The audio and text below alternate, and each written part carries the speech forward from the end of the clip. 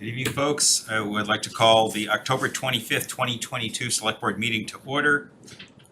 We are being recorded on RCTV Live, Comcast Channel 22, Verizon Channel 33. Videographer for tonight's meeting is Rob. Welcome, folks. We have a nice crowd here. Tonight's agenda includes many items. We will start with public comment, liaison reports, and town manager report. We will get an update and do a little trash talking, see what's going on. We then at 7:30 have a hearing on tax classification. Then we have three items that focus on the Reading Committee for the Reading Center for Active Living, Reading Center for Active Living Committee. They will present an update. Thanks, John. Then there'll be an update of the survey with more than 1,400 people that responded to the survey. Then we will have a discussion at 8:50 to extend recalc past the sunset date of November 30th. They've requested July 30th, 2023. We'll then have a discussion about Article 19, which is the Herndon Street property, discuss and vote about that article and warrant report.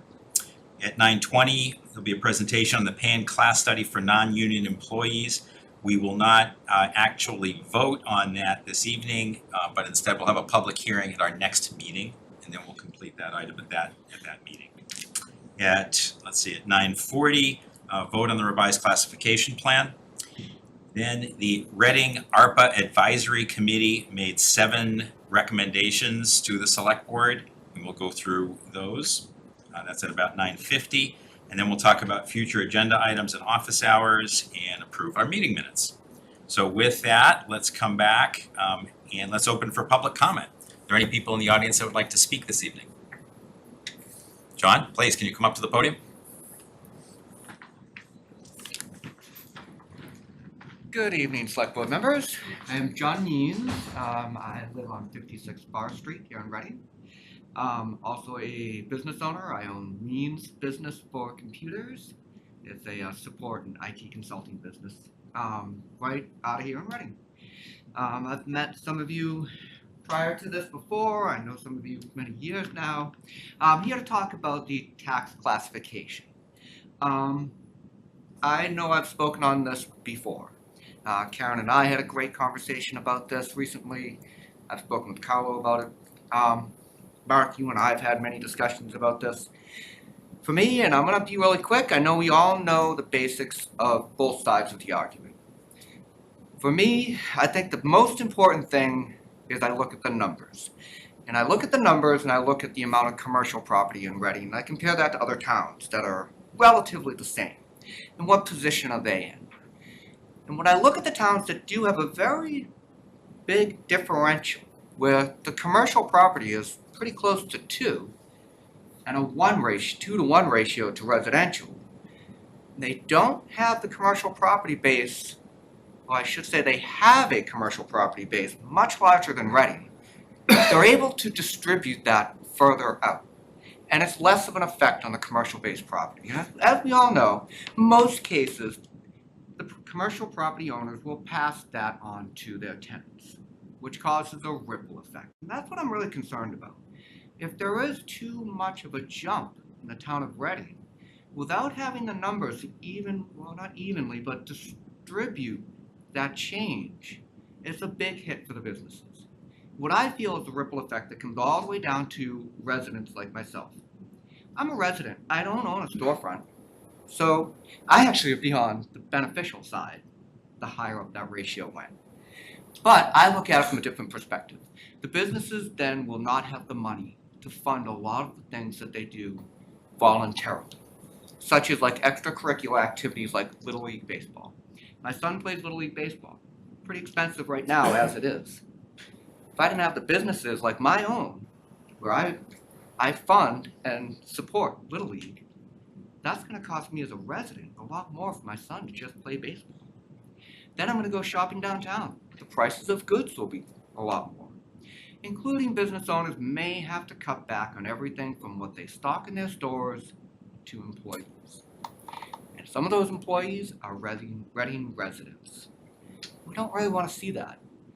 And it's not me standing here saying, you can't do this. I think you have all done a commendable job over the last few years, and I do want to point that out. You have done a good, supportive system for the businesses in Reading. I'd love to see that continue, because we're not really out of the mess. And residents are struggling, a lot of small businesses are struggling. Let's keep pushing forward and make this work. And we can all make it work like a village, because it takes a village sometimes. That's what we want to be here in Reading. And I want to thank you for your time, and I hope you take that into consideration when the vote comes up. Thank you. Other members of the public that would like to speak? Please. You just come forward to the podium and let us know your name and address, please. So podium you say there or there? By the podium is the best. You'll be on camera that way. My name is Eilish Havey. I'm the owner of Bunratty Tavern at 620 Main Street. I came here the last time this split rate tax was discussed, and there was a lot of other business owners here at that time. I actually only became aware of tonight's meeting on Friday, when I was told that was coming up for discussion again. I was surprised by that because there was a lot of talk about it beforehand. But just on the business on my end of business, since the pandemic hit, obviously we all took a hit during 2020-21. My sales are actually higher now. We've got huge support from everybody, but my costs on average are up between 30 and 40% of all commodities that come in, including utilities, and obviously our annual rent increases. On the real estate tax portion of it, my lease is set up. I'm part of the block starting at my place all the way around to where the old subway used to be on Haven Street. I am assessed 21% of Mon that Haven properties, their total tax bill, the real estate tax bill. My business is assessed 21% of that based on the footage that I have. So right now, I haven't got an exact number because it's built in with the CAMs. But if we do a split rate, my rate will probably go up to equivalent of 50% of what I'm paying now. Every single thing, even though we have increased in sales over the last year, we are running at a loss currently because of the prices of items. And the minimum wage has gone up 3 times now since the pandemic started. The final one is going to be this January. We are mandated regardless of what that person does. But when I increase the minimum wage for our minimum wage staff, it means that you have to give a wage increase to your current staff because they all know that everybody else is getting a raise. We had to increase our salary to our full-time employees by approximately 20% over the last 2 years in order to get them to stay, because there's a huge market loss of employees in the restaurant industry. Just on the other side of the classification that I'm in, we collect 7% meals taxes. 0.75% of that goes to the town. In the 7 years that I've been operational, I tried to do the numbers up, but we're looking at in the region of $87,000 that I have by our sales contributed to the town. This year, so far, we're at $11,680. I don't know how much money comes from smaller, maybe, places, or Carla, maybe you can answer to it if you have to pay from the chocolate store, say, if you're not a dine-in restaurant. Do you still do the 0.75 to the town as well? Well, this is public comment, and I don't own the store anyway, so I can't comment back. Okay, so I don't know, like, I mean, if I thought, Peter, he's not here. Anybody else own a business here that collects, state Eilish, taxes? we try to hold this to just a couple Oh, I'm of sorry, minutes. I'm trying to find out, I don't know if it's just the restaurants that withhold that 0.75. It's a meals tax. It's a meals tax. Yes. So, okay, so if something happens with my business, $87,000 doesn't seem like a hell of a lot of money in the big grand scheme of the town's budget per year, but to lose anything, it is detrimental. I just really hope, I know the last time it was discussed that the average savings per household was between $85 and $100. We didn't come up with a number on what it would cost the businesses because it's all based on square footage of what your real estate taxes are. I don't know what the numbers are this time around, what an average homeowner would say. And I just ask and hope that you do set this aside again this time around and at least wait for businesses to get out of the neck hole that we're still in given COVID with the rising costs and everything else that is coming up along the pipe, and God knows what's going to happen now in the next year with the new cases. So I just hope that you do not allow this to go to a vote. I understand it totally. If it goes to a town vote, most homeowners are gonna go for it. But I think we did have support the last time, and that's why I just hope that yous will hold off putting this to a town vote. And let us get out of the weeds that we're in right now. Thank you. you. Thank you. Other public comment? Caitlin, anybody online that would like to speak? Yes, Marilyn Shapley.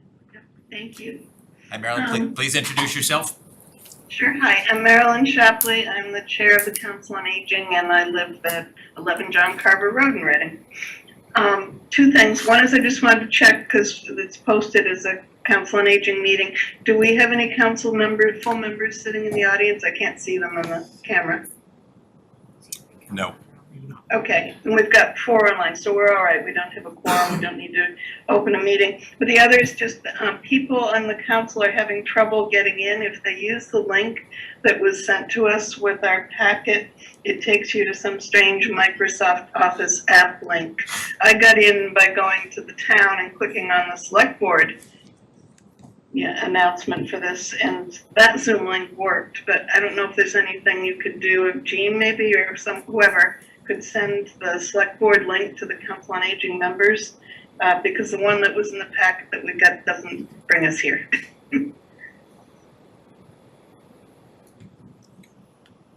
Did you have other comments as well, or just? Nope, that's it. Just business stuff. That's all. Okay, thanks, Marilyn. Anyone else that's waiting to speak? I believe that's it. Thanks, Caitlin. All right, let's go back and move on to liaison reports. Who would we like to start? Carlo, you want to kick off? Yeah, sure. So there was 2 recreation meetings the past couple of weeks. One in person and one last night on Zoom. The in-person meeting was focused on 2 main agenda items. Reading Little League is proposing a 3rd field over at Joshua Eaton. For Little League, for there's different age groups over there. I don't know if Reading Little League is like soccer, which U10, U12, I'm guessing that is the same thing. So with 6th and 7th graders, 7th and 8th graders. And a lot of residents were there, not in opposition, but concerned about the congestion that there is there already, safety issues of parking on both sides of the street. There's one street that a lot of people park on and then realize they can't get to the field, so then they leave. Issues with trash getting in their yards, obviously foul balls, and some just kids just horsing around and doing things they shouldn't be doing. So the president was there and said, obviously that's not tolerated, and he will issue some threats to the teams in the spring for anyone that is disrupting the neighbors in any way, that they will forfeit the game. So the discussion is to be continued, because there were a lot of concerns about having a 3rd field and 3 games going on at the same time with that many more parents and that many more foul balls and just all the congestion.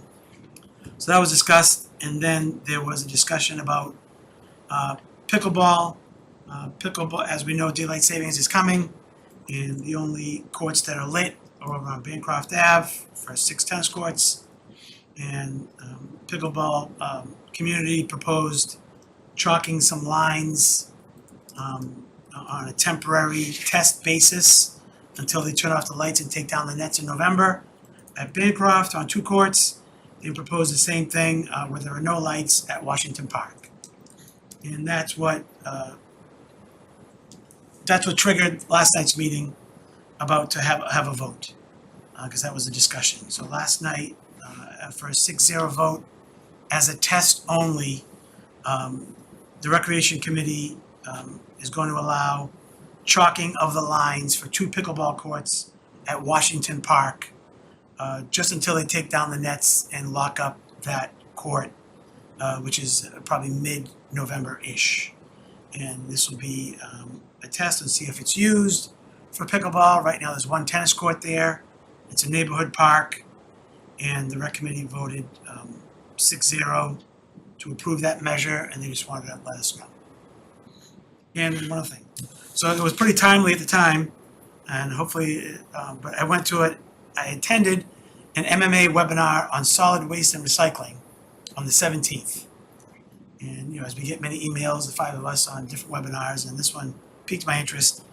And it wasn't about our issue, it was mainly about solid waste and the solid waste master plan in place through 2030. One thing I wasn't aware of that I became aware of as of November 1st, and Fidel will mention this more, all mattresses have to be recycled.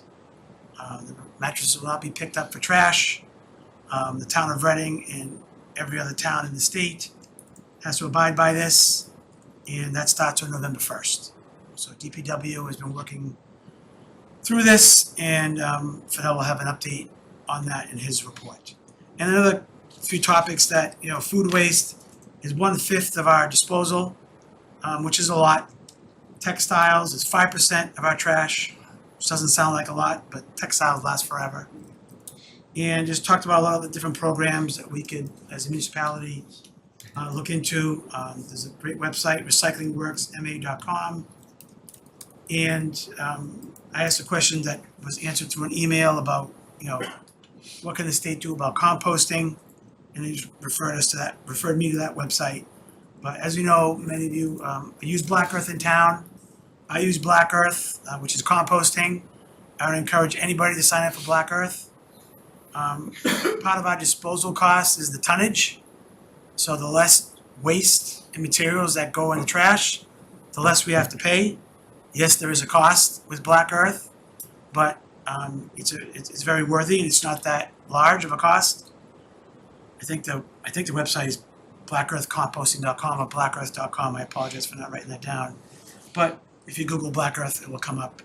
And I think the town is still giving out bins and some bags where that's usually a cost. Then you'll have to buy your own bags after that. So I've been doing it for about a year. It's a great program. And that's it. Thanks, Carl. Chris? Thanks, Mark. Yeah, it's blackearthcompost.com, in case you're keeping score at home. Other than the ARPA committee, which obviously we'll be discussing later on tonight, I didn't get a chance to thank everyone publicly there before we concluded that meeting. So I'm just very, very happy to have served with everyone else on that committee, including you, Mark, and especially Mary Ann Downing as chair on the committee. I saw a lot of the work that she put in, and it was definitely what you end up seeing today, the votes in front of us. Same thing with Tom Wise and Sean Bryant for working on the Excel file that they did. So, I mean, like I said, they should be leasing that out to other towns or selling it or whatever they're gonna do, but that's pretty much it for meetings, other than just obviously we were all at Oktoberfest, and it had to be one of the biggest events of the year.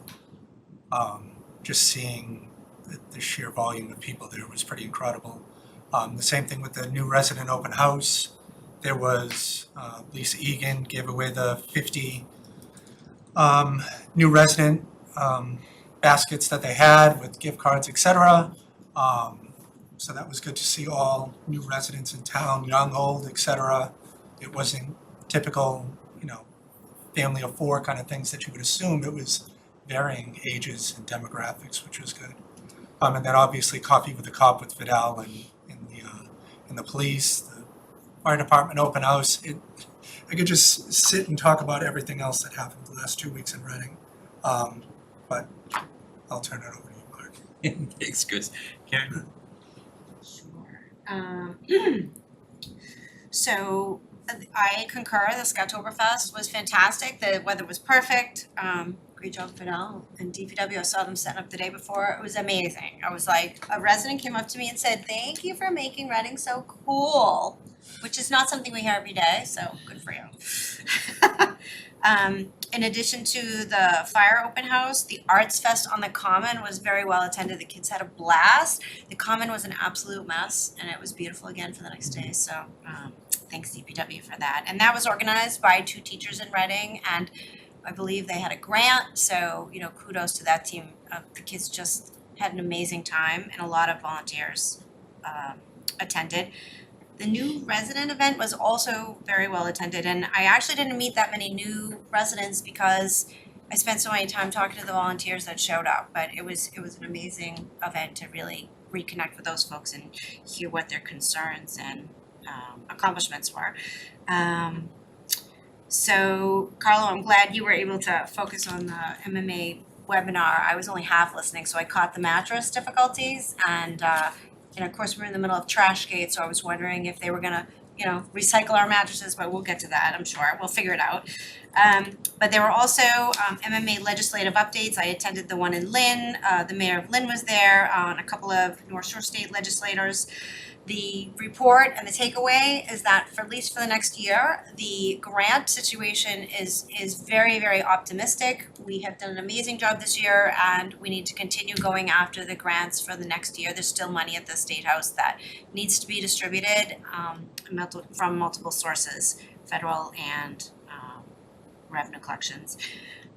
Also attended the MMA Women in Elected Office annual meeting, and that was in Melrose, where we were welcomed by Mayor Broder, and I was able to speak with Melrose town council members who were actually getting their trash picked up. So I was like, okay, there's hope for us on the horizon.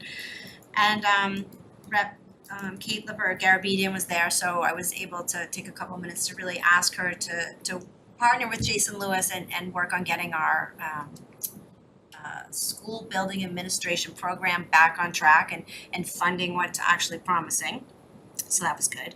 I also attended a National Grid new gas line hearing with the chair of the Climate Advisory Committee, David Zeke. So this was advertised as a new gas line, which was concerning because we have a climate mandate and lots and lots of gas leaks. So the goal in going there was to really express concern for any new gas lines when the existing leaks have gotten worse since we did the survey that Chris, you and I spoke about a couple years ago.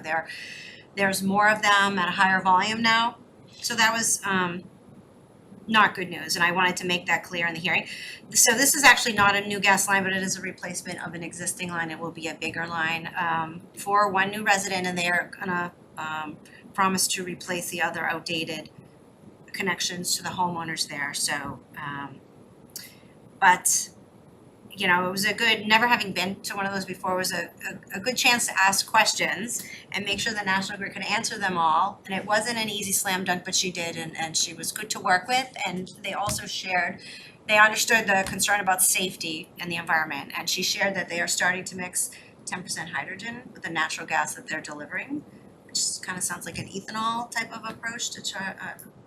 Anyway, so that was an interesting hearing. And one more thing. Oh, tomorrow, everybody should know that there is trick or treat on the Common from 4 to 5:30 in front of Town Hall, all along the local businesses. Hoping for no rain. Last year it was just absolutely the most adorable event. I'm gonna be there because they're so cute. So that's all I got. Thank you, Jay. Thanks, Mark. So last week at the CPDC, the committee talked about the balconies at the General Washington Apartments, 625 Main Street.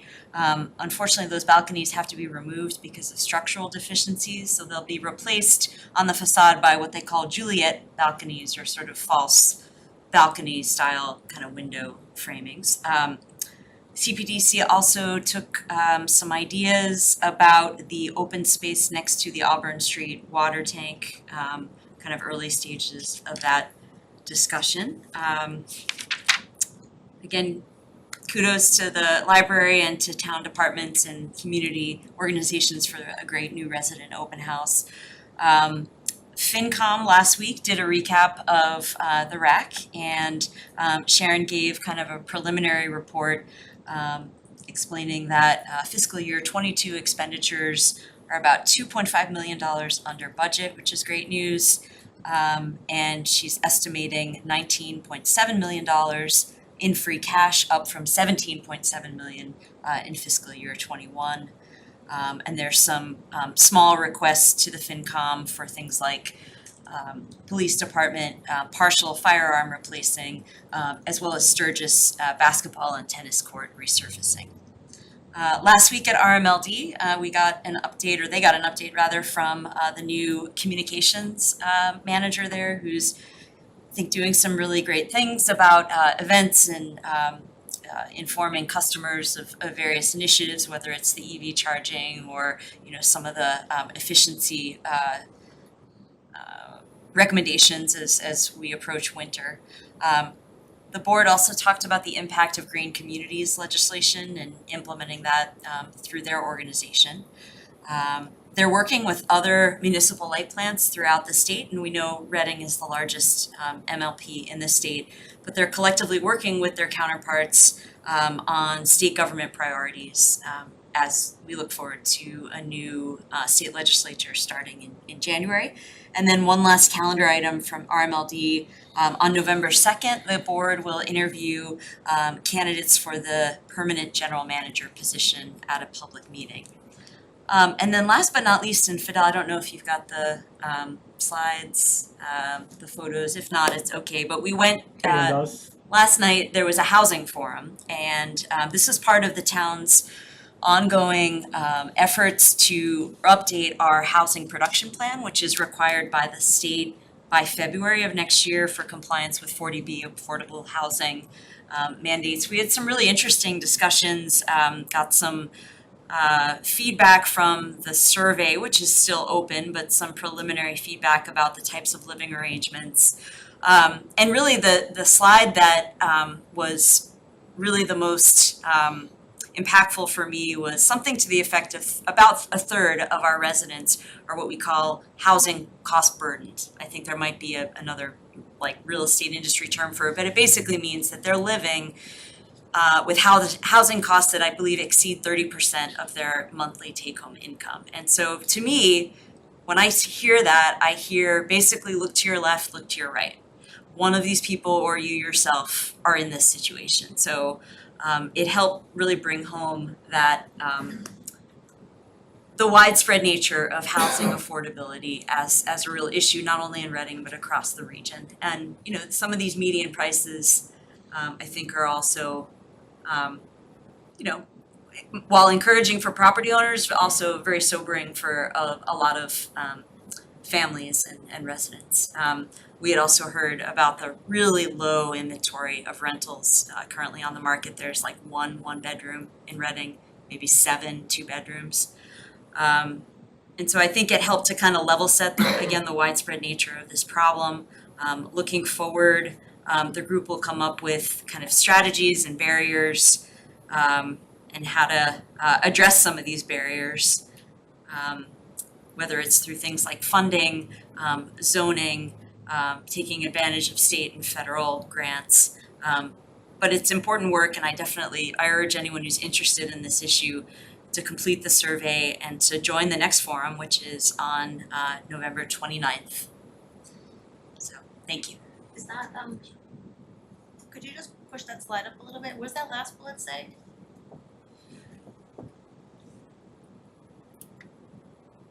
Yeah, and this was the quote, that basically 34%, or I view that as a third of Reading, or could qualify for affordable housing based on their income. Okay. So I think I had the quote a little bit wrong, but basically it's a third. So this is not, these kinds of discussions are, I think sometimes it's easier, maybe we think that they're kind of relegated to a small, you know, minority, but it's us, truly.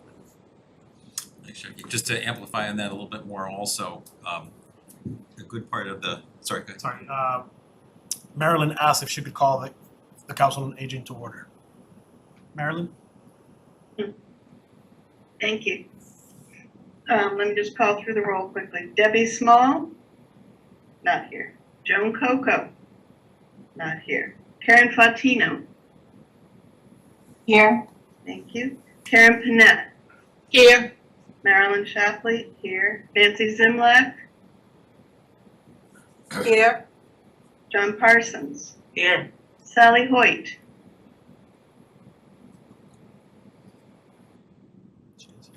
Just here a moment ago. She's muted. You're muted. Sally, you're muted.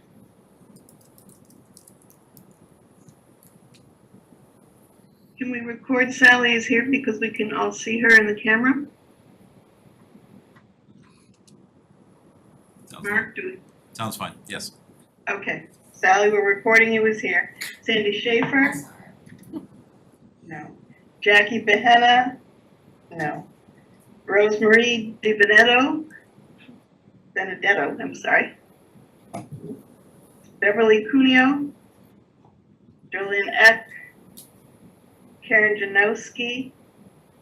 And Nancy Tuadros. Here. Thank you. All right, so we do have a majority here, so we have a quorum, so the meeting is convened as of 7:31. Thanks, Marilyn. John O'Neill, do you want to call recount to order as well? I think we have a quorum. I heard John Parsons. Oh, that's right. I forgot about you. You remember. Okay, so I'll call recount to order and do a roll call. And it's Lorna Sini, Michael Coltman. Here. Oh, Michael Coltman's here. Mark Doxer, Here. John Parsons, we know is Here. here. John Sasso. Here. Nora Bucko. And John O'Neill is here. So we have a quorum. Great, thanks, John. I want to add something to what Jackie said from this meeting. The figure, the 1/3 of Reading households could qualify as a stunning figure. And there was some discussion about, who these folks are. So to your point, person to the left, person to the right, local workers, teachers, family not able to afford the town currently, a family that would like to move into the town. So it's impacting a lot of people. A couple of things that struck me at the meeting. One, our population shifts. So obviously our community is growing. The 60+ group we know is up to more than 25% of the community in total and is projected to grow very strongly through 2030, which was an interesting statistic to look at also. And just to amplify what Jackie was saying, the mission is to kind of communicate this information out and start to set some priorities. And sorry to kind of keep repeating things, but we have to have a new plan every 5 years, and February is the deadline. So it's an absolute requirement that we work on it, or else the fact that we're over 10% becomes irrelevant and 40Bs start being possible again. Most people, when they drive down the road and they see a car. Sorry, Where is it? look at something up. Let's see, the new resident open house, thanks again for bringing that up. I did meet a bunch of new residents, including some that are interested in volunteering in local government, which is fantastic. And I want to use that as a pitch for all the committees that have vacancies on them that we're looking for, including the finance committee right now. If you're interested, you can get an application online through the town clerk. I want to thank DPW and Fidel and town officials for their help with trash. I know we're about to hear more about that, so without further ado, Fidel. Thank you.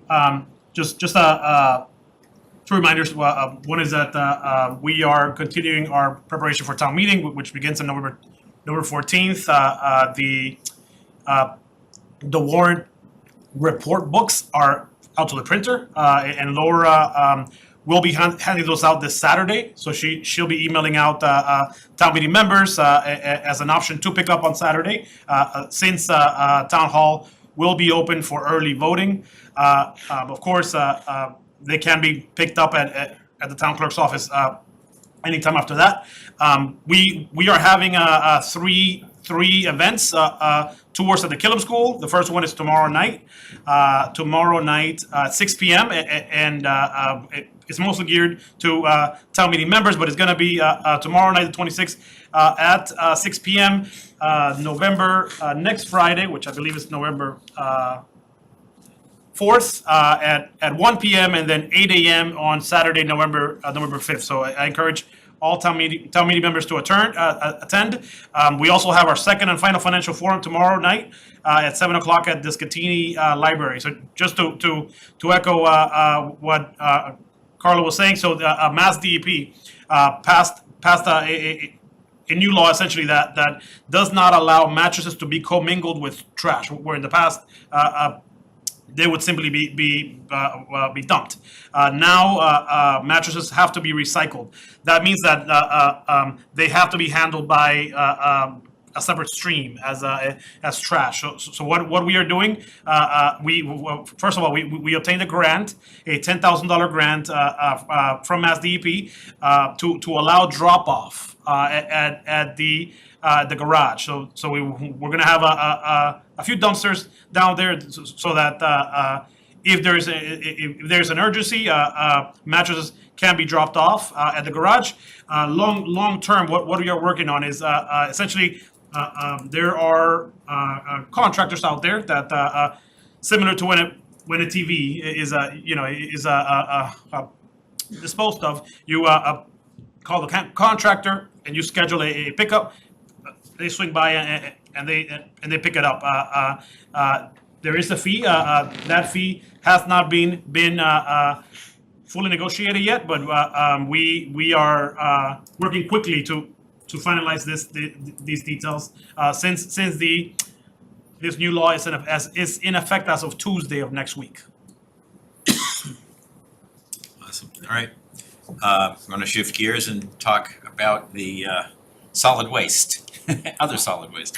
Absolutely. So I am happy to report that as of 6 p.m. Tonight, trash and recycling is on schedule. So Tuesday's trash and Tuesday's recycling is on schedule. Picked up this week. Of course, is a tough one because it's is the first week of leaves of yard waste pickup. Yard waste tends to always fall behind, right? And so it's not an isolated event. The trash company did pick up all of the yard waste that was put out yesterday. So I guess the good news is that the crisis that we were in last week appears to have subsided. At the same time, I mean, we learned quite a bit in this process. And it's opened our eyes to the need to have potentially to look for another solution. So we are actively in conversations with other providers in case there is a need to switch. But of course, it is our hope to maintain the contract for the term which is left, which is to 2026. And we make a commitment to all the residents and the board as well that we will ensure that contract is met with performance requirements, and we have communicated that to the vendor both in writing and legally. So a few things that we learned is that a majority of the communities around us are really shifting to automated pickup. What it means is that the town issues a standardized barrel to all homes, and typically the program obviously can vary, but typically each home is issued one trash barrel and one recycle barrel, and what it allows the trash company to basically automate that pickup. So it is a truck that has an arm which extends and essentially a robotized arm does the heavy lifting that an employee would typically do. It's safer, it reduces the injuries, of course, and in many ways it looks more orderly. So it is something that we will be looking into as we continue to explore other possibilities in this realm. John, sorry, Fidel, do you know if the large item pickup and appliance pickups are those all working as they should? Do we have any information on those? So there is a rule that one bulk item is allowed per home per week, and our communication to the vendor is to essentially remove all trash at this point. So to my knowledge, as of 6 p.m. today, when I checked in with DPW, we have not heard any complaints since Thursday. Awesome. Any new complaints since Thursday? Board members, questions, comments?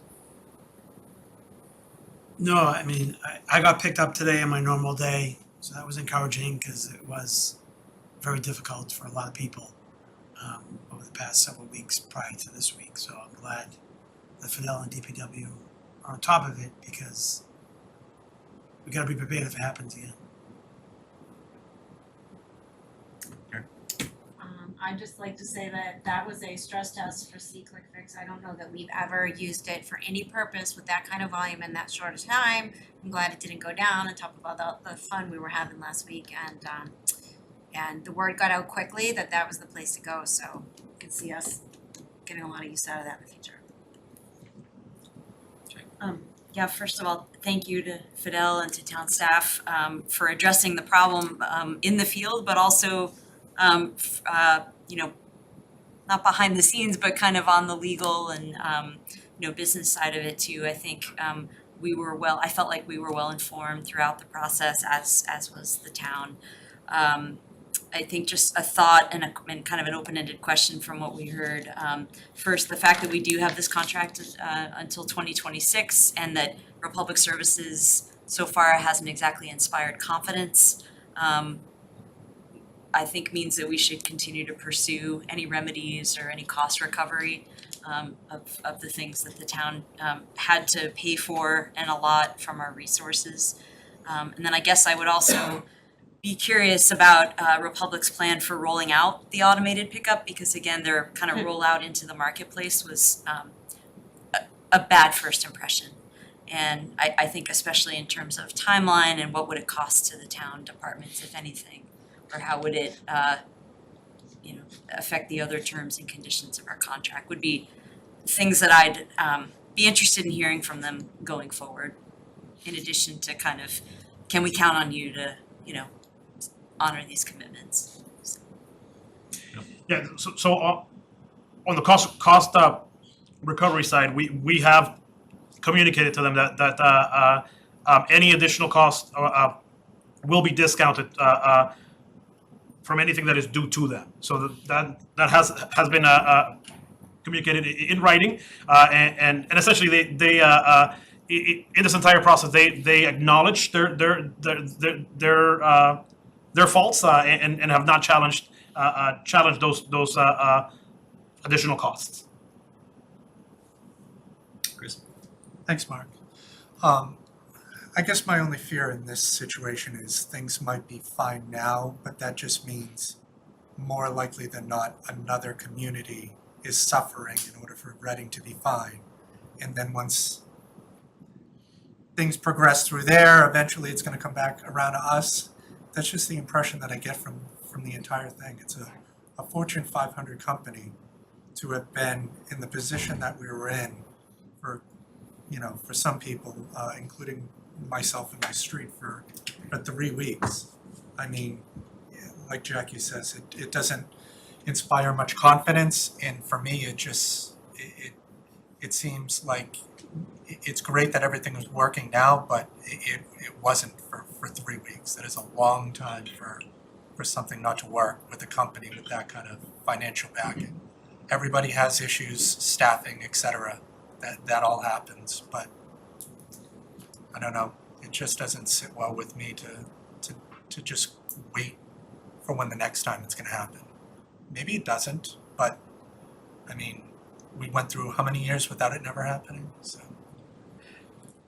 I think that from what Fidel said, I think we're not letting it wait.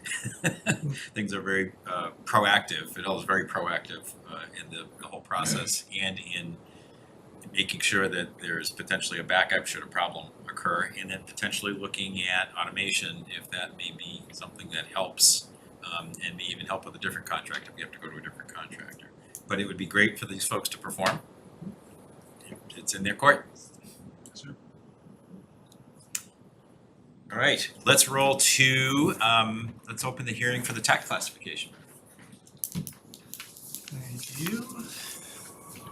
To the inhabitants of the town of Reading, notice is hereby given that a public hearing will be held in accordance with the Massachusetts General Laws, Chapter 369 of the Acts of 1982, on the issue of determining a residential factor and assessing the percentage of tax burden to be borne by each class of property for fiscal year 2023. The hearing will be held on Tuesday, October 25th, 2022 at 7 p.m. in the Select Board Meeting Room at Town Hall, 16 Lowell Street, Reading, Mass, and remotely on Zoom. The 5 classes of property involved are residential, open space, commercial, industrial, and personal property. A copy of the proposed document regarding this topic will be available in the Select Board packet on the website at www.readingma.gov. All interested parties are invited to attend the hearing and may submit their comments in writing or by email to townmanager@ci.reading.ma.us. By order of Fidel Maltese, Town Manager. Thank you, Chris. Turn it over to Victor. Well, here we are again, another year, more tax rates to set. I'd like to begin by saying I typically, offer folks an opportunity if they have questions or concerns to please reach out to me. And in this difficult business climate, I feel obliged to reiterate the members of the business community, once you see this hearing come up, reach out to me, shoot me an email.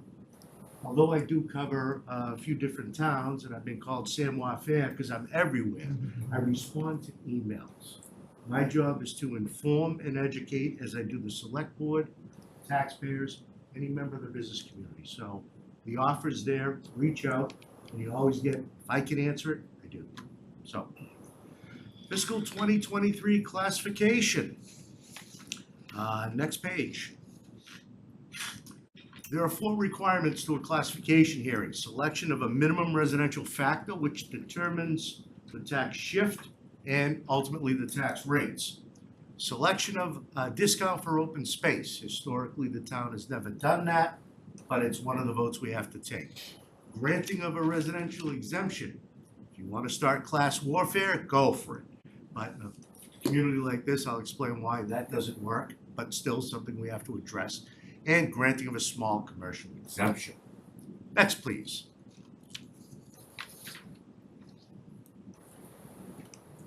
Recently, the Reading did adopt a split tax rate to accommodate senior tax relief. That was approximately 5 years ago. But in order to determine what a single tax rate would be, there's the formula. Total tax levy. Our anticipated tax levy is a little over 85 million. Total valuation of all properties, 6.7 billion. Divide, multiply by 1,000, a single tax rate would be $12.58. Next slide, please. Reading Senior Circuit Breaker. Well, if it wasn't for the town of Reading many years ago, folks challenging, me and some of my peers and advisors to come up with a plan, we wouldn't have this. And this plan has been copied by approximately 30 communities in the Commonwealth. And I do have legislation going through to hopefully make it so that it is state law, a local option for communities. And when I do get a hearing, I'll be enlisting you folks, seniors, anyone in town who may be eligible to come and help with the cause. But for fiscal 2023, we had 228 seniors apply, 221 were approved. The reason why some folks don't make the cut, they may own a second home. That's a disqualifier. Or they may have an issue with their real estate trust where they are not a trustee nor are they a beneficiary. So those are the typical issues that preclude folks from receiving it. The current exemption rate is 150%. Total amount of credit that we'll be shifting within the residential class of properties, 357,000. At 150%, again, 357,000, the residential tax rate would be $12.61, and the commercial rate would be $12.83 at a shift of 1.02. The average cost to the average single-family homeowner to provide this form of tax relief to our senior population is $38. At a shift of 1.05, the tax rates would be $12.59 and $13.21 respectively. Without a shift, no shift whatsoever, our residential rate would be $12.63, and our commercial rate would be $12.58. Next slide, please. For 2023, our rounded average single-family value, $770,300, And this table shows what the anticipated tax bill would be at each shift point from 1 to 1.1. So at 1.02, the tax bill would be 9716. At 1.05, it would be 9701. Difference of about $15.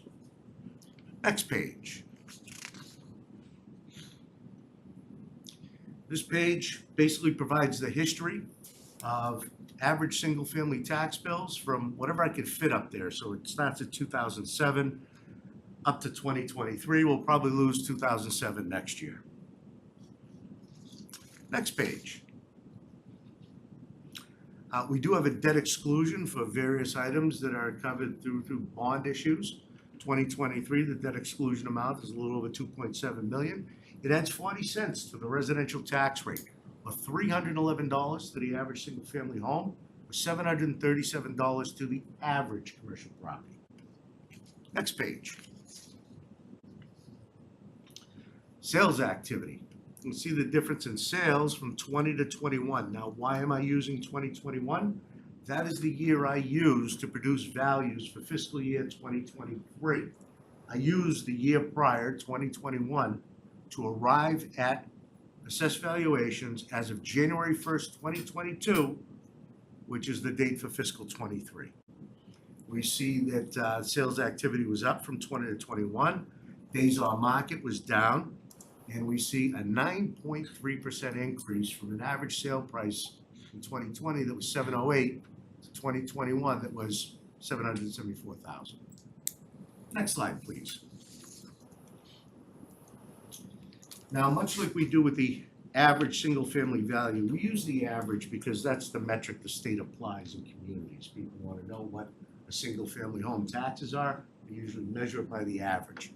So I apply the same with commercial properties. I kick out some of the extraordinarily low ones and some of the very high ones to get a better picture, but we're at a little over $1.8 million. And at those same shift intervals, it tells you what the anticipated tax bill will be at the anticipated tax rate. At 1.02, property valued a little over $1.8 million, it's 23.6, and at 1.05, it's 24.3. Next slide. Median value. Median value this year, $792,000. To me, this is a more reflective value of the average commercial property. Your smaller building with 2 or 3 storefronts. Your standalone type of property might have 1 big store or 2 small stores or a few offices. Using this value at 1.02, the average tax bill comes out to be just under 10.2. And at 1.05, it comes out to be just under 10.5. Next slide. For this slide, I decided to look at the median value for last year at our given shift rate at 1.02. There's our tax rate 1355. The value was 768.2, and the tax obligation was 10,409. 2023, if we were to keep the shift rate constant at 102, the tax rate goes down pretty good to 1283, despite the value going up to 792. Total taxes at 10,161, a net decrease of just under $250. So if we keep the same shift rate, this community will see a tax decrease.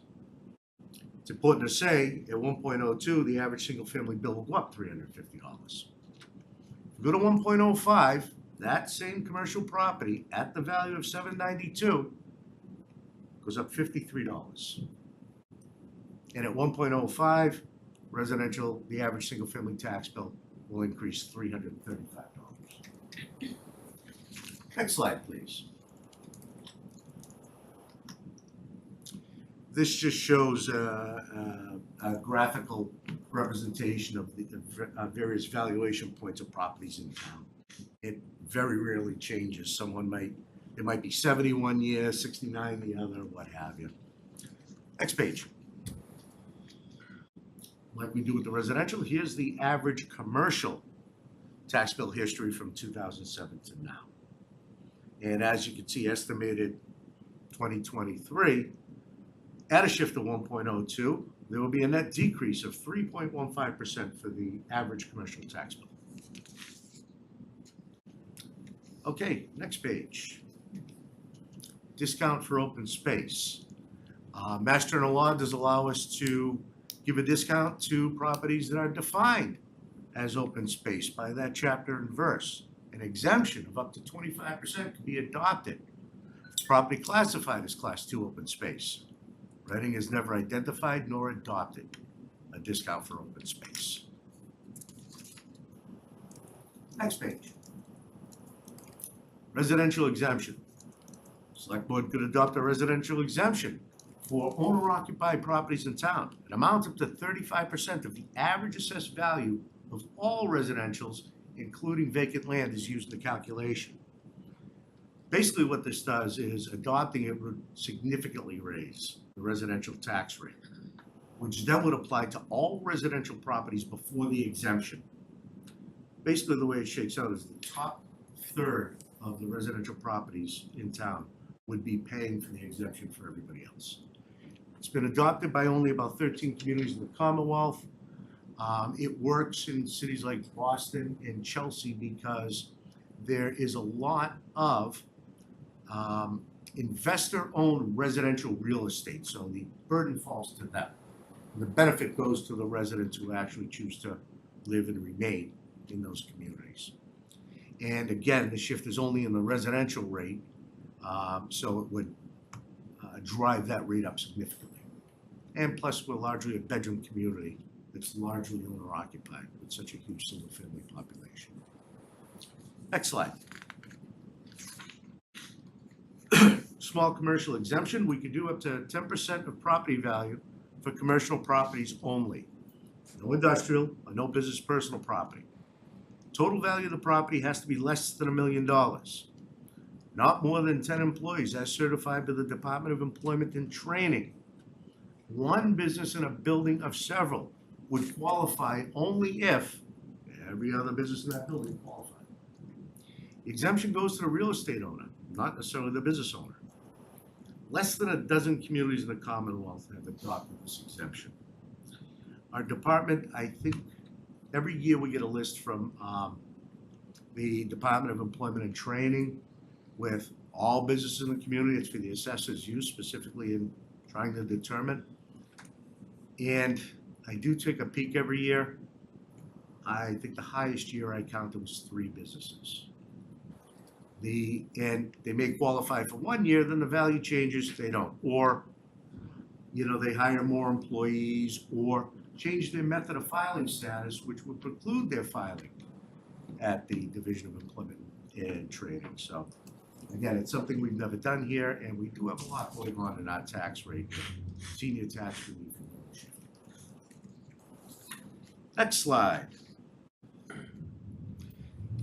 Actually, all of these slides are, this whole host of slides, they basically compare us to surrounding communities. I think I'm a little familiar with Wakefield, and Wakefield is a community where, and this is all 22 data because we don't have 23 data yet, but Wakefield is a community that since day one has shifted to 1.75. And that saves the average taxpayer. Last year it was, versus a single tax rate, saved them $836. This year it's going to save them $806. Wilmington, Woburn, community, Stoneham, communities that have a shift that have the ability to go up to 1.75 and choose to do it. Linfield looks a little funny because they actually hit their levy ceiling a few years ago. So in assessor speak, that I'm going to put you to sleep with, they have to bump up their levy ceiling. They do that by banking excess levy capacity. That's why they're at a 1.51 and they're at a max shift of 1.5. So over in Linfield, wait a second, I'm there too. We're trying to bump that up more so we can keep up with valuation changes. because residential values go up exponentially and commercial values are relatively flat. So in Linfield, what they do is they try to make up for those valuation differences vis-a-vis the tax split. And they started this about 2007, 2008. In the past couple of years, they've been at their max.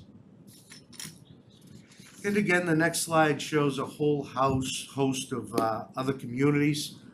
I think when I began here, Bob gave me a list. We had a town committee, I'm guessing 30 years ago, that identified Reading as similar to these communities. I don't know how, Sudbury makes the list, but it's there, so I just do it. And this is all basically the information that, you want to see about a community, what their shift is, what their actual shift, their, CIP totals, community, industrial, and personal totals as far as percentages go. The next slide has the Middlesex League. I wonder if they have a good softball team this year. And again, the same information.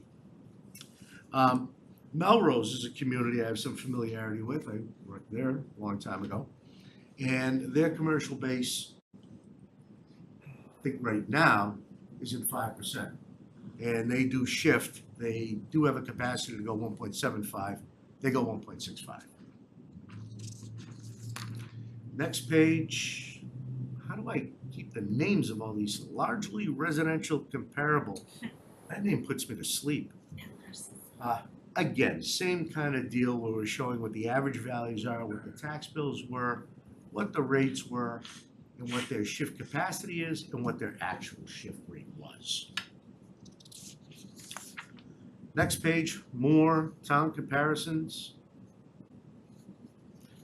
The page after that is town comparisons continued. Then we get to just important terms that we bandy about, so people can be educated if they don't know what I'm talking about. I'd be happy to answer any questions. So board members, we'll start with questions and then we'll go to the public. I have a question, Victor, and it's more of an educational question. The commercial assessing side of the business is so much more complicated than residential. We don't want everyone's eyes to glaze over, but I can, I'm always concerned about a sale of a commercial property like 625 Main Street, which sold. So what I was gonna ask you if you could comment on how any particular property gets to where it's at, and let me give you this scenario. So it sold 11/20/220 for $7.3 million. So here we are, almost 2 years later. They have been paying taxes on a total value of 4,870, which is about 66% rough back of the envelope numbers. So that would never happen with a real estate purchaser. And Residential, you said. That would never happen with a residential real estate purchaser. It was my understanding, correct me if the law's been updated, the town is allowed to assess them 15% above or below what everyone thinks market value is. Is that still the case? Let me unpackage some stuff. All right, sorry, scratch that. Okay, these are the properties I get concerned about because we're missing several $1 million of valuation, and you know who's gonna pay for that? The residents. I'll give you one more. There's a building I have assessed at 7 million, sold for 14. Like, wow, I look foolish. I just hang it up and retire. When properties sell, the assessor has to make the determination if it is in fact an arm's length transaction. A willing buyer, a willing seller with a property that has been exposed to market conditions. If the assessor cannot determine that, then I have to take a look at the entity that sold it, the entity that bought it. Is there any relationship there? What I'm trying to discern is this a fair market value? A lot of these are private sales, and we don't have a lot of info on them, but I do have ways to get it from CoStar. I won't pay $5,000 a year, but other people do, and I beg them for info. Property like that most likely sells to a REIT, a real estate investment trust, which is demonstrably not an an arm's length transaction. So while you see a sale price of 14 million, doesn't mean I can assess it for 12.9 the next year, because they would apply to the Massachusetts Appellate Tax Board, and we'd be giving tax money back. West Street, several years ago, valued at 32, 34, 35 million, sold for 60-something million. Same scenario. I employ the same tools, sold to a real estate investment trust. No way I can get that. No way, it would never stand up in court. But how do we value these properties? The income and expense approach.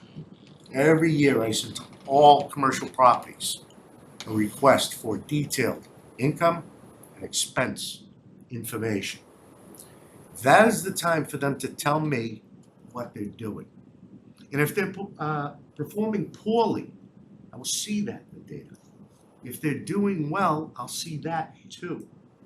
But all that I can do is take, the net income, take away the expenses, reasonable expenses. You spend $2 million for a roof in 1 year. We're not taking the $2 million in 1 year. That's a long-lived item. That's gonna take 20, 30 years to depreciate, so we take a portion of that. And then we take whatever the net operating income is and apply a capitalization rate that's derived through band of investment method based on commercial lending rates during the period we're looking at. So that's why these things don't always, end up assessed at the sale price. Now, the 15% you're alluding to, when we make assessments for residential properties based on sale price, my assessment can be up to, this is on average, statistically, there are outliers. But I'm at 100%, technically my assessments are between 90 and 110. For commercial industrial properties, it's actually 80 and 120. That's what they say I can do. But if you try to go to the Department of Revenue with a valuation scenario, you'll get an F, and it'll get kicked back. Typically, the way I produce assessments, I shoot for 95% on the residential side, and commercial comes in the low 90s. So I want everything nice and tight and fair. And I'm fortunate enough to have one of my board members here tonight, Cheryl Marcella, and also my alternate board member. That's right, I'm pointing you guys out in the crowd, because I'm gonna run out, and these folks are gonna get on you. Paul Plouffe. Paul, in his own right, 30-year assessor in several communities. Did I miss anything? Board members, any other comments before we go to public? I think I'll follow it up with Victor should be a politician now, because it seemed as if you dodged Karen's question, because What did I miss? it seems as if that is a massive loophole in that these entities are just getting away with this kind of stuff. If what she said is true and this massive swing, and you can't value it for what they valued it for because you're gonna get a kickback and we're gonna give them the money back, it seems like there's an issue in there that we shouldn't, it's gotta be something in the law that you can't change, but that just seems like that is a massive swing to go from 4 to 12 or whatever this scenario is.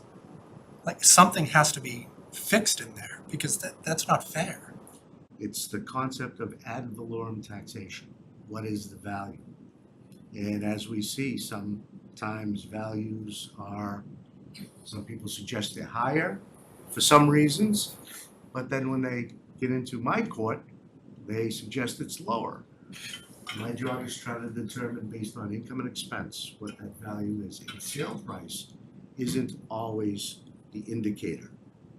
But it seems as if you shouldn't be selling something for $12 million and then not paying the tax on $12 million. It seems as if you make that decision to go ahead and buy this property for 12, you're gonna be on the hook plus or minus a little gray area, not 4 to 12 million. That's just crazy to me. When you get to a point I originally said, an arm's length transaction. But And even still, classically- And I'm not arguing, I'm just, telling you what the points of this are. A REIT isn't motivated by me buying your house from you and vice versa. A REIT is looking at parking an investment for a certain period of time to either preclude losses in other portfolios. That's not typical. It should be typical market conditions for commercial real estate valuation, particularly in this climate. So I agree with you on that, Ed. Sadly, it's not. There's just no way that I could do that. You know, I can't I understand it's ignore not, what I understand it's not you, President did. it just seems like something like this should be fixed, because if I sell my house for $1 million, the next person that's coming in, eventually, a year or two from now, is paying taxes on $1 million. Even though I bought it for 200,000 and was saddled with 200 grand worth of tax till then. It just seems like that gets fixed, but this does not. And your ratio that you had in there, that shows just the disparity that can come about because of this is just, I don't know, kind of. I think this is for another day. Another day, it seems like that's a lot of money on the table. Yeah. I just had one other, if I could, Mark. I know your median value in there was 786 or 792 or something. Yep. But in Jackie's email slide that was during liaison reports, they had it at 825. So I know you can't speak to why they were at 825, but how can I be seeing something at 825 as the median value and yours is 792 or whatever? That was the sale price versus assessed value.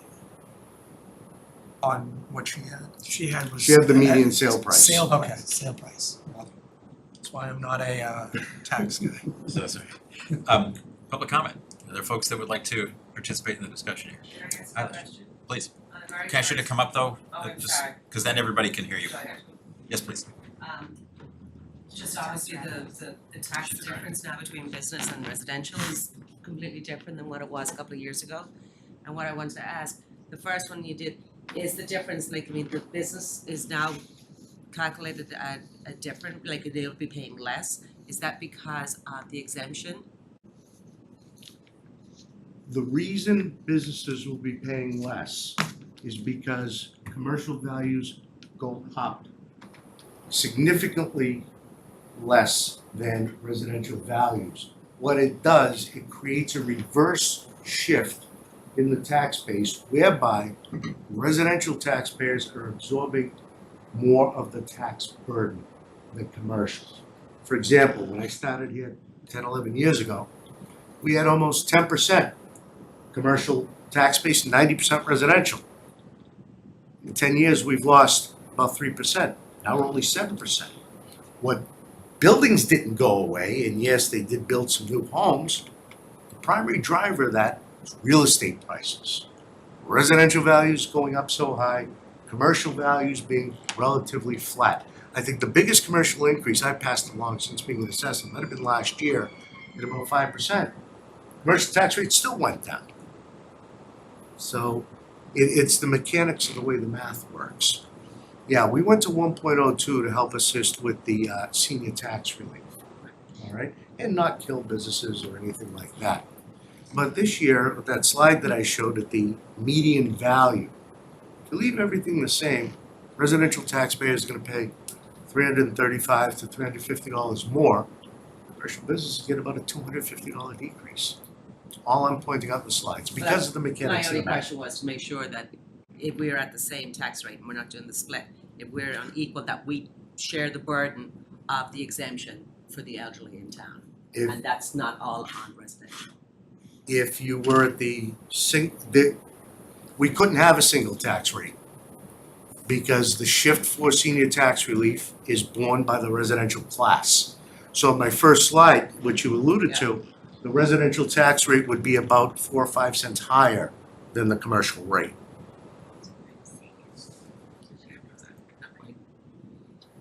I'm still not quite understanding, is the residential portion of the town taking up most of the exemption for the elderly? I mean, paying for most of it. Yes. Of the Well- $350,000 shift, how much is residential I cover? have two answers, they go in concert.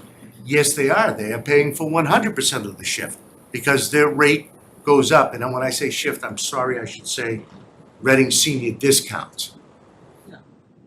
But this board has at their disposal an option to shift some of that tax burden onto commercial properties, which for the past 5 years, they've They have the capacity to shift 50% more. They've shifted to. Well, I think it's fair that if we've been paying the same rate as residents, we should. I'm actually contradicting myself here because I think that the businesses should contribute towards the exemption that's now being offered. That's all I wanted to know. That was the question I had. Okay. Because I couldn't understand how our rate was, we were paying less now. So, All by okay. that value Thanks for driven. that answer. Thank Yeah, you. you're welcome. Are there other questions or comments? John, please come up. I would hope this is something more than income and expenses. 'Cause I know I have two siblings that were CFOs of large profit-making businesses, and I was manager of a nonprofit. And you can do all sorts of manipulations on the expense side. Mhm. You know, as far as relatives and everything else and costs, you don't necessarily have to get to this. You go to a favored buyer, look, those kind of things. I understand also in the real estate investment trust how they're, but even given that aside, I would hope you're looking at more than income and expenses. By law, that's what I'm required to look at. However, you should ask the question, how does an assessor verify that? Verify it through a network. First, CoStar, CB Richard Ellis. I'm looking at regional data, what average expenses should be. If someone tells me they're operating a building that all indices tell me they should have about a 35% expense ratio. If they walk in and tell me their expense ratio is 60%, no, I'm gonna apply 35% and let them justify it to me when they file an abatement application. I have no problem doing that.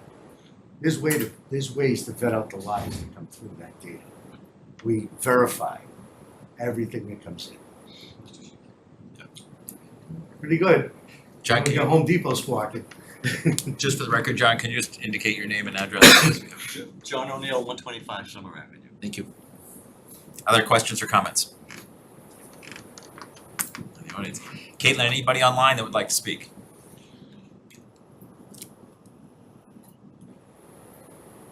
I do not see any hands raised.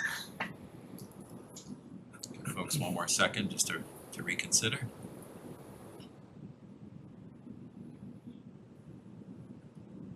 All right, I would entertain a motion to close the public hearing. Move that the select board close the hearing establishing the FY '23 tax rate. Is there a second? Second. Thanks, Carlo. Any discussion? Not appearing, let's take a vote. All those in favor of closing the hearing, raise your hand. Opposed? We are 5-0. Okay, the hearing is closed. Okay, board members, questions, comments? Let's, from here, we're gonna actually vote on the four things that Victor has. The minimum residential factor, decision about a discount for open space, granting of a residential exemption, granting of a small commercial exemption. Want to kick us off? Kyle? Yeah, this is the one meeting prior to being a board member and having a retail storefront for many years in town that I attended. Every year, amongst other meetings, but this was the meeting I made sure to attend.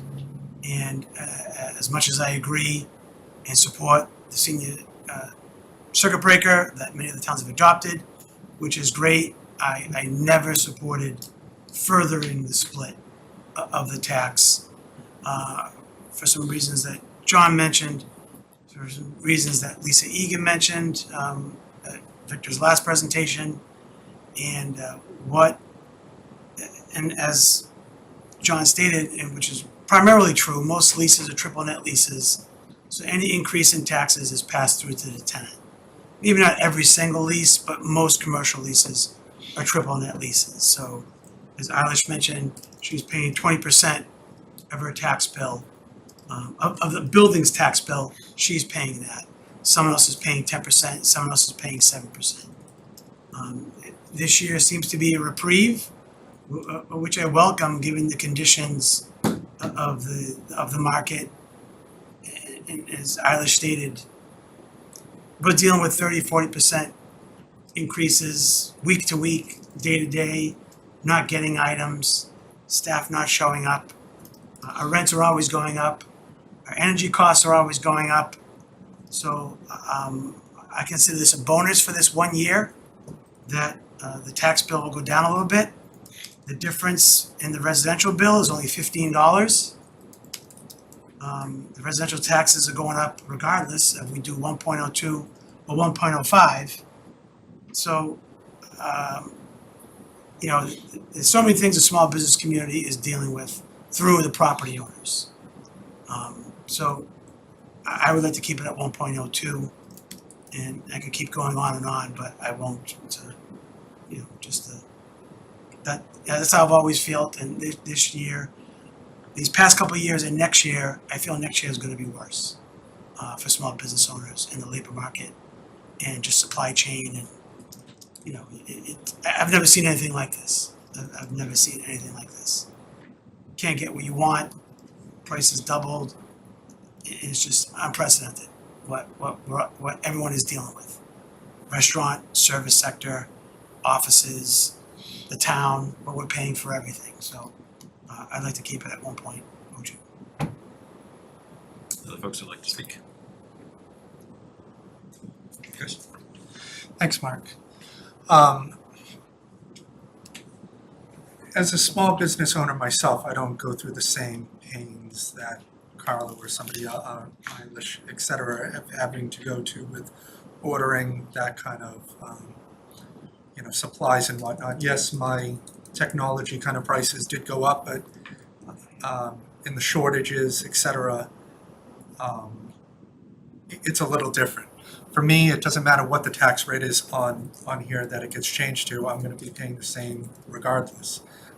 I know my business is fortunate to be able to afford anything that we would change today, so I'm not advocating for any of that. It's more of, for me, I was looking at between the 1.2 and 1.05. I saw that just by going to the 1.05, it was just a minute kind of difference. But it just seems as if we go to 1.05, it's when is it 1.07, when is it whatever, when it keeps escalating from there.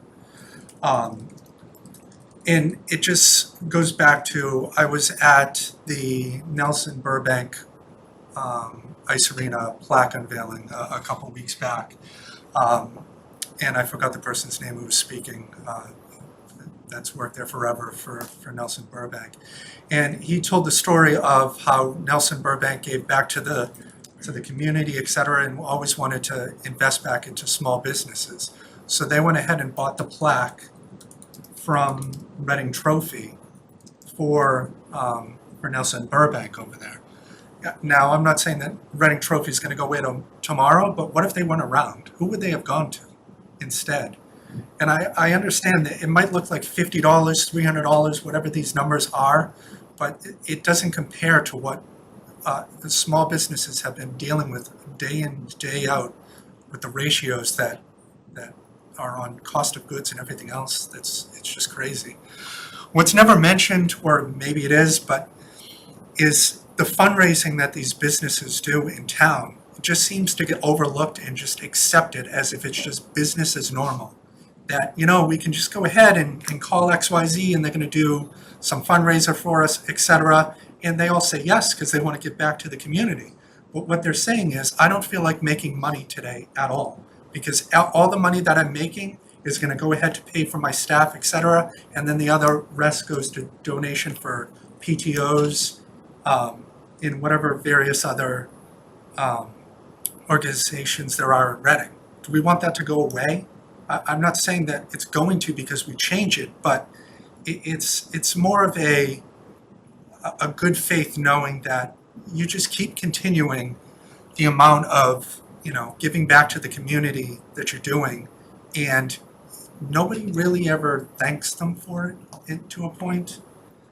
But long story short, for me, I'm for just keeping it the 1.02. There's other things on the horizon, like Carlo mentioned. There's stuff that we can't talk about, Carlo and I, because we own stuff in the district that may or may not come up. There's all different things that are coming up on the agenda, and I am not for just adding one additional burden onto that. So that's where I'm at with this. Thanks, Chris. Jackie, Karen? Thank you, Mark. So this is my first time voting on an assessment, and I've learned a lot from other board members and from Victor.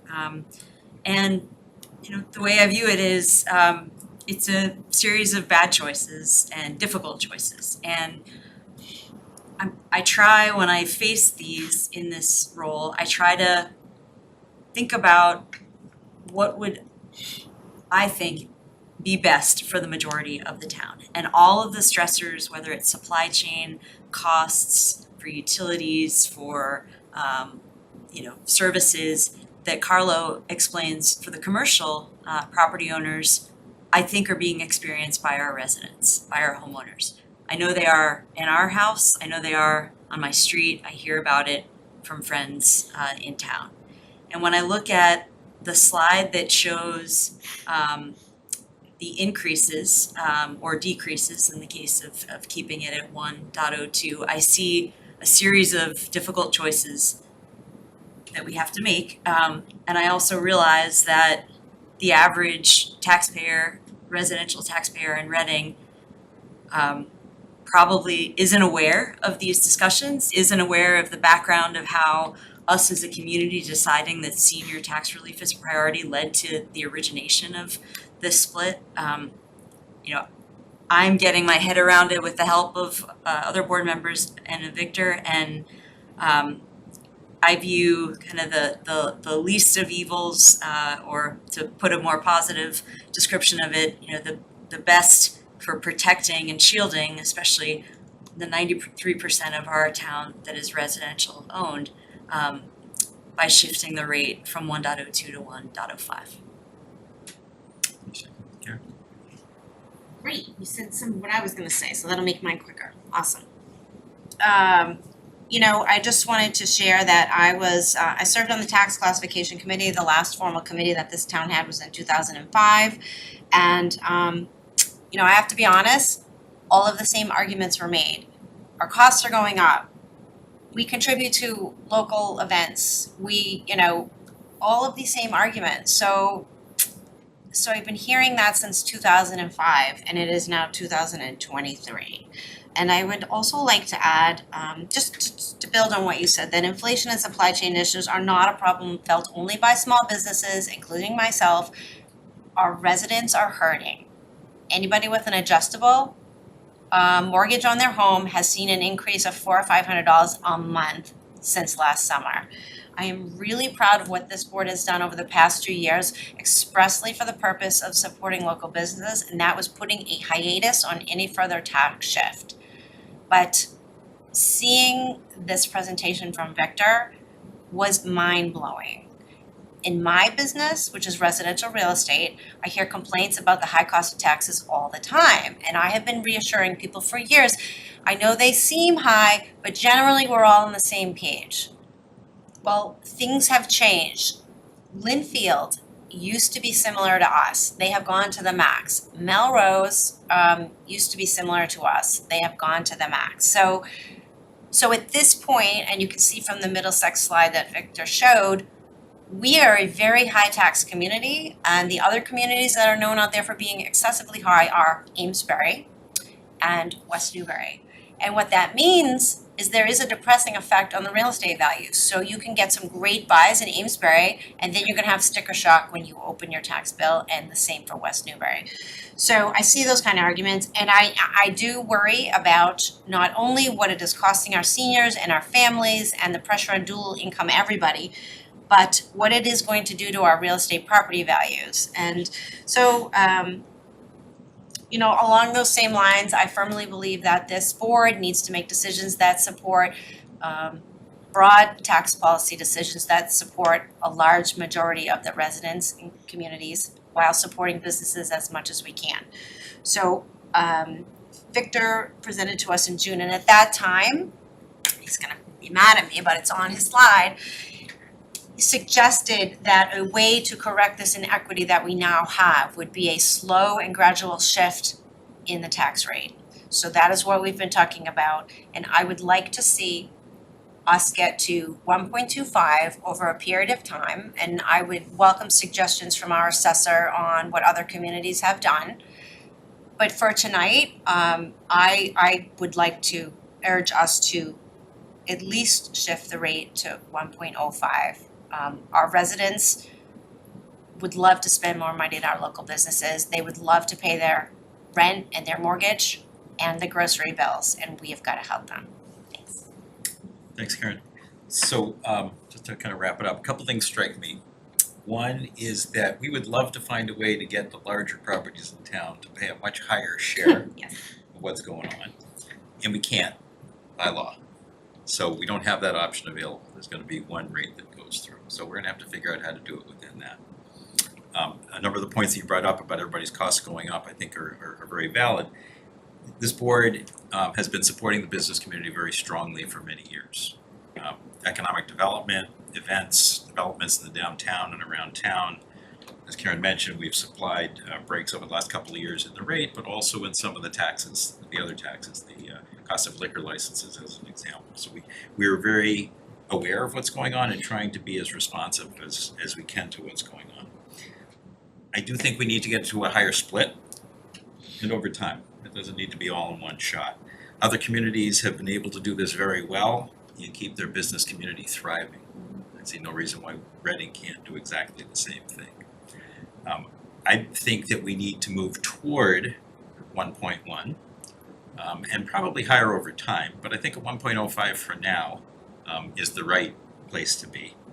I would be very uncomfortable if the median business had taxes that actually went down while residential went up. I don't think that that's fair, and I don't think that the opposite of that are okay at all. So my view is 1.05 gets us there this year. As things recover, we look at moving to higher numbers over time and we can better support it.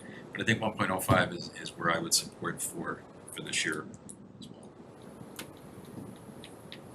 Kyle? Can I ask a hypothetical, I guess, to the board?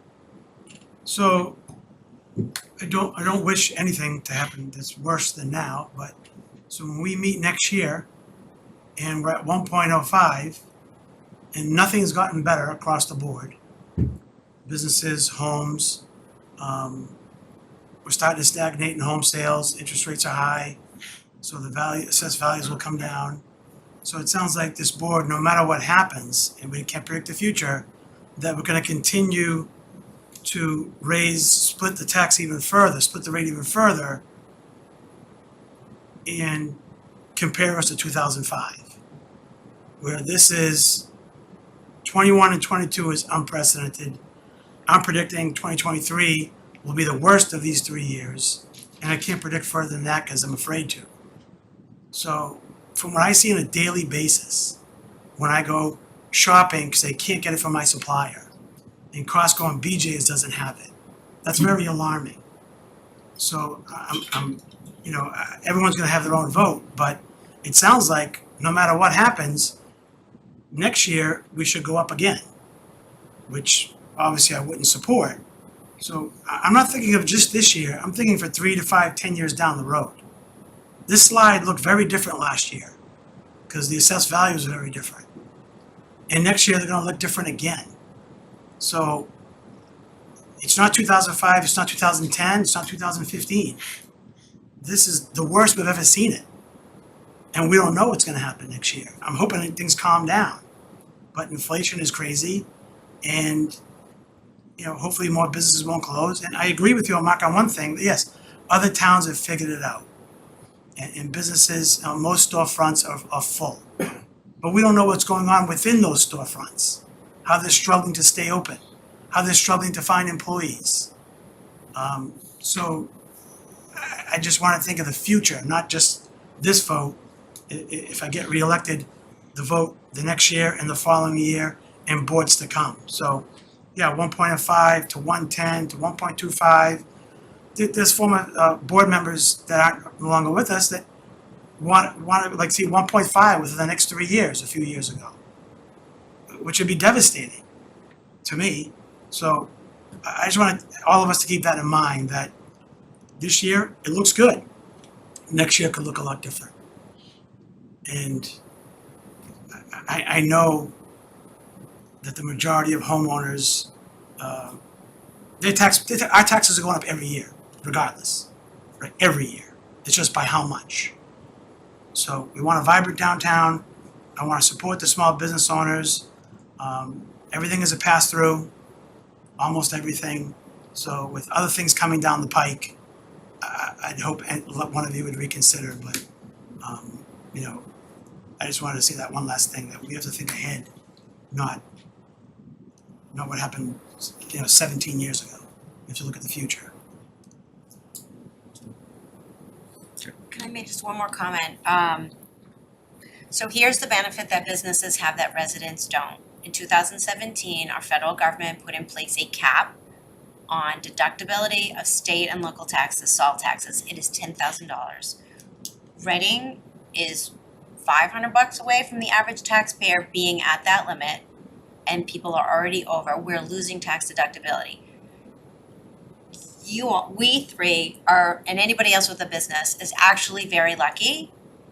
If this shifts some of that cost over to your business, it's ultimately all tax deductible. The triple net, and we all, by the way, we also have some of the cheapest rate electricity rates. I see a board of commissioners member in the back. We have some of the cheapest electricity rates in the state, so that's a great thing that we have Reading Missile Light.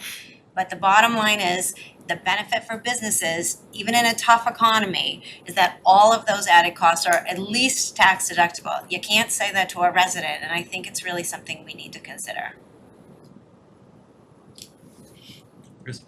Thanks, Mark. I think what also has to be considered is the average Reading property value went up, according to one of the slides, 9%. 9%. That is off close to $1 million thing, at $90,000.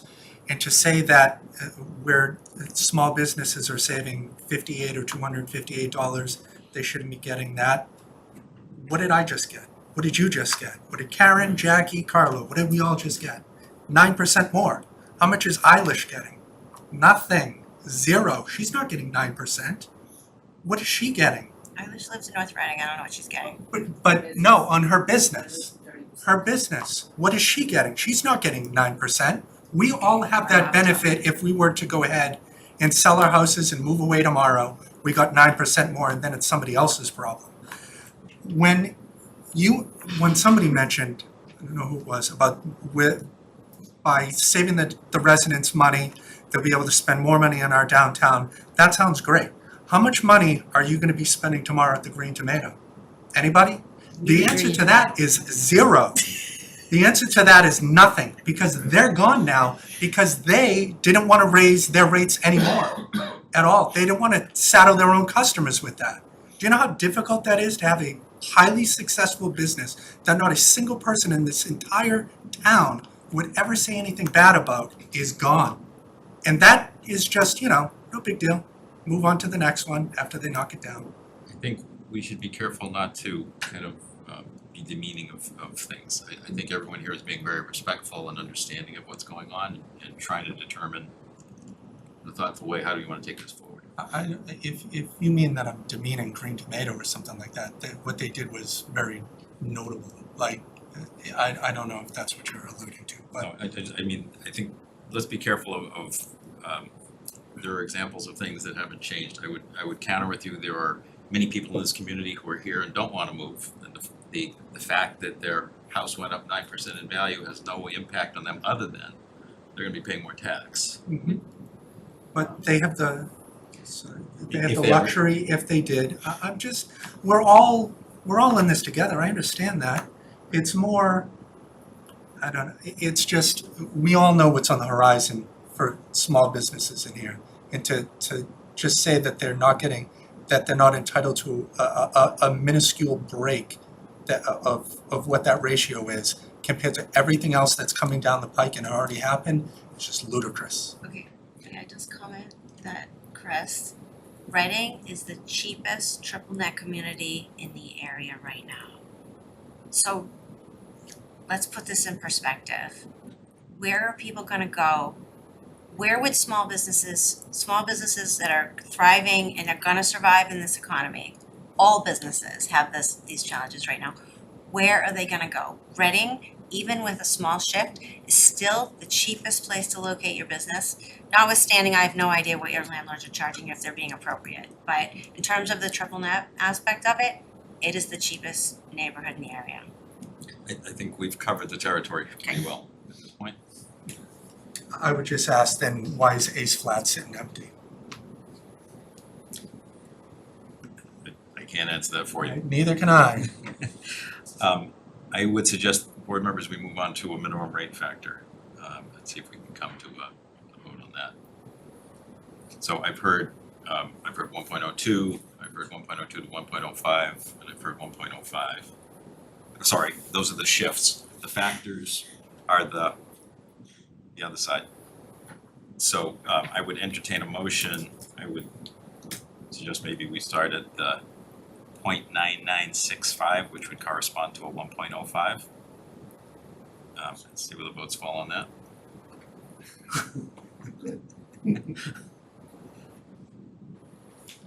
So Chris, can you, do you have a motion that asks for an MRF? Let's see. It's the fourth one down, and it is moved that the select board adopt a reservation factor of, what did you say, sorry? 0.9965. Is that correct? 0.9965, Yes. which is the equivalent of 1.05. Move that the select board adopt a residential factor of 0.9965 for fiscal year 2023. Yep, fiscal year. Is there a second? Second. Discussion. All right, not appearing. Let's take a vote. All those in favor of the 0.9965 minimum residential factor, which would correspond to the 1.05 that we've been discussing, please raise your hand. Those opposed? You're 3-2 in favor. Next is selection of a discount for open space. And Victor, if I'm hearing you correctly, we've not done this, and it's rarely done in the Commonwealth. Anyone desirous of changing that pattern? Nope, we have a motion on that. Move that the select board not grant an open space discount for fiscal year 2023. So fiscal. Fiscal? What am I saying? Fiscal. Physical? Yep. I want to get physical. Let's start fiscally. Song-wise, Mark. Love to get that. I think it's quotable. I'm sorry, I lost track of this. She Second. made the motion, needs a second. Thank you, Jackie. Thank Any discussion? Not appearing. All those in favor of not having a discount for open space, raise your hand. Opposed, 5-0. Third, granting of a residential exemption. Victor, again, your counsel on this is not. It's rarely done in the Commonwealth. We've not done it before. Largely residential communities, I have not seen any adopted. Got it. Anyone feel differently about this one? No. No? All right, you have a motion? Move that the select board not adopt a residential exemption for fiscal, remember, year 2023. Is there a second? Second. Thanks, Karen. Any discussion? All right, all those in favor of not granting a residential exemption, raise your hand. Opposed, we're 5-0. Last, small commercial exemption. And same on this one, this is not a common one in the Commonwealth. We've not done it before. Anyone feeling differently about this one? May I just ask one question? So I understand it has to do with the size of the business, so it's not an effective exemption, unfortunately. Why don't communities just adopt it anyway? If nobody qualifies, nobody qualifies, but why not adopt it, just put it out there? Any thoughts? It's another further shift within the tax rate, so in order to provide for that, you're effectively raising your commercial rate on every other business. Similar to a residential exemption, which raises the residential rate, this is a shift within the business class. So all the other commercial, industrial, personal property is for the exemption. So you're raising the rate on everybody else. Did not know that, thank you. Okay, no, good. Okay, we have a motion to not do this one either. Move that the select board not grant a small commercial exemption for fiscal year 2023. Is there a second? Second. Thanks, Karen. Any discussion? None appearing. All right, so let's take a vote for the motion to not adopt this. All those in favor of not adopting? Opposed? We're 5-0. Thank you, Victor. Thank you, board. Thank you. Shift to recalc update. John O'Neill, John Sasso. Ron, I see you. Hi, Ron.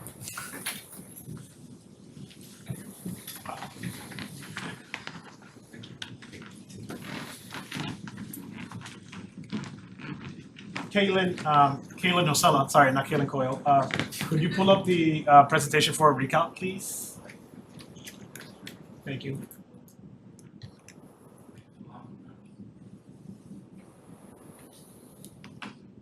So John O'Neill, 125 Summer Avenue.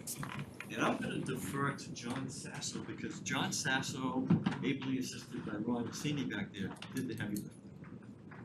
Everybody on the committee had input, but John really took the burden and went with it, so. Awesome. Thanks, John. John? Good evening, everybody. John Sasso, 66 Richard Road. So let me just take a few minutes first to, again, just to echo John's comments. This has been a team effort. 7 members of the committee, 3 of us Johns, so we know it's John P., John O., and John S., Ron Cassini, Michael, Nora, and yourself, Mark. So again, thank everybody for their efforts. I want to leave you with a few overviews right up front. In addition to being a team effort, what we're going to present is kind of a snapshot in time still. We have more work to do. So we're going to make a recommendation to extend. I know the ECOC is supposed to sunset at the end of November, so we're like to leave you with a recommendation to let us finish our work. And before we jump into it, I just want to remind us what the charge of Recalc was, which was essentially to explore current and future needs of the community and to initiate planning for a potential new senior/community center, focusing on residents 60 plus and other residents. Can I have the next slide, please? So this is just an update. This was the original slide you saw at the last select board update. Since it was in March of 2022, we presented our first update.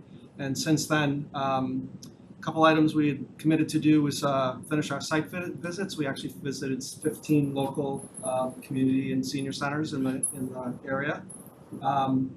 We held 3 community forums and 4 focus groups chaired by the UMass Gerontology Institute. We secured you secured funding for a potential future feasibility study through the opera funds and RAC. And just recently, hopefully we'll hear more tonight, we did prepare and execute a community survey. There were 1,472 responses, which I think is a pretty good piece of feedback. So very interested. All of us are interested. Of course, everything I tell you tonight, after you hear that, is going to change, right? So, okay, next slide, please. So again, this slide was the same one we had last time. Just why should we be planning for such a center? Again, we were trying to look at what the vision for the future would be, and really, again, focus on the needs. What are the needs of the community? That's really, again, I think the focus of our charge is to really present back to you. Do we really understand what the needs of the community are? The Pleasant Street Center has outlived its usefulness, outlives its useful life, excuse me. I'm going to give you a slide a bit more on that in a minute. But that was certainly one of the big messages from the study done back in 2017. A whole bunch of other issues, demographic trends. Mark mentioned it earlier tonight. Our population 60 plus continues to grow. We really need more staff to provide better and dedicated service to the seniors. And we already have limited capacity. We know that folks do leave the community to go get other services. We're not really sure how many, so maybe the survey might give us some insight into that as well. Next slide, please. So just some interesting facts on the, I call the deficiency list for the Pleasant Street Center. Everybody obviously has heard there's no bathroom on the first floor. Yeah. I think everybody in the community knows that. But there are no private offices, effectively, no one-on-one space. I would say a non-functioning kitchen, really dishwasher's broken, stove can't work, we really can't cook any food in there, so it's really non-functional. Like that's really, I think if of them all, I think that's the one that gets me the most. Really can't run multiple programs. We have one large room, really not effective to split it. The fact that it's a 140-year-old historical building in and of itself isn't a bad thing, but if you ever tried to figure out, okay, what could we do with that building, I'm sure we'd run into a lot of issues in terms of how that building was built and what things we could do in the future. There's no dedicated space. It's not that we don't have space where artwork can happen or fitness, it's just there's nothing dedicated, and so that actually makes the thrash of changing between programs very difficult. And then the building access, the way it's set up in terms of getting from the parking lot into the front and things of that nature. So these are just some pictures that I added. The one on the top right always gets me, the office in the hallway. I don't know if anybody's seen that on the second floor in the back. There's an office kind of hidden in a little cubby right off the hallway. There again, no place for private waiting area. The nurse and the caseworker basically share an office and cannot have one-on-one communication. The game room and the computer room are like hidden in the basement. So obviously if you haven't been to the space, I know most of you have, you'd kind of see this. So I think it's important just to remind ourselves why we're doing this. This is one of the reasons why I think it's important to think about where we go from here.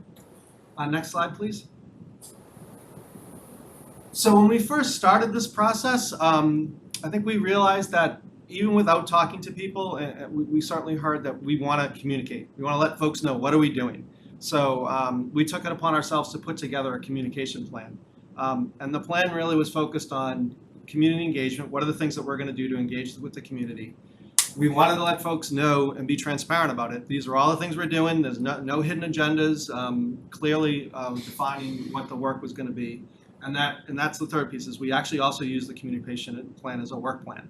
So we used it to identify what are the activities and tasks and responsibilities to get those things done. That's the project manager and me kind of pushed that, and I think that was one of the things that I think really helped represent a significant amount of work that's gone into the things that you're seeing tonight. I won't go through all these, but I think we've done a couple newsletters. We've put a lot of stuff on the website. We were present at both the Fall Fair and the Friends and Family Day. Again, I mentioned the focus groups and the community engagement and the forums. So I think we've really tried to live up to this objective. Next slide, please. So I want to talk just about a few of the topics. I'm not going to go through all the detailed information on these slides. You can certainly look at them at your leisure. The community forum, actually one of the second newsletter that we just published a little more than a few weeks ago now, that actually has a pretty significant write-up on some of the feedback from the community forums. We should be getting a report from the UMass group on both the community forums and the focus groups, but this is kind of a general summary. No surprise, people want more communication. So I think, again, that was very aligned to our goal. And we had 3 forums, over 100 people in person, 72 remotely. So it was a good showing. This picture is from the first forum, kind of a standing room only crowd in the senior center. So the Pleasant Street Center. So again, I'm not going to spend time going through this in detail, but if you want, again, there's a nice write-up in the most recent newsletter, and it really gave us an opportunity to start pulling information from the community on what they really wanted. Next slide, please. So the other piece that you've all heard about is the community survey. We spent quite a bit of time pulling this survey together. There's basically 24 questions. We actually, I think at one point had 38 or 42 or something like that. And we tried to whittle it down to the ones that were most critical for us. Working with UMass, I think they made a really good choice, or at least a good recommendation on pushing. At the time, we were thinking about trying to get the survey done a little bit sooner, potentially do it over the summer. We're not sure what sort of feedback we would have got, but having done it in September, again, with the results that we've gotten recently, I think it was the right choice. Of course, we would have liked to know all the information today, but we'll see what more we get. But we made this survey available basically online, and people filled it out on paper. They had an option to call in and have it completed via phone, so we really made it easy, super easy, and we sent out a postcard to everybody in the community, 18 and over, not just every household, but every actual person, and said, we want your feedback and input. The survey looked at, community and neighborhood issues. What about a future senior community center? What sort of programs and services would you like? And then a little bit of demographics to give us insight into who was actually taking the survey. Again, I mentioned the survey closed the 30th of September, and we received 1,472 responses. And so hopefully we'll hear more about that. Next slide, please.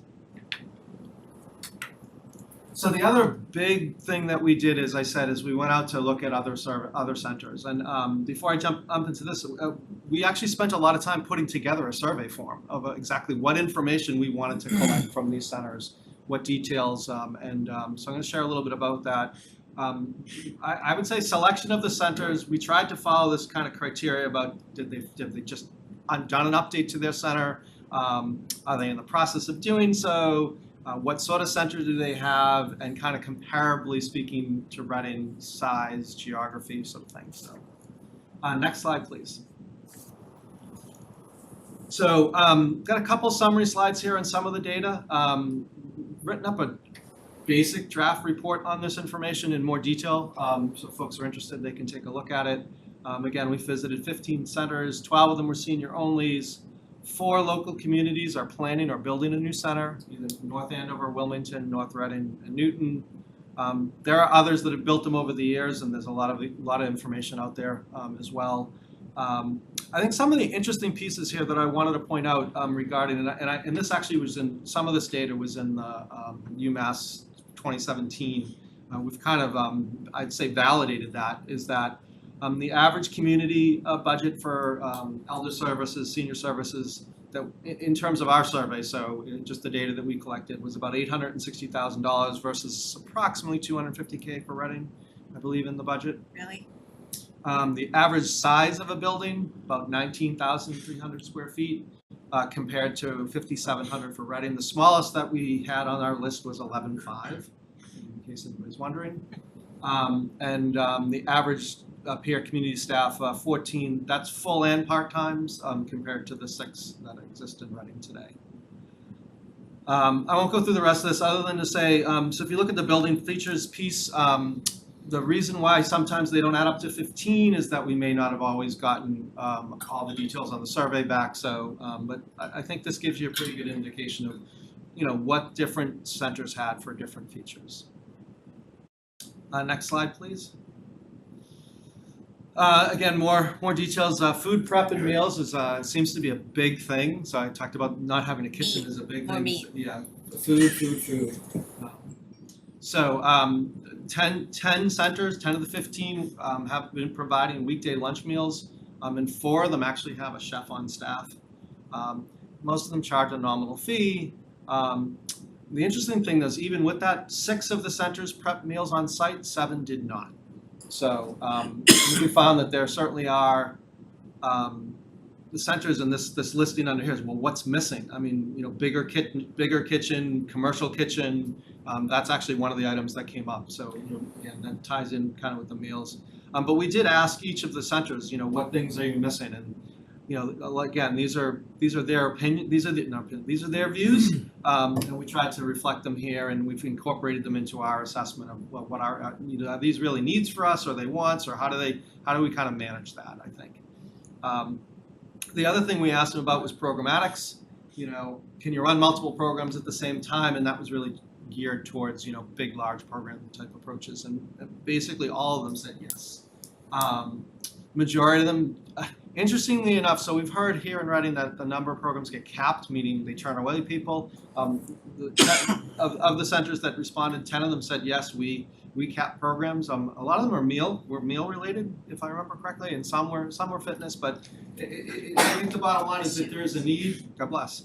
There's a need for these services, and there's certainly if they make them, if they create the programs, people get interested, but the centers, all of them have some limits that they put on. So I won't go through the rest of these, but again, you can take a look at your leisure at some of the other data. Next slide, please. So we asked, at the very end of the survey, we asked them, say, hey, if you were gonna build a new center, what would you tell us to do? And so this is kind of I've kind of summarized this into 4 categories, and I wanna talk about the last one in a minute, but basically, you know, kind of general things, hey, be transparent, communicate, make sure you base it all on the needs of all the residents. You know, should you have standalone space? Should you know, are you gonna renovate? Do you wanna do something new? Should it be downtown? I mean, they all had their own views. So Okay. this was not intended to be, this is exactly what we should do. It was kind of just to hear that these are the same types of issues. I think the takeaway from this is the same types of issues that these folks were reflecting, we've heard and seen. I think that's a fair statement. Okay, that's good. I do want to talk about I know it's a little hard to read in red, it's financial. One of the interesting things that I've heard, we've heard from the communities is that a lot of them have, now this is outside the town's purview, but establishing trusts for the building or for like friends of the COA or things like that.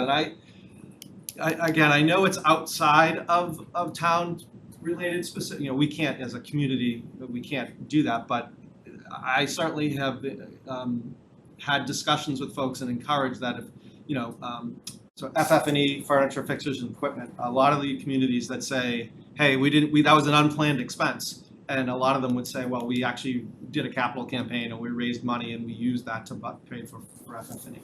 So I do think it's something that if we could, you know, kind of encourage, I think it would be a really good thing to do. So of course it takes time and effort. We just have been involved in that recently with another organization in town setting up a 503C or whatever. So that's what you'd have. That's what would have to happen. It'd have to be outside of the community. Next slide.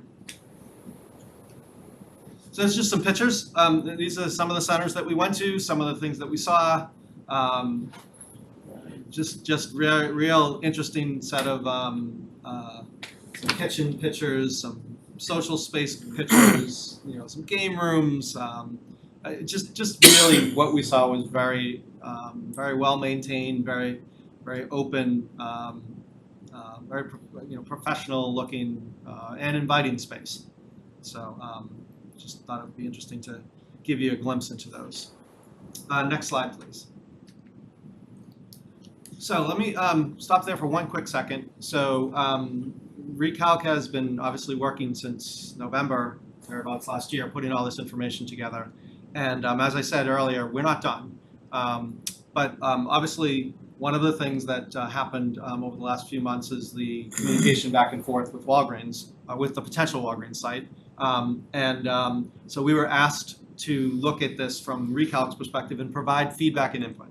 So I just want to be clear, that was our role in any of this has just been to say, okay, we've been the ones collecting all the information, we've been collecting the needs, we've been looking at the requirements. So when this thing came up, we were asked to take a look at what the potential could be here. So from that perspective, we had a working group within Recalc that actually did some visits, looked at floor plans, provided feedback on what the must-haves were, gave information about, you know, these are the things that we're looking at. And so that was kind of our role in this.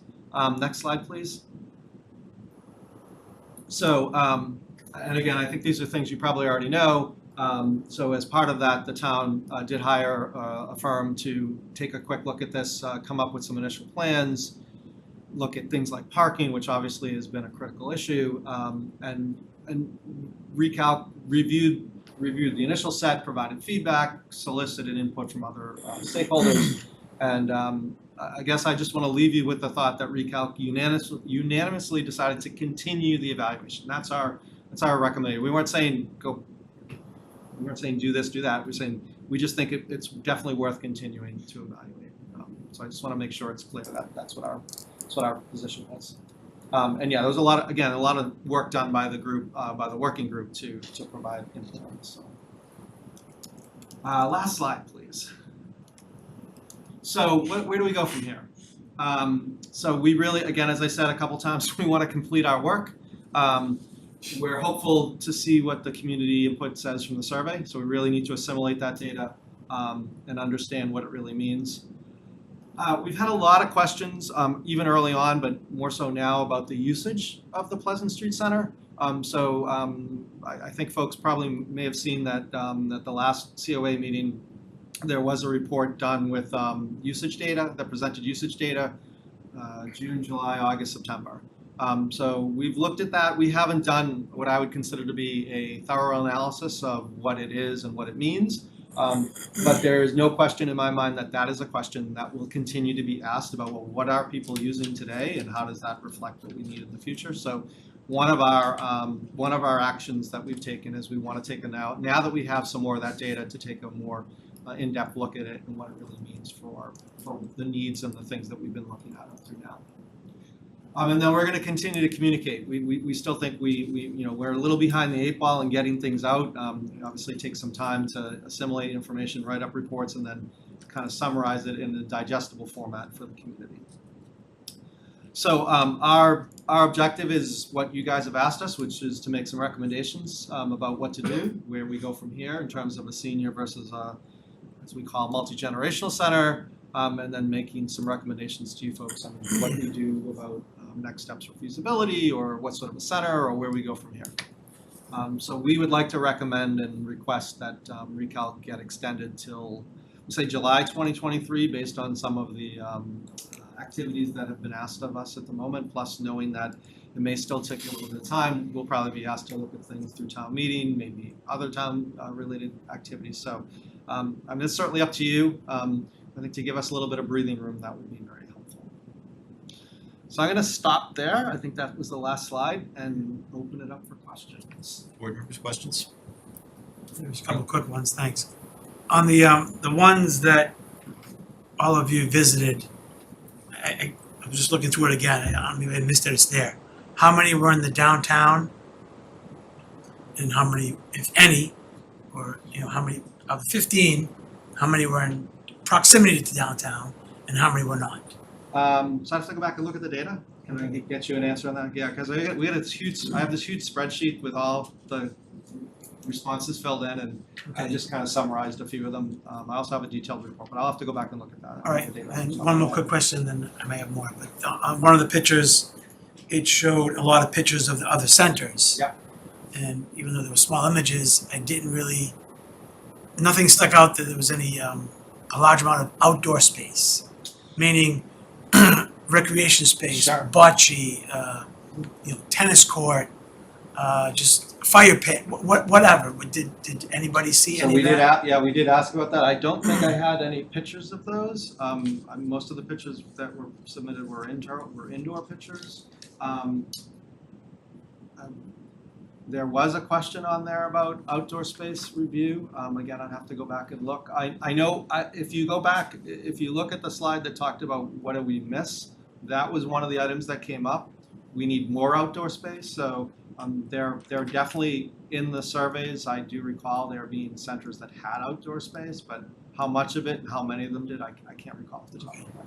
All right, but there is some data to that. There's some data there, yes. Excuse me. Oh, Yeah, in the yeah. survey, John, I just looked at 8 of the ones that we said had outdoor program. Okay. Eight. 8 Yes. did, and 3 said no, the others didn't. Yeah, so as I said, we reviewed 15. We didn't always get data on every particular Right, activity, right, but right. okay, yeah, that actually, that's good. Thank you, John. So more than half. Yeah, okay. Yeah. All right. The questions, board members, Chris? Thanks, Mark. And thanks, John, for that. Do you happen to know, so North Andover, Wilmington, North Reading, and Newton are planning on building a new one. Are they further along in the process than we are, or are they breaking ground tomorrow? I think they are all further along in the process than we are.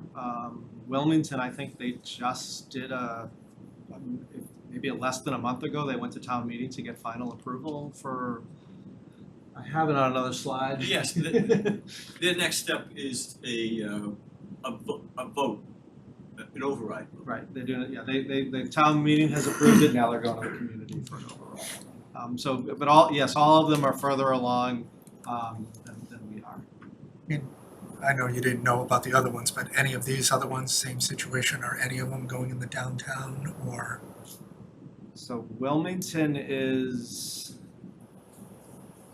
I don't think it's exactly in downtown. No, it's near the high school. Yeah, it's across, this like, there's a space across from the high school. Doesn't We really also, have a a number of downtown. these communities don't have like effective downtowns. Yeah. Like North Reading, what would you consider the downtown, I feel? Right. I mean, there, some of the ones that have been built previously that have already gone through the process. I think it was Andover, so they actually renovated there, so they were downtown Yeah. already, and they did a big renovation there, but they were already downtown. So some of the other communities that we looked at outside of actually going to visit, but just doing some sort of research, you know, they've kind of done either the, you know, we'll buy a church and we'll renovate it, and we'll, you know, wherever that may be. So a lot of them have taken advantage of those sorts of opportunities. I think, is it Newton or Needham that just purchased basically a house lot area, and they're going to build some pretty significant, large, 34,000 square That's foot. Newton, yes. Newton, thank you, square foot senior center. So there's a lot of that stuff that's been going on really recent, that's very relevant, that we've looked at about process and about needs. So I guess my only other thing is if we go ahead and build something or renovate, et cetera, if we don't have the programming to support it, what's to prevent any one of the seniors in this community to going to North Andover, Wilmington, North Reading, Newton, when theirs are up and coming? Because if they're already going to different ones to begin with. So to answer your specific question, there's nothing that keeps specifically, most of these centers, we did ask, do they allow other residents from other towns? I don't think any one of them said no. There may be a, you know, like a differential in price, like if they say if you want to go to a meal, if you're a resident versus a non-resident, but most, if not all of these, do allow other outside community. I think it's also, I mean, you raise a good point about programmatics, which is, you know, you can build a center, but if you don't have the staff and the programs to support it, you're not going to attract the people in. And a lot of these people, what I'm hoping to see, you know, we asked, you know, why do you go outside to another center? You know, a lot of these people I suspect have said, well, they have a specific program that I want to go to. And, you know, not every, I think the thing that I would walk away from, I'm not going to speak for the committee on this, is that not every center has every particular feature, program, function that you would necessarily need or want. And so because of that, you know, some of the people would go to a different center for a particular program that might be being held in, you know, Linfield or Wakefield, but, you know, isn't held in their community. And then they'll go to a different center for another program. So I mean, I think that's some of the feedback we've seen. It's a bit anecdotal at the moment, but I do think that is true. Thank you much. Jay. Yeah, just a couple of questions, and thanks to John and the committee for the great work on this. The first one, kind of more just an open-ended question. I see you got some input from these 15 peer communities on transportation and parking. I think that's especially interesting given the Walgreens option and some of the issues with that. And I hope that as we move forward in this process, we can maybe even get some data from the current users of the Pleasant Street Center about how they're getting there. Are they taking the transportation? Are they driving with friends or family? Are they driving on their own? And then the last item, I'd be curious in the extension of Recalc's work to hear from peer communities at how they, especially the ones who are pretty far along or have recently renovated or expanded or built, how they put together those financial pieces that were in red on the slide. You know, what was the mix of trust versus grants versus, you know, other kind of fundraising campaigns? Because I think when we're even thinking about embarking on this process, those kinds of examples are needed. So There was, I think, it was Winchester. They have a pretty elaborate setup. I think they're actually fully private from a funding perspective. But they also have their own foundation. 503c charity, whatever. But I did see some comments in some of the surveys about, having that to support those sorts of things. I don't know what sort of details we'll get. We can certainly ask. I think one of the things is we went out and we did this. We had a survey. We had a list of questions, and now we come back. We're looking at it now, saying, "Geez, I wish we knew this as well." So we might be able to do that. We still have we actually established some connections in terms of who the right people are. So if we have some specific questions like that, I suspect that would be something we could follow up on. To get back to your first question was on the parking piece. So I think that was the right. So I think the average number of spaces at the ones that we looked at was about 55. And that's average. So, but I it's interesting. I remember seeing one of the comments on one of the surveys that I think it may have been Andover, that they're in downtown. They got public parking, and like, yeah, but even though it's public parking, they still don't have enough spaces for their community. So definitely something that is front and center for us to be considering and looking at.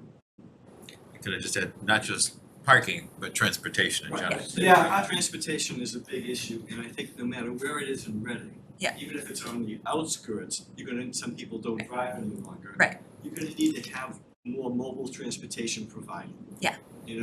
That rotates maybe to different large segments of where elderly population is. Right. Those kind of pickups. Yeah. And I think it's certainly a major issue, and especially with people with more impaired mobility issues. Sure. That we're gonna have to provide.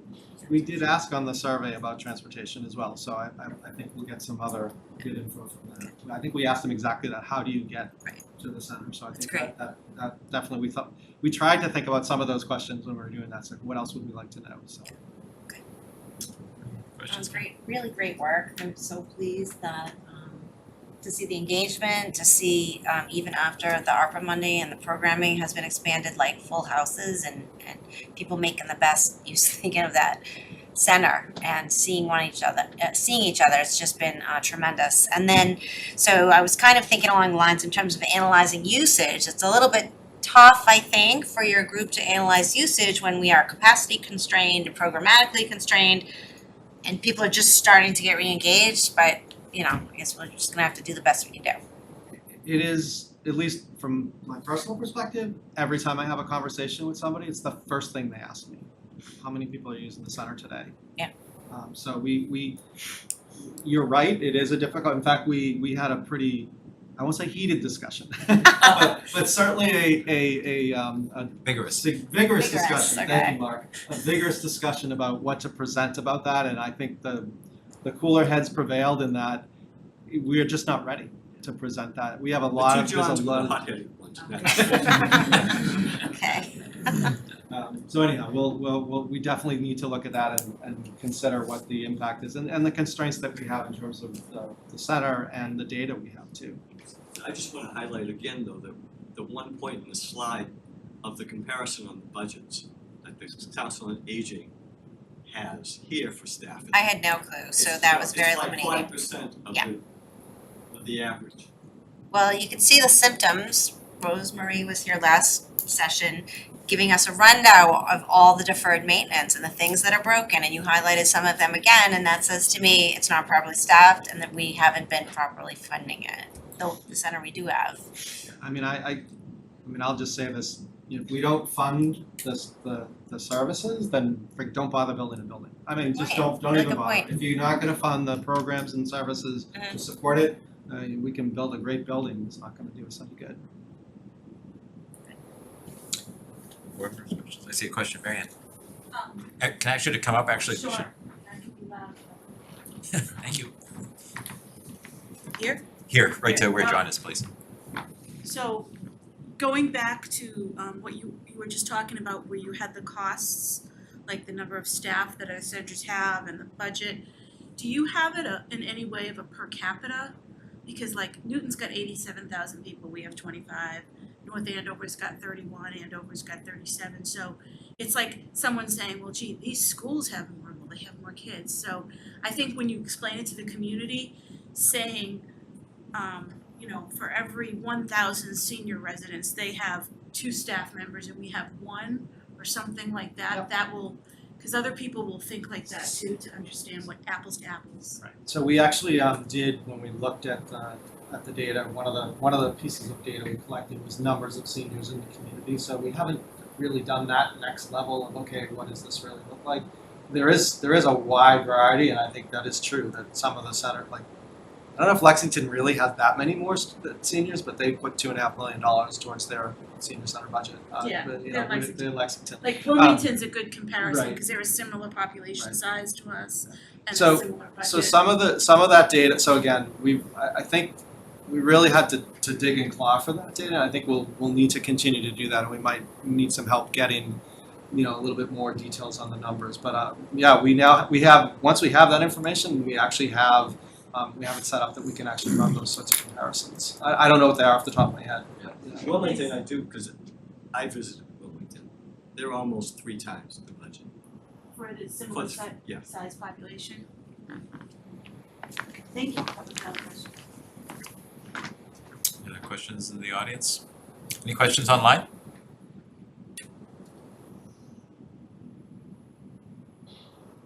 I don't see any raised hands. Let me suggest that we take just a quick 5-minute break, just to kind of stretch, and then we'll come back and we have plenty more on the agenda. So, Caitlin Coyle is next. yeah, Caitlin, you'll be up. So we're gonna go into recess for 5 minutes. Thank you.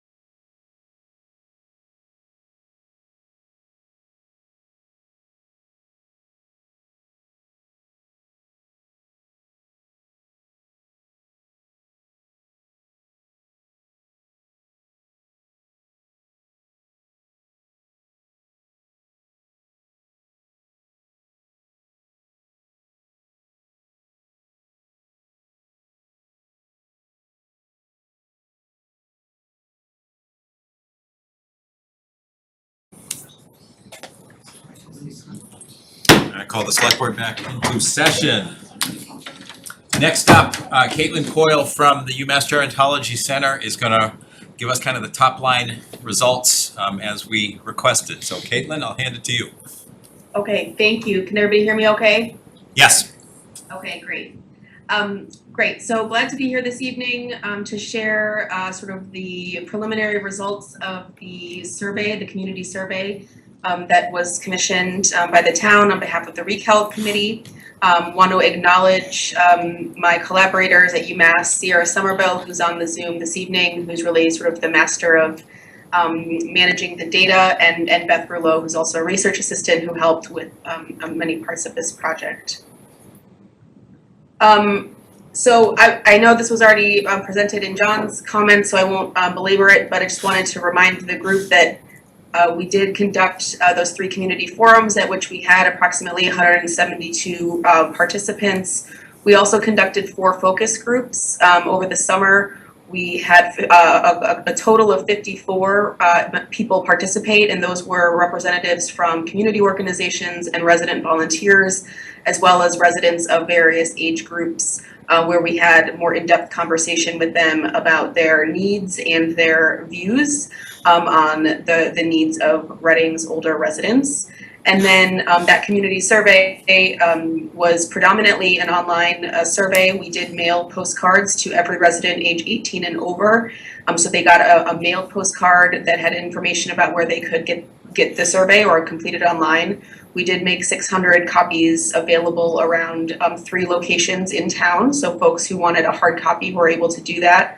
We also received approximately 15 phone calls at UMass where we helped people by phone complete the survey or give them the information that they were looking for. And we received the hard copies back at UMass on October 4th. So we've had them for about 3 weeks, and we are in the process of processing those surveys. We ended up with most of our surveys came online, 1,307. 163 were returned by paper surveys for a total of 1,470, which is slightly different than the figure that John was presenting earlier, and that is because 2 of the surveys that were returned to us were completely blank. So it actually brought us to 1,470 total responses, which if we think about the mailing of postcards as our denominator, that's about a 7% response, which is relatively typical for a predominantly online survey. And still, I think, a very good response with respect to the total.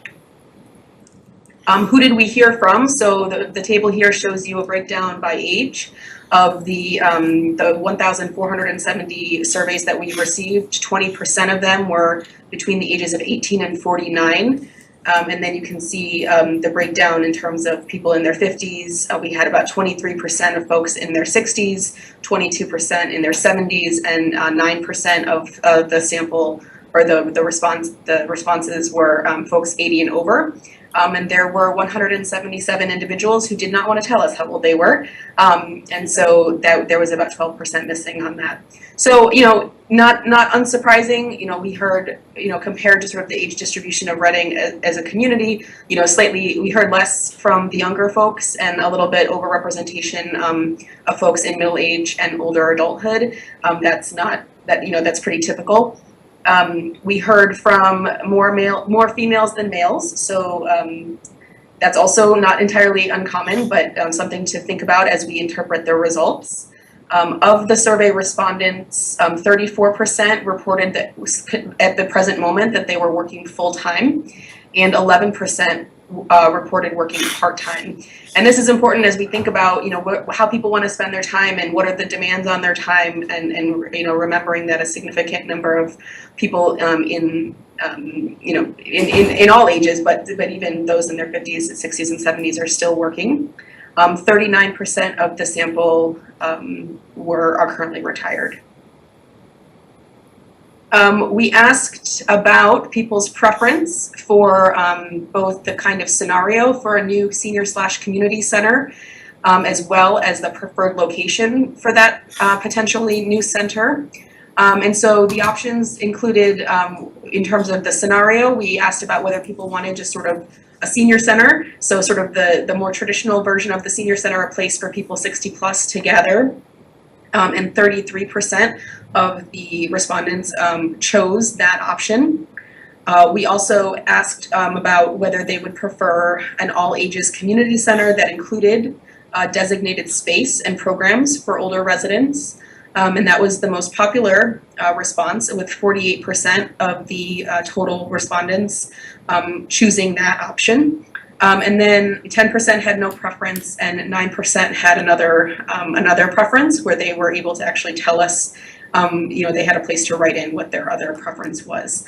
As far as location, 43%, so a pretty significant chunk of respondents reported having no preference.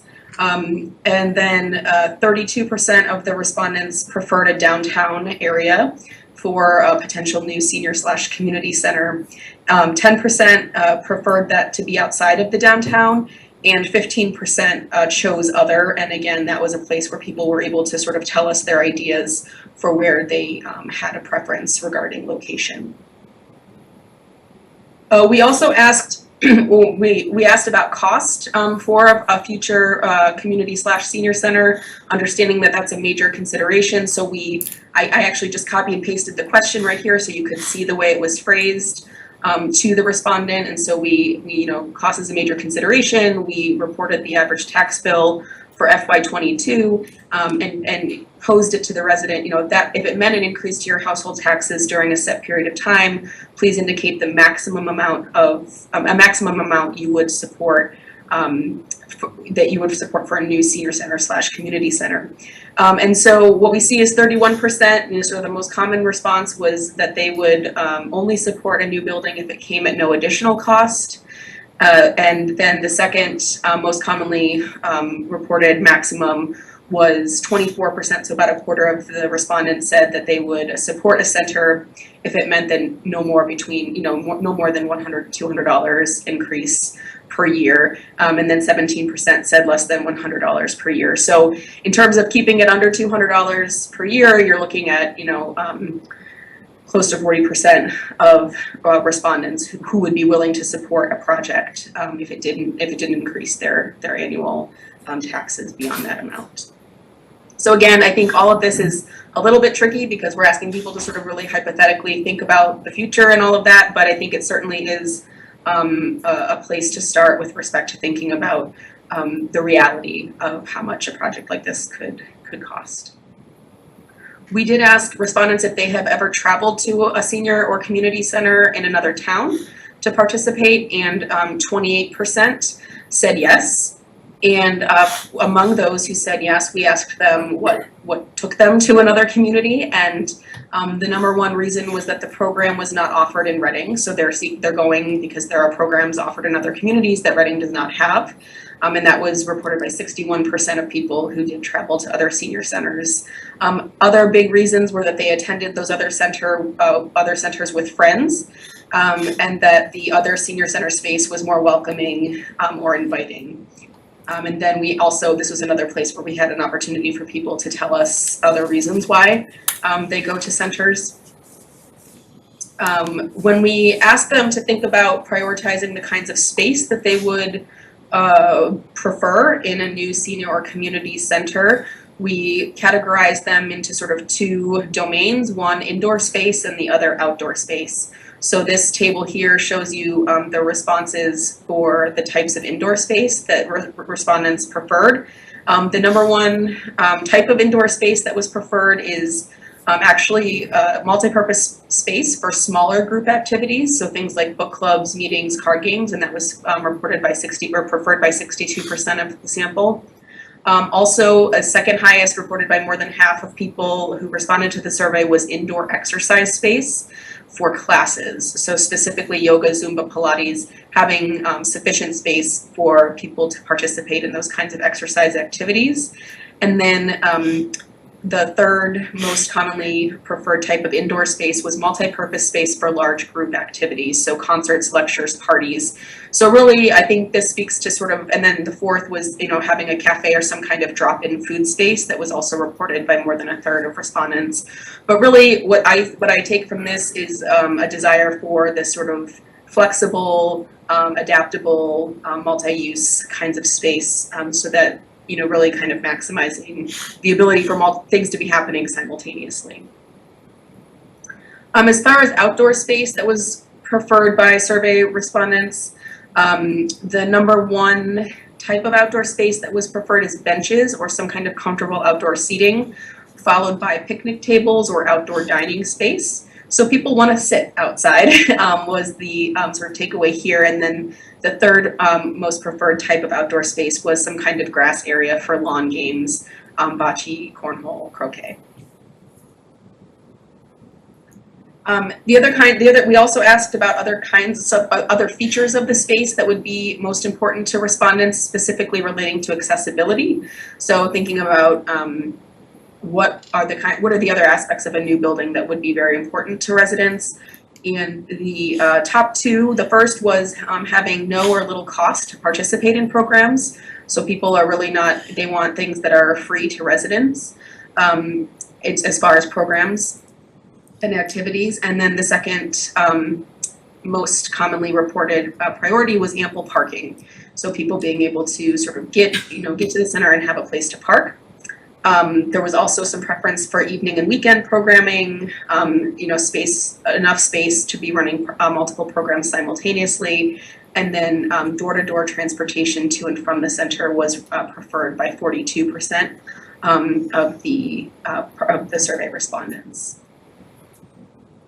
So this was really, these are sort of some of the main pieces of the survey that we wanted to report this evening, and also to just give you an update on where we are with getting a final report put together. So we are, in addition to hand entering those 162 paper surveys, we're also analyzing the online survey data, and included in that is every time there was an open-ended question where people were able to write in their comments. We are actually reviewing all of those individually and theming those out. So, for example, one of the first open-ended questions has more than 1,200 responses. So 1,200 people wrote in their thoughts. So we're reviewing that and sort of pulling out the themes and also some quotes that will all be sort of synthesized in addition to the information that we got from the forums and the focus groups, and put together with conclusions and recommendations. And we are scheduled to come back to do a final presentation of that report to a joint meeting of Board of Selectmen, Recalc, and the Council on Aging. I believe it's very early in December. So we are working fast and furiously to try to get that over to you all, but I think I'm happy to share these results that we have tonight. So with that, I'll stop sharing and open it up if folks have questions for me. Fabulous. Caitlin, any questions from the board? Obviously, this is top line, so there's more to come. Yeah. Yeah. I mean, no questions, I have discussions for us, but no, yeah, I think it was a great presentation as far as what you put together, and it's very helpful, obviously. I wish we had, I know that return rate of 7% you say is good, but if that's what your experience is, then that's good. Obviously, more would be better, but I know it's hard for a lot of people, and a lot of people have no interest, obviously. But usually we do a mailing in the business community, it's like 3% return is good, so 7% is pretty impressive. Yeah. And yeah, I mean, we do a variety of types of surveys in terms of mailing the surveys to people's homes and all of that. So we see a variety, but when we're talking about a predominantly online survey, the 7% is right where we expected that to be. Recalc, COA, any questions or comments at this point? Interested in the data. It was actually pretty revealing of some of the responses. But spot on to all the things we've been talking about for the most part. Yes, in fact, that people were willing to pay some taxes. Yeah. Yeah, that was good news. It's actually, I think it's actually 51% that said they'd pay at least $100. So that was a pleasant surprise. Cheaper than a wine. Council members, anyone online that would like to ask a question at this point? This is Marilyn. I just comment. Actually, I calculated that 2/3 said that they did not say that they would not be willing to pay anything. So, because I'm counting Knots in in there. yeah. So I think it's a lot better than I expected. And these are really interesting results. I'm looking forward to some time to sit and really ponder it. But this is really, really helpful. Thank you. The other comment I Yeah. would make is that I should have come up, John.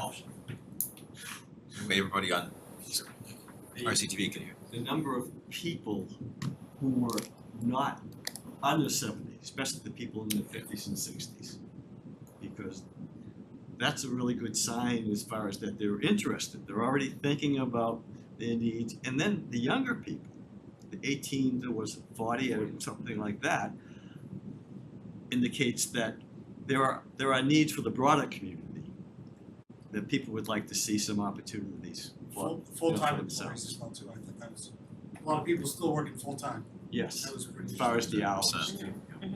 Yeah. Good point. 44%, I think it might have been.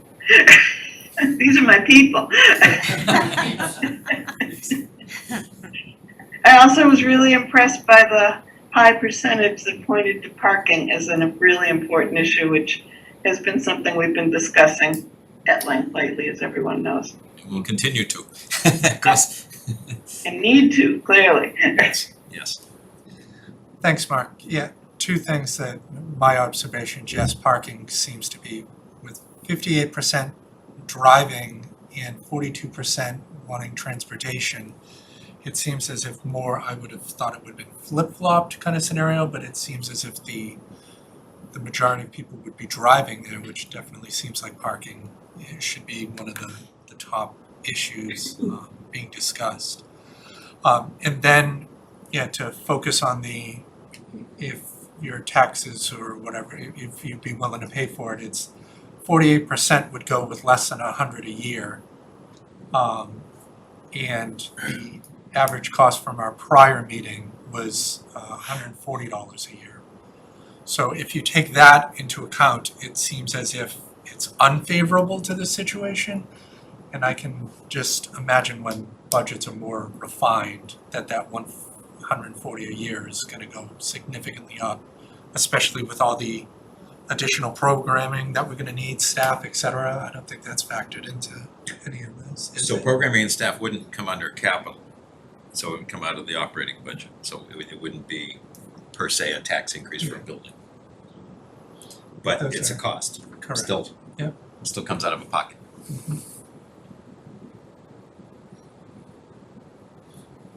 Should we roll? Good. No, that was All good. right, Caitlin, thank you for responding to my/our request to do this quickly. Really Of appreciate course, that. yeah, I think there's a lot of rich data here and we look forward to getting it over to you. So thanks for the time. Thank you. Thank you much. Thanks. All right, next on our agenda is to discuss and vote to extend recalc past the sunset date of November 30th. They requested July 30th, 2023. I think the group has been very effective. I think that what you saw is just a piece of what's been done. There's a lot of other data behind it. There are a lot of good people thinking about this. I am pleased to be a part of the group. I have no problem suggesting that we support them through July of next year. I think that we want to keep them going. There are a lot of more immediate than July tasks, I think, on the list. Did it say it's met 16 times? It's 16 meetings? 19 meetings. Wonder where my time is going. Thank you. Like, you guys have been like incredibly productive. Yeah. So what are people's thoughts on extending? I guess for me, it's all the meetings are on Zoom, right? Yes. Is that how it's been? So I mean, there's no real financial issue with people just continuing. If you wanna go till, December of next year, go right ahead. I mean, it seems as if from John's presentation, there's a lot of stuff that is, went into all of it. So, I mean, I don't see the problem. thoughts? I guess initially, I thought, why don't we go till next April town meeting? Because by then, we'll have flushed out Walgreens, I think. And then extend it again. Like, I know there's a lot of work to be done, but Walgreens is a big piece of that work. I mean, not a recalc, but a factor in, because of the 50% had no preference of where the senior/community center goes. That's a lot. So that, I think April town meeting, we'll know a lot more of what's going on with that building, if not sooner. And then if it needs to be extended again, we can extend it again. But that's kind of where I'm at. July seems a little excessive, but I'm not on the committee. Other thoughts? Yeah, I mean, I do think that we need to at least give Recalc enough time to, depending on the outcome of the Walgreens discussion, which I agree will be, fleshed out by April meeting. I think I'd like to get Recalc's input, assuming that we're moving on from that discussion to some other options. I'd like to get their input on those as well. So for that reason, I'm good with extending to July 31st. 31. Yes, that's a friendly Thank you. amendment. 30 days has September Yeah. 8th. Yep. Okay. Yeah, no, if the committee thinks that, that date, that they've requested would serve their purposes, it makes sense to me. I might ask, as it's getting extended, I was a little concerned as, if things started getting really exciting with this Walgreens opportunity, I think we wanna make sure we stay in close contact with the Council on Aging, because as I said to a couple of people, as this committee eventually sunsets, Council on Aging is gonna have to live with this project, so I don't know if I could just make a friendly recommendation to plan periodic joint meetings to make sure that they're also gonna be part of your sales force, if you will, and getting the good word out about what you're working on and what you'd like to recommend and what you'd like the town to do in town meeting. But I'm good for that, I'm good with that date, thank you. So, Carla, are you okay with July or? I mean, if the majority of the board, I'm concerned how this is gonna impact the Simon's Way committee. Honestly, because I see that we're supposed to start in December, and if this is extended till July, what that's gonna do. Like Walgreens will be flushed out in the coming months, I think, or hopefully. And that's where I kind of going with the April timeframe, which is November town meeting, spring town meeting, and then we'll kind of do a reset, see where we're at. And if things are going well, then, that was the issue before of not having competing committees.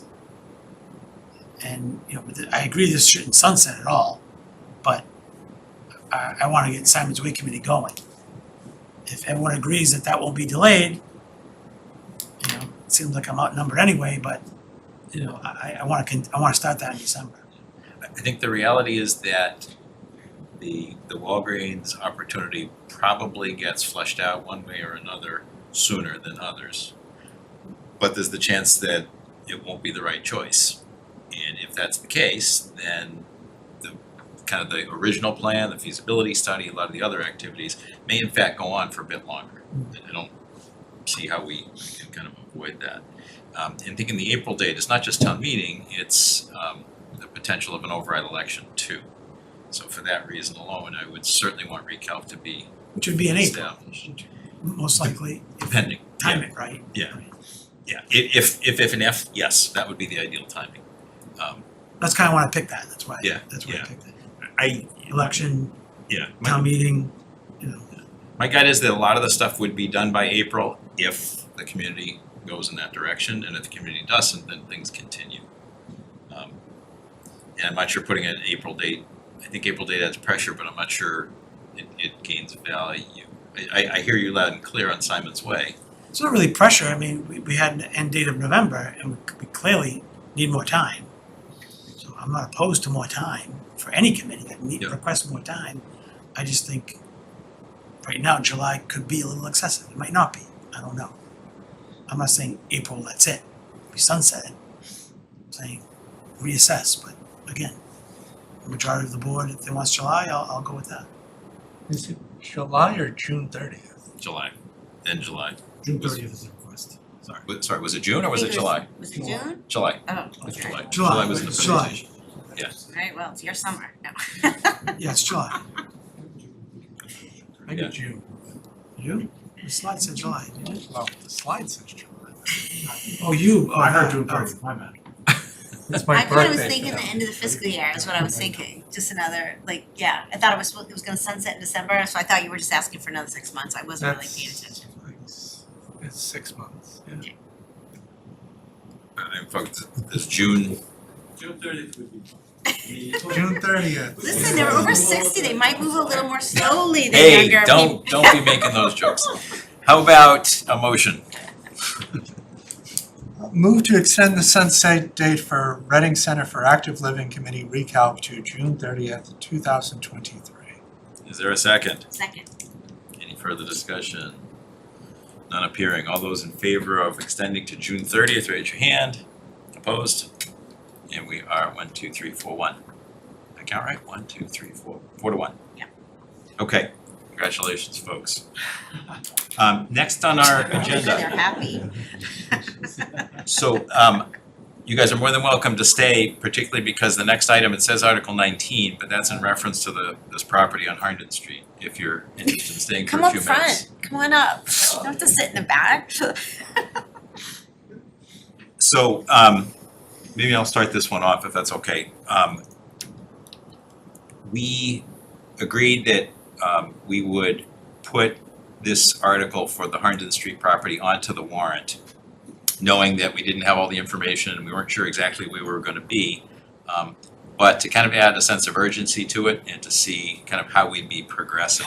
I think through our last couple of meetings, we've been talking about it, and I think, and you guys are obviously welcome to disagree, but I think we're all feeling we do not yet have enough information to bring this forward to town meeting or the voters.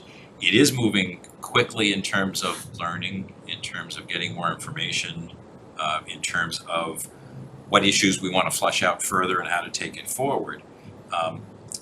But in my opinion, it's not ready to offer to town meeting. And I would be suggesting that we, when we get to town meeting, it's already on the warrant, when we get to town meeting, we would indefinitely postpone the article. Give a bit of an explanation as to why, which could give a little bit more background, and then kind of continue our process and see if, when it is that we could in fact be ready.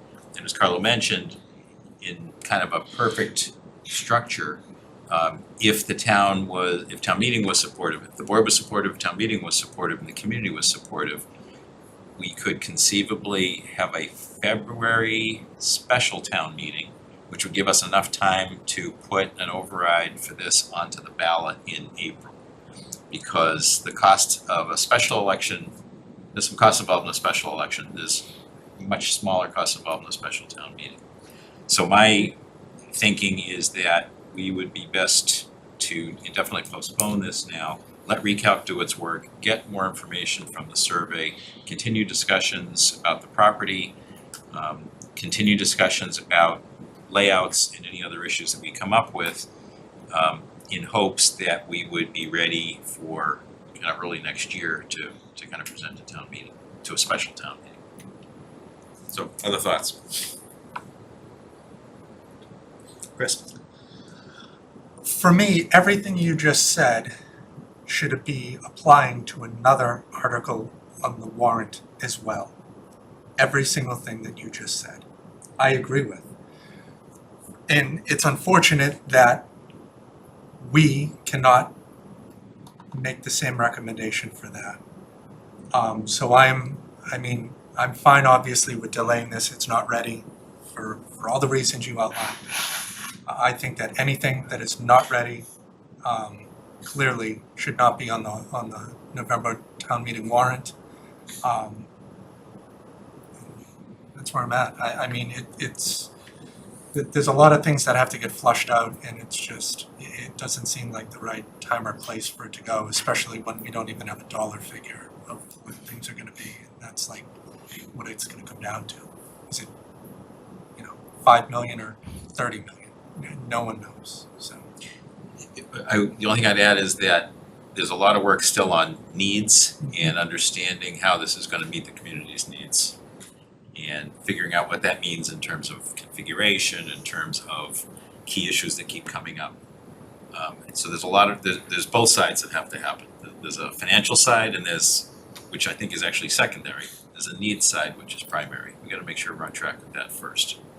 And just to clarify, it is on the warrant. The question would be how it's dealt with on the warrant. But the warrant is closed. It is what it is for now. So other, I just wanted to give a quick update kind of on where we are, right? And we have begun preliminary and it's very preliminary negotiations with the owner, and those are being handled by town council. I know that there is an item on the agenda at a later item to request $25,000 to begin due diligence on the building. And I just wanted to emphasize that due diligence includes an appraisal, a commercial appraisal on the property, and it includes a thorough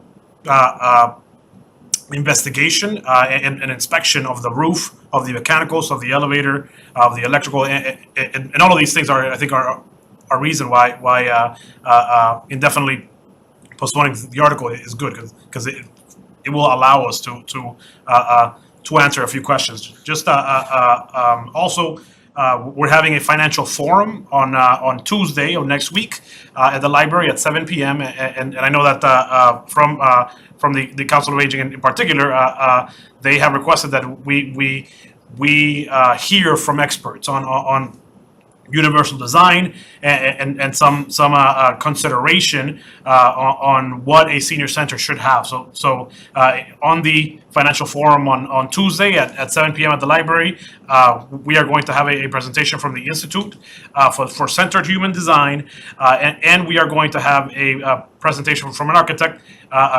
Catlin is the firm. They have done over 50 senior centers in Massachusetts, and they're coming to give a very short presentation of what a senior center should have.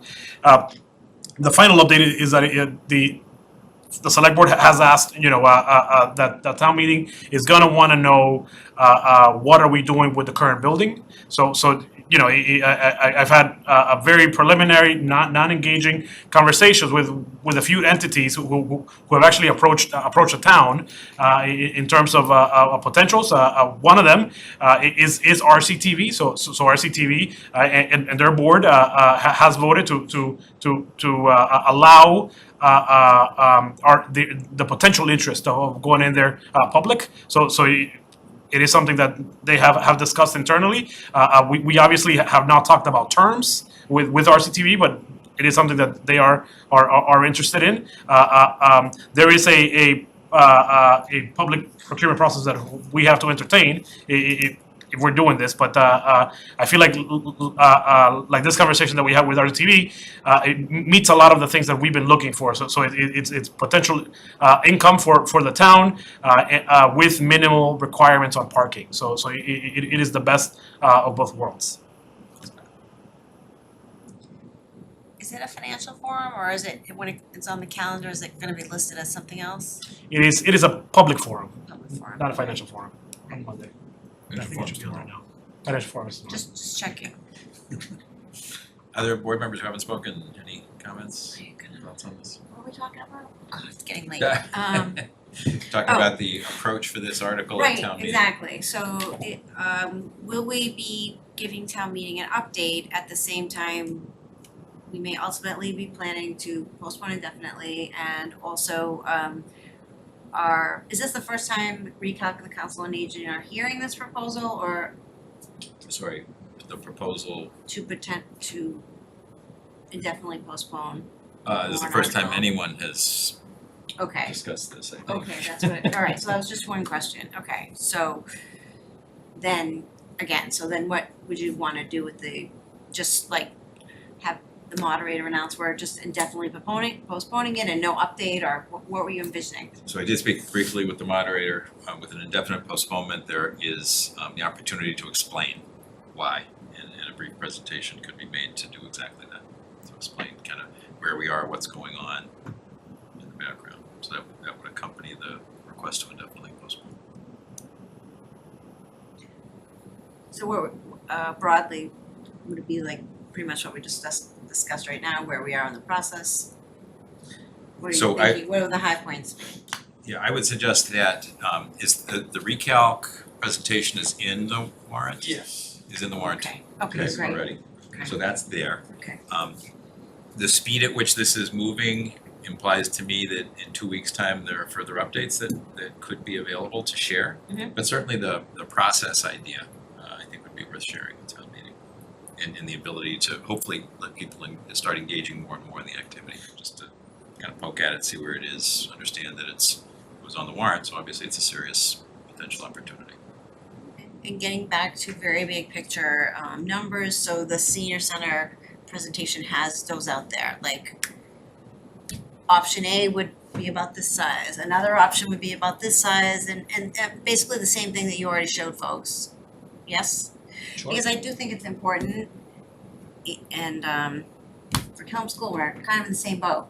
But we've gotta give, I believe, town meeting an idea of this size of the bread box that we're talking about, just so that they can digest and understand what we're grappling with. Yeah, and I think to your point, maybe sharing the other considerations that are kind of on the plate or being discussed, so that it's kind of a frame of reference for what's going on, Mhm. would be helpful. Not a massive presentation, but a modest. Well, how long is that senior center presentation? It doesn't seem like it was that long, but 15 minutes, is that? We'll have to check with the moderator. We'll check it out. He's a good guy. Well, there is the precedent. I mean, another approach could be, given the pandemic, we don't do presentations at the beginning of town meeting anymore, and we've had presentations from different bodies at the beginning of town meeting, so that could be another option, or rather the moderator, you could ask the moderator to allow, instead of a presentation at the beginning, would you allow us to leeway more time for that option, so. Yeah, I think with a lot of the stuff already in the packet, that's great, and it would just really be kind of some framing and updates from there that I would suggest would be most helpful to the town meeting, but open to the suggestions. What do you think? Comments? I was just gonna ask a clarifying, so we are able to make the recommendation to indefinitely postpone it, and then can town meeting say no? They have to vote to indefinitely postpone, don't they? I think it's your article, it's at your discretion. Yeah. Okay, so we can stop it. That's my understanding, I'll check with Alan. It's like tabling and other. But you can look it up later. Yeah, Like we can after look it 10. up in the back of the book just to make sure. I think vaguely you- recall a Okay, vote yeah. taking place to I think you're indefinitely right. postpone it. I'm pretty sure I'm not that's sure the case. why. Alan's the god, what he says goes. Yeah, no, I asked him what might be the approach, and he had suggested indefinite postponement. As opposed to tabling or something else.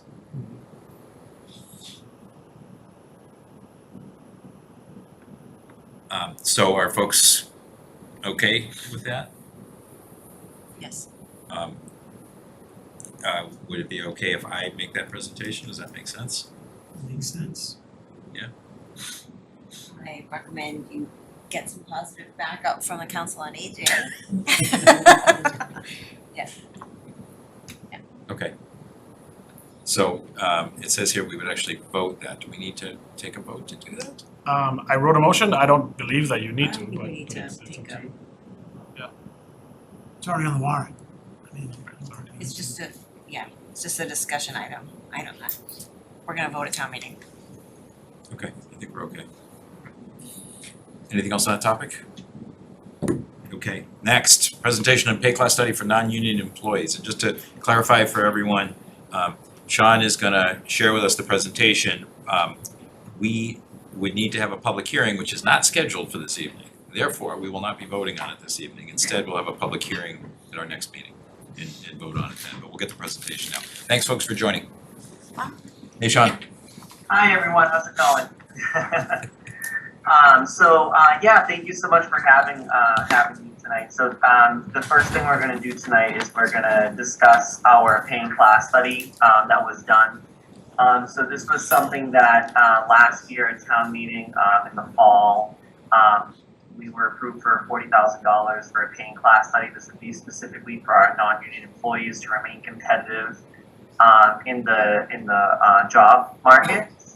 This went out to bid earlier this year, and then GovHR was chosen as our consultant. Since April, we've been working with GovHR and providing them with job descriptions to review, having our employees fill out something called a JAQ, or a job assessment questionnaire, which basically gives a more in-depth outline of what they do on a day-to-day basis. GovHR also met with employees via Zoom for interviews. And while this is all going on, they were surveying our 23 peer communities as chosen by FinCom. And they put together a presentation. So tonight I have Joellen Catavitori from GovHR, who is on the call. I'm going to be handing it over to her to go over just a brief presentation on this and invite questions afterwards. So with that, I'll turn it over to Joellen.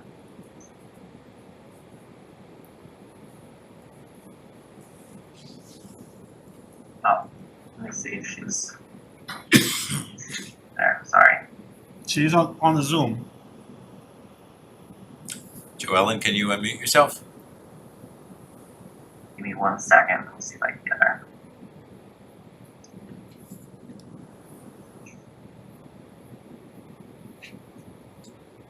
Sorry, 1 second.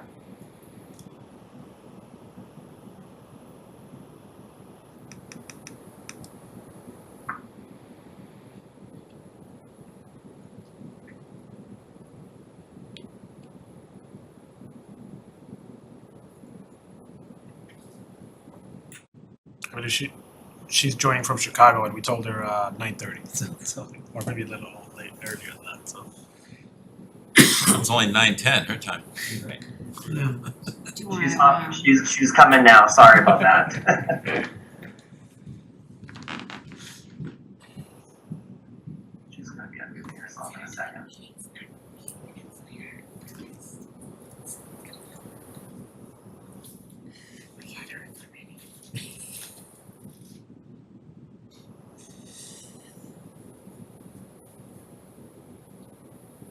Thanks, Joellen. You're all set. Of course.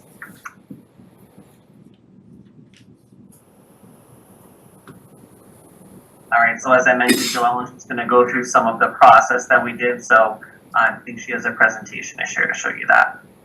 I do.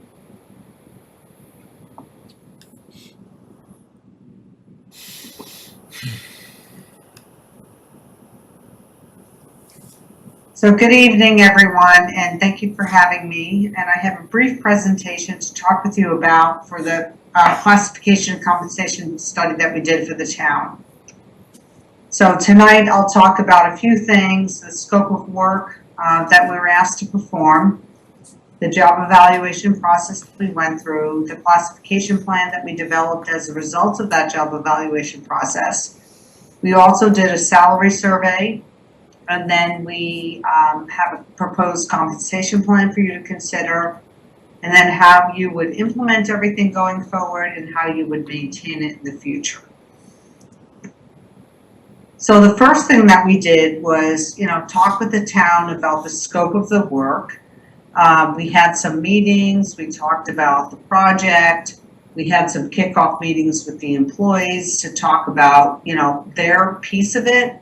And just so you know, everyone was terrific. Your administrative staff as well as your employees because we really need to understand how you do your work in Reading. So by engaging everyone and talking with them about their work, you know, it's very important, and they were really forthcoming and very cooperative. So I always like to point that out, and that was absolutely the case in Reading. And then we we put together a salary survey, we sent it to the comparable communities, and then as a result of that information and talking with the communities, the employees, we developed a classification plan.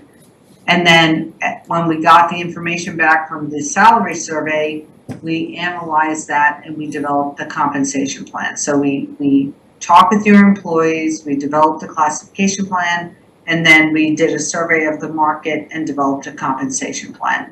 And what you have in front of you is our draft of the final report for you to consider moving forward. So on the job evaluation side, on the classification side, we looked at 79 positions in the town, and we looked at all of these different factors. So we asked the employees to fill out a questionnaire, and then we evaluated all of those. And you can see that there's 9 factors here that we look at for every position in the town. So we look at education, we look at experience, we look at job complexity, we look at the physical demands, the work environment, the technology used. So we look at all of those factors when we're evaluating the jobs and developing a classification plan.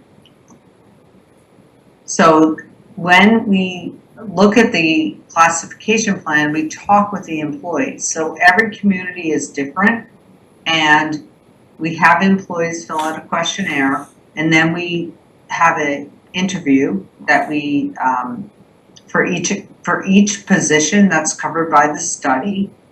And the other thing that we do is we talk with the employees, and then as a result of those interviews, we establish what we call internal equity. So we compare all of the positions to each other in the town of Reading, and then we develop the classification plan. So it's very unique to the town, because as you know, you can have a position in the town that has particular responsibilities, and we can go to Danvers, we can go to North Andover, and they may have a similar position, but it's not exactly the same. So we look at the positions, how they are working in the town of Reading, and then we developed a classification plan. And then in your report, you have a table that has the classification plan. It's table 1. It's on page 23. So I know you have a long document to look at, but if you look at our report, there's a narrative section, and then after that, there's several tables, and page 23 is the classification plan. So you can see all of the positions that we looked at and how we classified them as a result of the study. The other thing that we did was the compensation part of the study, and the town of Reading has communities to which you compare to regularly. So are all listed here. So from Andover and Bedford to Wilmington and Winchester. So there's quite a few communities that you compare to regularly.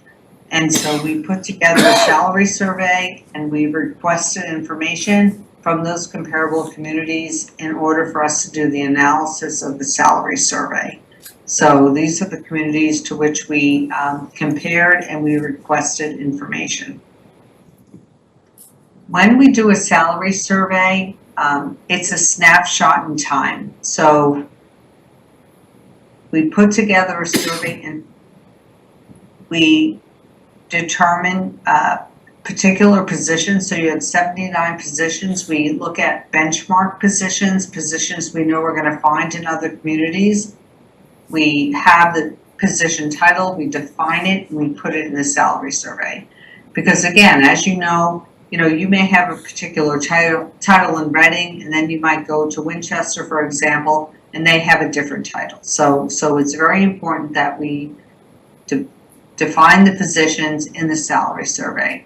We also look at the data to make sure that it really is relevant, and it actually is comparative to your community, because sometimes it is not. So we really look at the data to make sure there's no outliers or anything like that. We also want to look at salary range data as opposed to actual salary data when we're looking at information. So when you have an actual salary, it's different from a range. If we have an actual salary, we don't know the market conditions under which someone was hired, nor do we know the tenure of that person. So by having salary range data, it's a better gauge of the market value of a position, and we have a lot of that for Reading, so that was a good thing.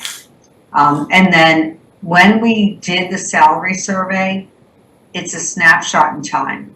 So we did it a few months ago, and if there was an employee in Reading that was going to look at going to a position in another community, you know, that's the market value for the position. So, you know, we look at that snapshot in time and say, okay, we're gonna do a salary survey, and if that person was going to look for a position in another community, whether it's data that is relevant today or a year ago, that's the market value for the position. So it's a snapshot in time. So in your report, Appendix B has all of the particular data if you're interested in looking at every position that we surveyed and all of the actual data that we received. So we developed a compensation plan for you, and we recommended salary ranges at the 75th percentile. So we've done many surveys in Massachusetts, especially in your area on the North Shore or north of Boston.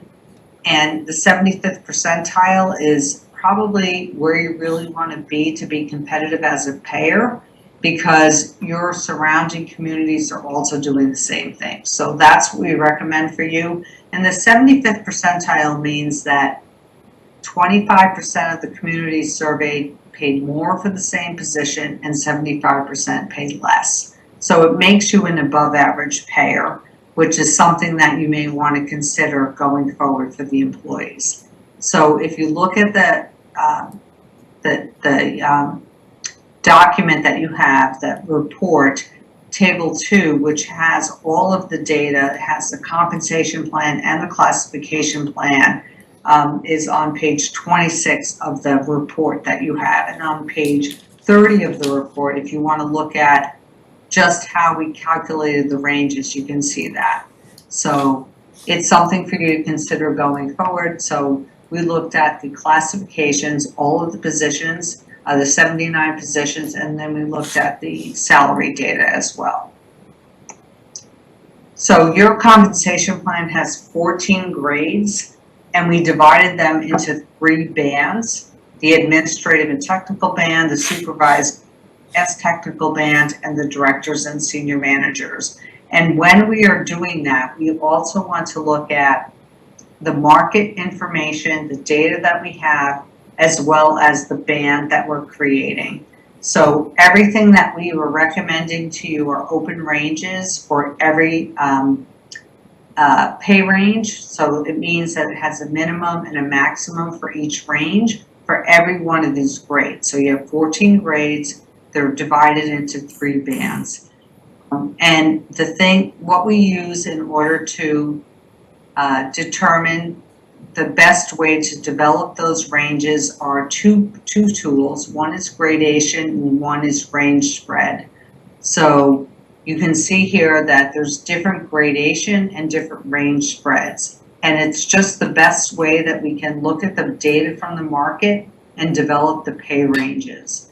So for the grades, the lower grades, the administrative and technical grades, there's a 20% gradation. And what that means is there's a 20% difference between the starting pay between the grades in the administrative and technical band. So grade 2 starts 20% higher than grade 1.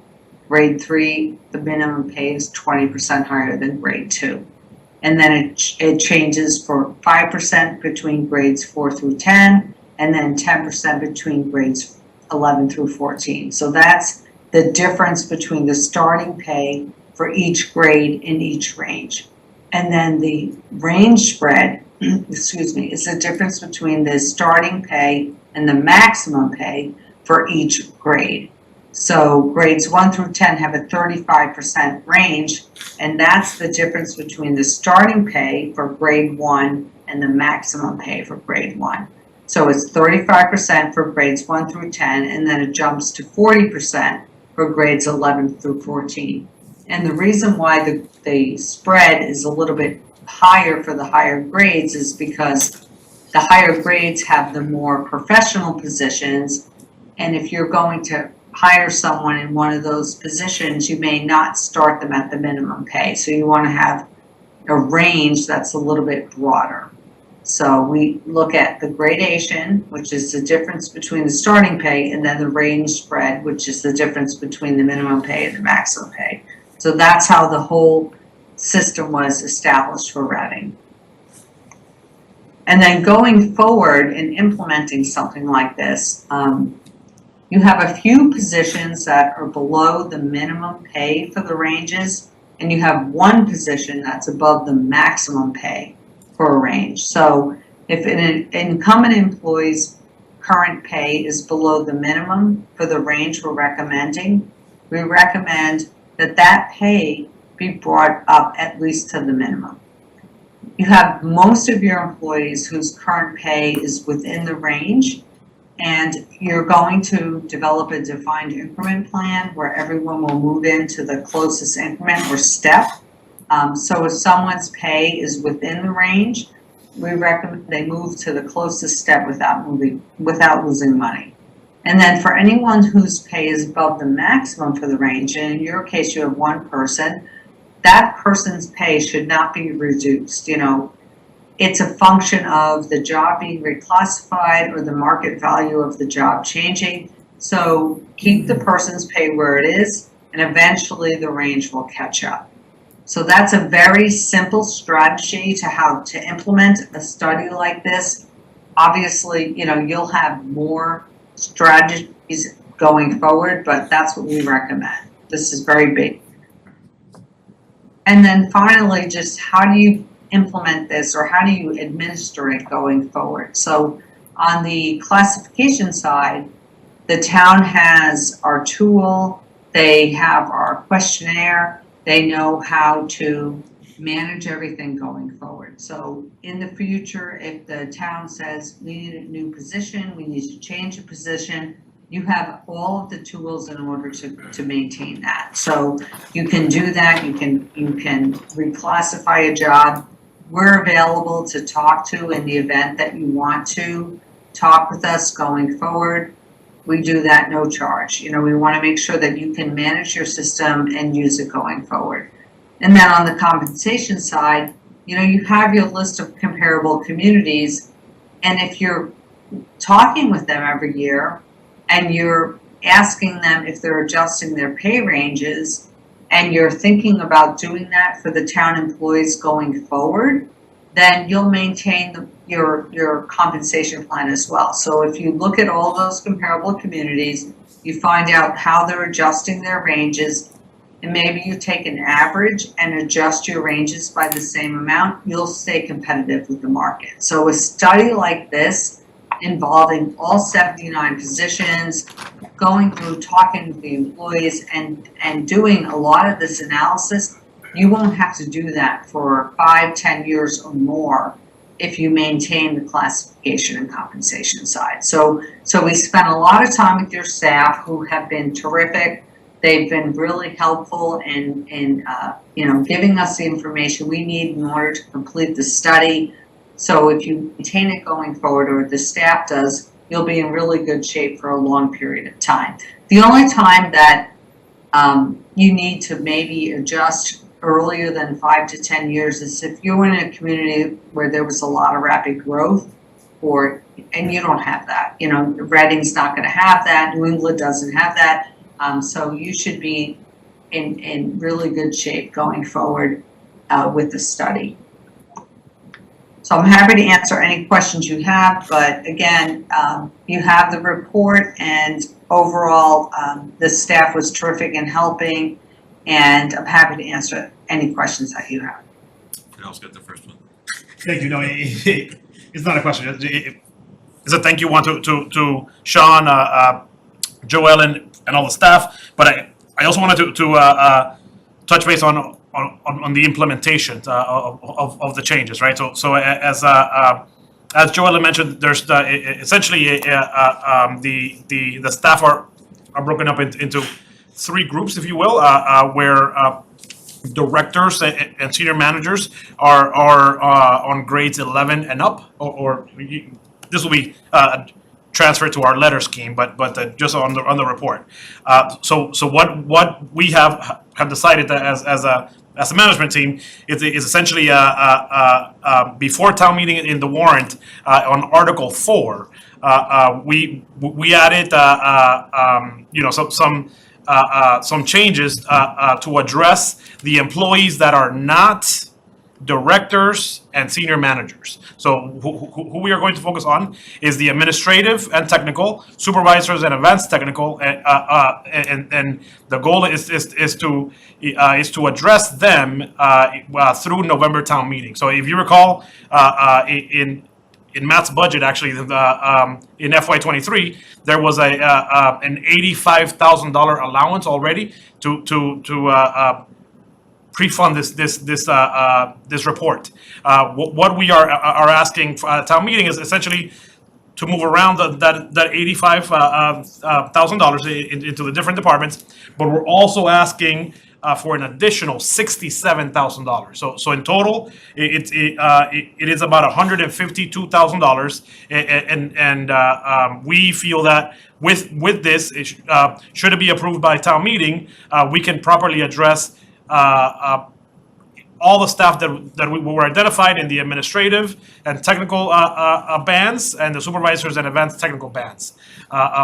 So this was presented in detail to FinCom when they voted to recommend the article, and we feel like it's the same thing we heard tonight in the tax classification issue, right? Our employees are hurting, costs are through the roof. So we wanted to be as aggressive as we could for those employees that are in the lower bracket. In the higher brackets, the directors and senior managers would be addressed as part of the FY24 budget, which will be before town meeting in April, and obviously would start on July 1st, 2023. Just wanted to add that comment. Board members, questions, comments? I was just wondering, are all these actual Reading positions or are these generic positions? These are actual Reading positions. I saw Director of Communications, I don't know who that is. That is a new proposed position. Everything else looked, well, so I didn't see someone like, I was just thinking, I didn't see anything labeled Conservation Administrator, so is it called something else, or did I just miss it? It's a really huge report. It is a huge report. 92 pages. I might have Conservation missed it. Administrator is Okay, I just missed there. it. Yep. Okay, thanks. Yep, Karen, Conservation Administrator is on page 27, grade 8. Okay, thanks. There's a lot of positions. Yes. Jackie, do you have a Maybe just a question for Fidel, just to clarify or confirm what you said. We'd be asking town meeting we're asking town meeting in November to address essentially that first tier of the. We are asking in town meeting in November to address the employees that are not directors or department heads. So essentially, it is a grades 10, including 10 and below. And the additional 67,000 would be at April town meeting? No, the additional $7,000 is in November. Is part of Article 4. Okay. Maybe I missed it. When's the last time we did this? 2015 is my understanding. Sean? Yeah, I wasn't a part of it, but from what I was told, it was 2015, I believe, around then. Okay, thank you. Yeah, this was pretty eye-opening. And Bob was, paving the way for this the past couple of years. maybe not when COVID started, but since I've been on the board, he's been talking about this, and just to see this, it was again eye-opening, and I'm glad we're doing something about it. Chris? Thanks, Mark. Yeah, I met with Sean and Fidel and went over this in great detail for an hour. So, I mean, I think everything is ironed out correctly, appropriately. All my questions I already had then, I already asked them, and it was, essentially, how much are we gonna end up paying in the future? Where's the money coming from? Like, what's the spread? Because it's the 150 or whatever you mentioned. It's not $1.5 million. It's not something like outrageous. I knew that this time was coming, that people would be underpaid, and it's good to see that we're in the 75 band compared to other cities and towns. Because if you want to come somewhere to work, you come to Reading. Otherwise, you can drive 45 minutes somewhere else and, get 5% more and weigh things that way, so. And not have as much fun. And not, yes. Any other comments? All right, so I think our plan will be, when we get to future agenda items, we'll talk about setting a hearing for the next meeting, and we'll work through it then. Okay. Thanks, folks, very much. Thank you, Joellen. Thank you. All right, good night. Thanks. Night. All right, next on our agenda, discuss and vote on Reading ARPA Advisory Committee recommendations. There's one thing that I'd like to present, if you don't mind, and I'll present it even though there is no vote, if that's okay. I'll be 2 seconds. Is it brief? It's Okay. very brief. It's on the agenda, right? It is on the agenda. Okay. We won't vote on it. Caitlin, if you don't mind, it is essentially with Jean's impending retirement, right, on November, February 1st. My request to the board is that essentially we proceed with naming a new assistant town manager. He happens to be in this room, and it is Matt Cornelis, but I just wanted to just very quickly go through it. Essentially, the promoting Matt now would allow us to have an overlap to essentially have the transition that we need for all of the tasks that are needed. So on page 147 on the packet, and Caitlin should be pulling it up in a couple of minutes. There it is. So that's 146, and essentially, I just wanted to share that just the snapshot from my bylaws that enabled us to make changes to the table of organization. Next one, please, Caitlin. 147 just shows essentially what was presented at town meeting in April of 2022, which is as you can see, it shows administrative services and public services as two separate entities. Administrative services is what Matt has been running for the last 7 years. Public services is what Jean has been running for the last, I think, 11 years she's been here, 11 or 12. Next slide, please. What we are proposing is essentially a merger. That's a sensitive word, considering our trash situation, but it's essentially we're going to merge the tasks that are done by administrative services and public services, and we're going to consolidate. The town manager and town manager's offices are in theory inside of administrative services today. That won't change, as well as human resources, economic development. There is one more change, and that is that technology would essentially offshoot as its own department, which is typical in most municipalities that I've looked at. Next slide, we will skip, Caitlin, because we're not voting on that. And just on page 150, it's for the benefit of the board, this combined job description with showing the assistant town manager overseeing administrative services and public services, and essentially Matt would continue running administrative services, but transition slowly with Jean at her retirement until February 1st, which is when Matt would essentially take over both. So I just wanted to point that out too. And Matt's resume is also in page 153 for the benefit of the board as well. So I shared with Fidel one area that's actually on the position description, or not on the position description, that I thought is actually pretty important. With Jean's involvement in community development sorts of activities, attendance at meetings, leading a lot of those activities, I actually didn't really see that in the position description. And I think that part of that is pretty important. I don't know that translates to attending every single meeting, just to be clear, but I think it does translate into a lot of kind of a heavy role in that. Part of it being there and supporting the team, but part of it, I think that's an important part of kind of what Reading is. And I guess I see that as an important part of the assistant town manager job that's not yet on the description, and I would encourage that we relook that before finalizing it. And certainly in a merger, if you look at the first item that's on the list, sure enough, it's community development.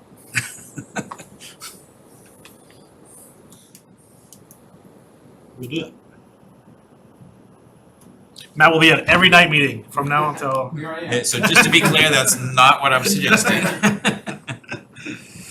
But I think that, an example, even last night, just thinking about what we're doing with the affordable housing, there's gravitas.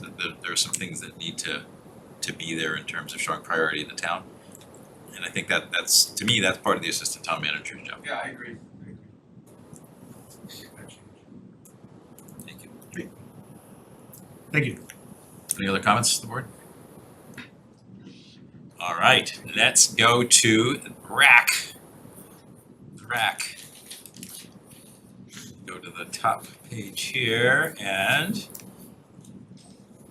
Marianne Downing is here, who was the very capable chair and leader of the RAC committee. All right, so, okay, our agenda item is discuss and vote on RAC recommendations for ARPA spending.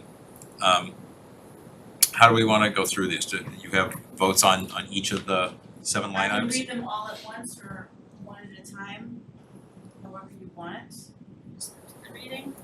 No, I think actually we want to hear the votes and things, so I don't want to dispense with the reading. I think we need to go through that. Which page are we gonna start with?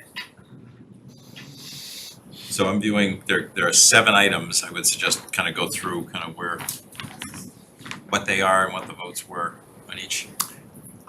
Lisa Egan is on the Zoom as well. If there's questions about the vote related to the chamber. Well, were any of them not unanimous? Yes. Okay.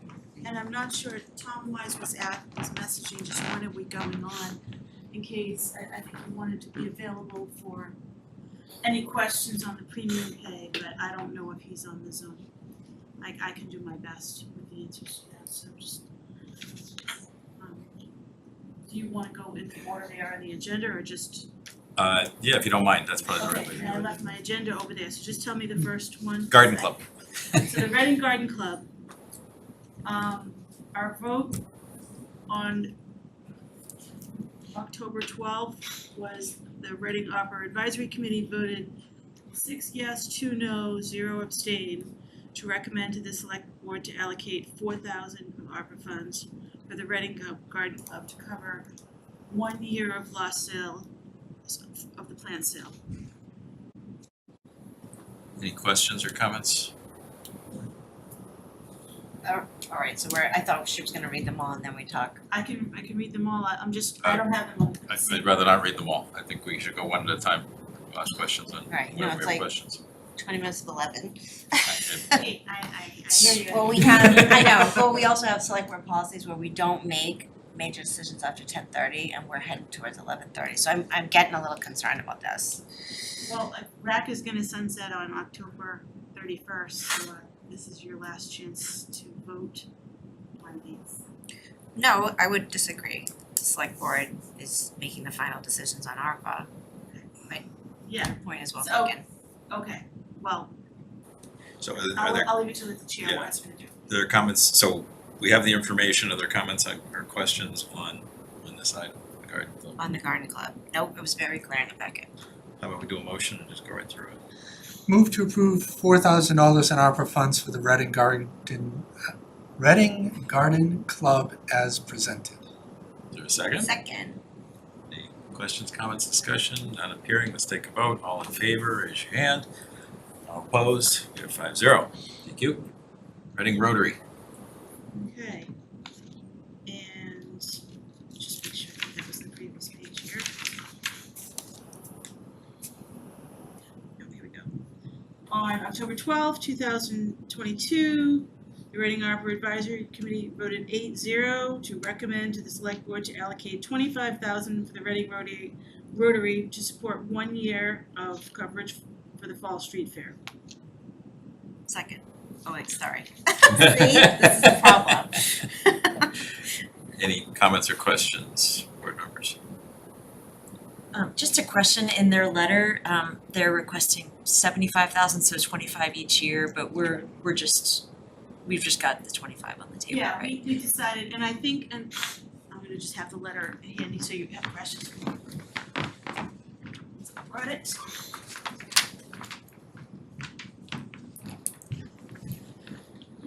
So the RAC discussion was, I think that the town, this was to cover like police and fire and detail for the fair, and then I think the agreement was there was 1 year of lost from the pandemic, and in the future, the town might cover that. Okay. So that was what I think it was in, not ironclad agreement, but that's what the discussion was.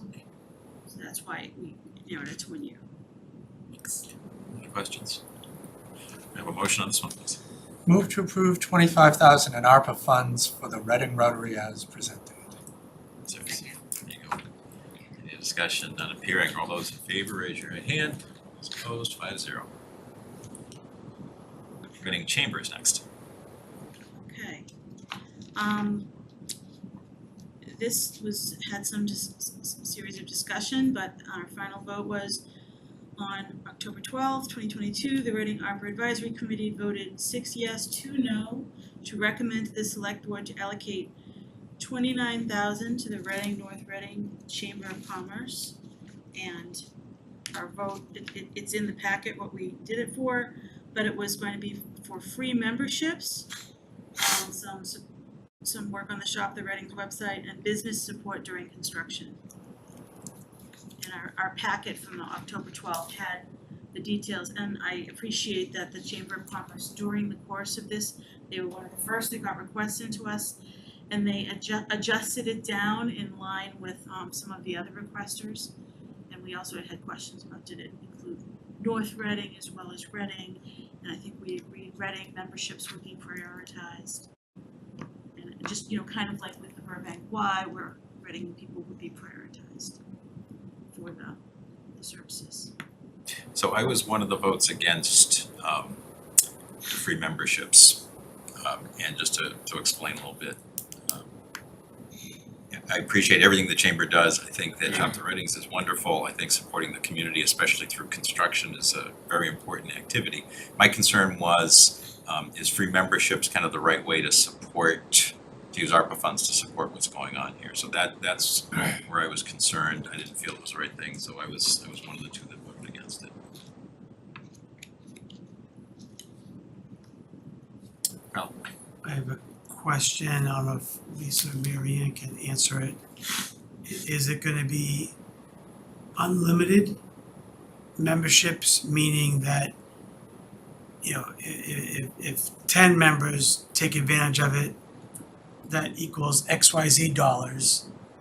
And if 20 members take advantage of this, is there a cap? No, there was a cap. I think, I don't have their proposal, but I think on our, in minutes, I have the minutes of the meeting, and I think it was $15,000, was $15,000 for business support, which was the memberships, and they had $4,000 for business support during downtown construction, and $10,000 for Shop the Reading. I hope that's adding up to 29, it's late. that's right. Can we have Lisa right here, can we ask Lisa Oh, to Lisa, clarify? you can clarify it. I was going by the minutes. I don't have the whole packet from that meeting where you had your letter. I'm gonna have to unmute Lisa. She froze. Uh-oh. Timing is everything. 15 plus 14 is 29, and the 14 is broken down as 10 for Shop the Reddings and 4 for business support. So that's how it broke down. Yeah, so I think it's $15,000 allocated to free memberships. And how much is the membership? Lisa, how much is the membership? You're on mute. Unmute. I'm sorry, my phone wouldn't unmute me, and now I have background, so let me just move my phone so I'm not, they're both coming through, so just give me one moment, I'm happy to get your question. The other one's gone. There you go. Maybe the select board should be a member. Oh, there she, okay. Mm. So Lisa, there was a question about, Carlo wanted to know on the memberships, is there a cap? What's the cost of membership? That kind of stuff. Yes, so one of the impetus behind this is that we've had a fair amount of, or certainly a dozen plus members expressed that they are no longer able to afford membership. And we always want to support businesses. That's one of our key missions. So if someone can't afford membership, we give them a complimentary year as needed. We would never want to drop someone, particularly because a lot of our really small businesses don't have the advantage of a marketing team. And we serve that role for them, and being on our directory of business memberships plays a significant role in their SEO, search engine optimization, because of the way Google views Chambers as an authoritative source, which is not worth getting into, but basically businesses get a lot of visibility when they're on any Chamber of Commerce directory, not just ours. Many other local chambers have already put this in motion in their towns. As an example, Malden got $100,000 to their chamber right out of the gate without a request, because they wanted to encourage business development in the community and make sure that businesses that were starting out would have the extra support and technical assistance that the chamber can provide. I allocated 15 for that, but it would be on an as-needed basis. It wouldn't necessarily all be used. What we would do is analyze our list and say, identify people, primarily businesses that are owned by minorities or women-owned, and we could come up with other parameters. In Reading, we would not use Reading funds for complementary businesses outside of town. I don't think that would be right. So we would reach out and say, listen, we'd love to extend your membership for a year through ARPA funds. And if someone was to say, oh, I don't want to be a member anymore, then that's fine. We've got multiple levels of membership.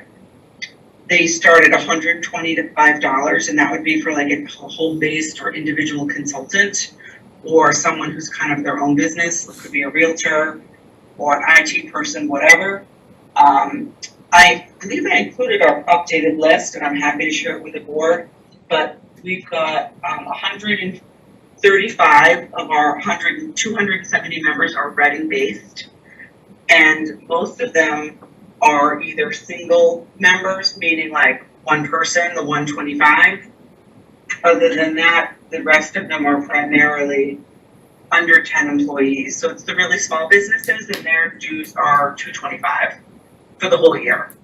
So I'm happy to be super transparent and come up with a system that the board feels comfortable with in terms of how the money would be used, and make sure we're a good steward of any funds we're given. We take that very seriously.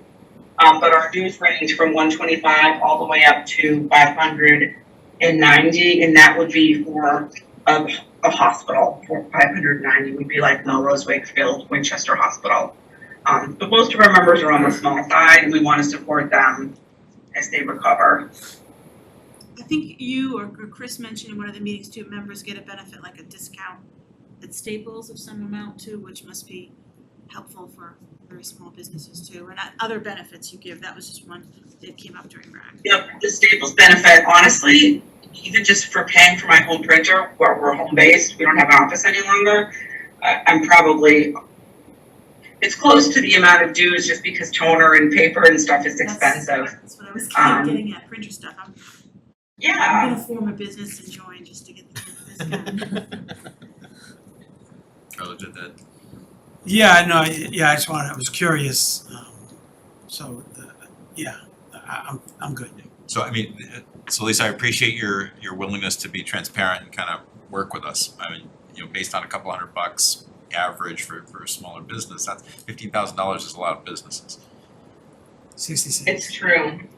That's a lot. Which is kind of my yellow flag here. I understand, I think our intention, and I believe I put it in the, you know, I believe we said it would be a year one request that could extend for another year if a business still needs the extra help. That's our intention. And that is why we picked the number we had. I think our Reading dues for one calendar year, Reading-based only businesses is around 13,000. So by no means would we give everyone who's in Reading a free membership, because that wouldn't be in the spirit of the agreement. It would be for those who need it, or for people who we predetermined, whether it's minority owned, under 10. That was our goal and our thought process, but I welcome your feedback.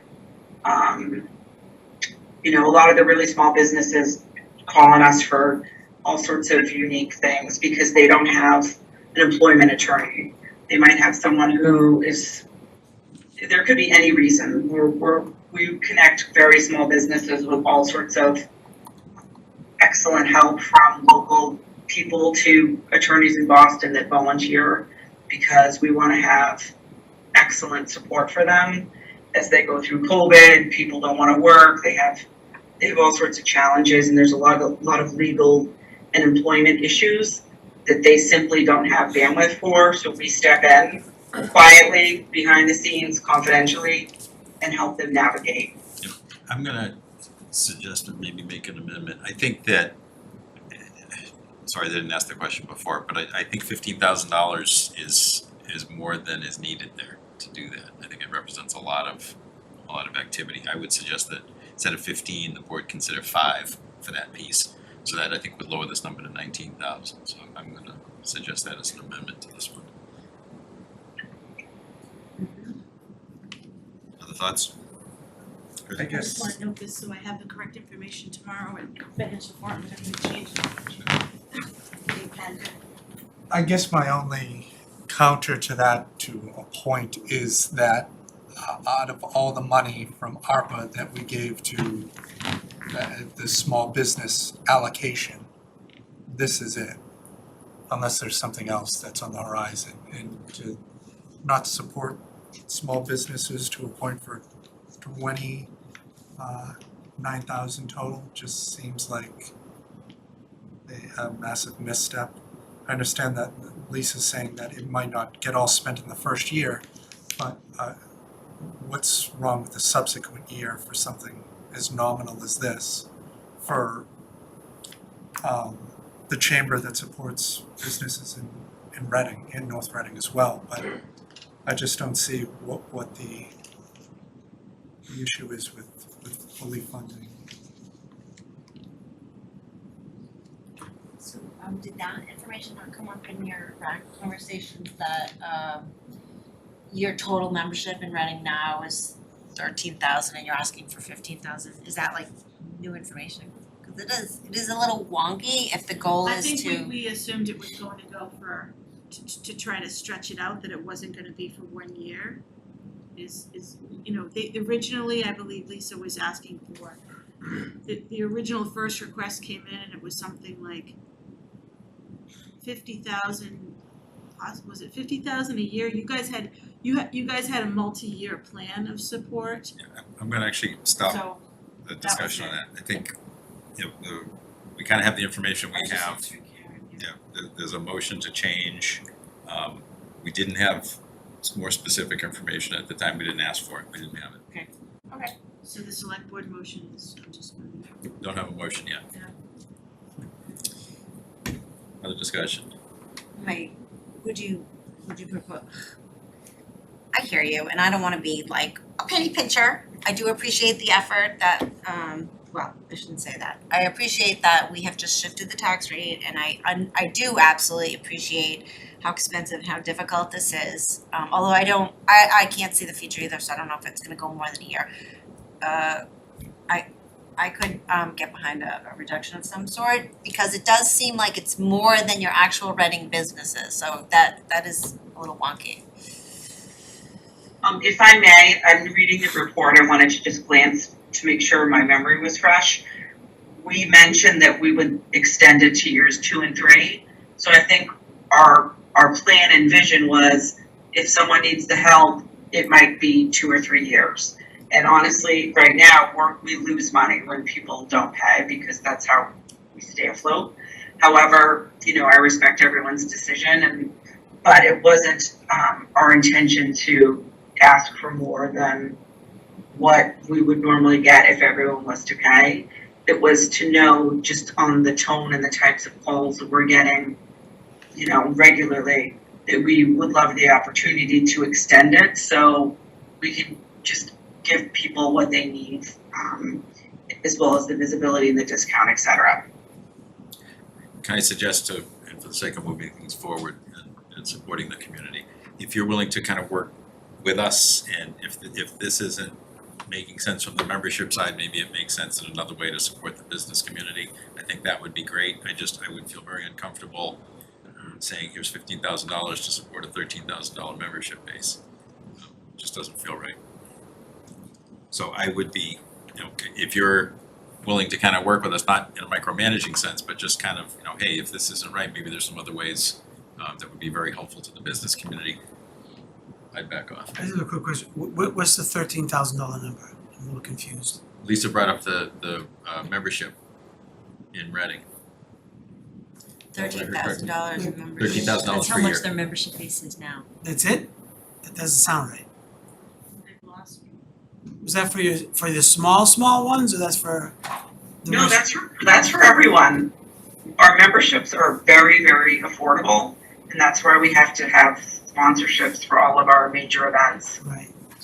Cover the tree lighting, for example. Yeah, I see this as a recruiting tool, to be honest with you. Some people, when they're making these decisions, because they belong to multiple chambers, some businesses, maybe not a restaurant, but the service industry or whatever, they belong to multiple chambers. And when times get tight, they'll cut all the chambers for a year, or they'll cut the ones that aren't as active for them. So I see this as a recruiting tool. But I don't disagree with Mark either that the 15,000 of that 29,000 should also help in other ways.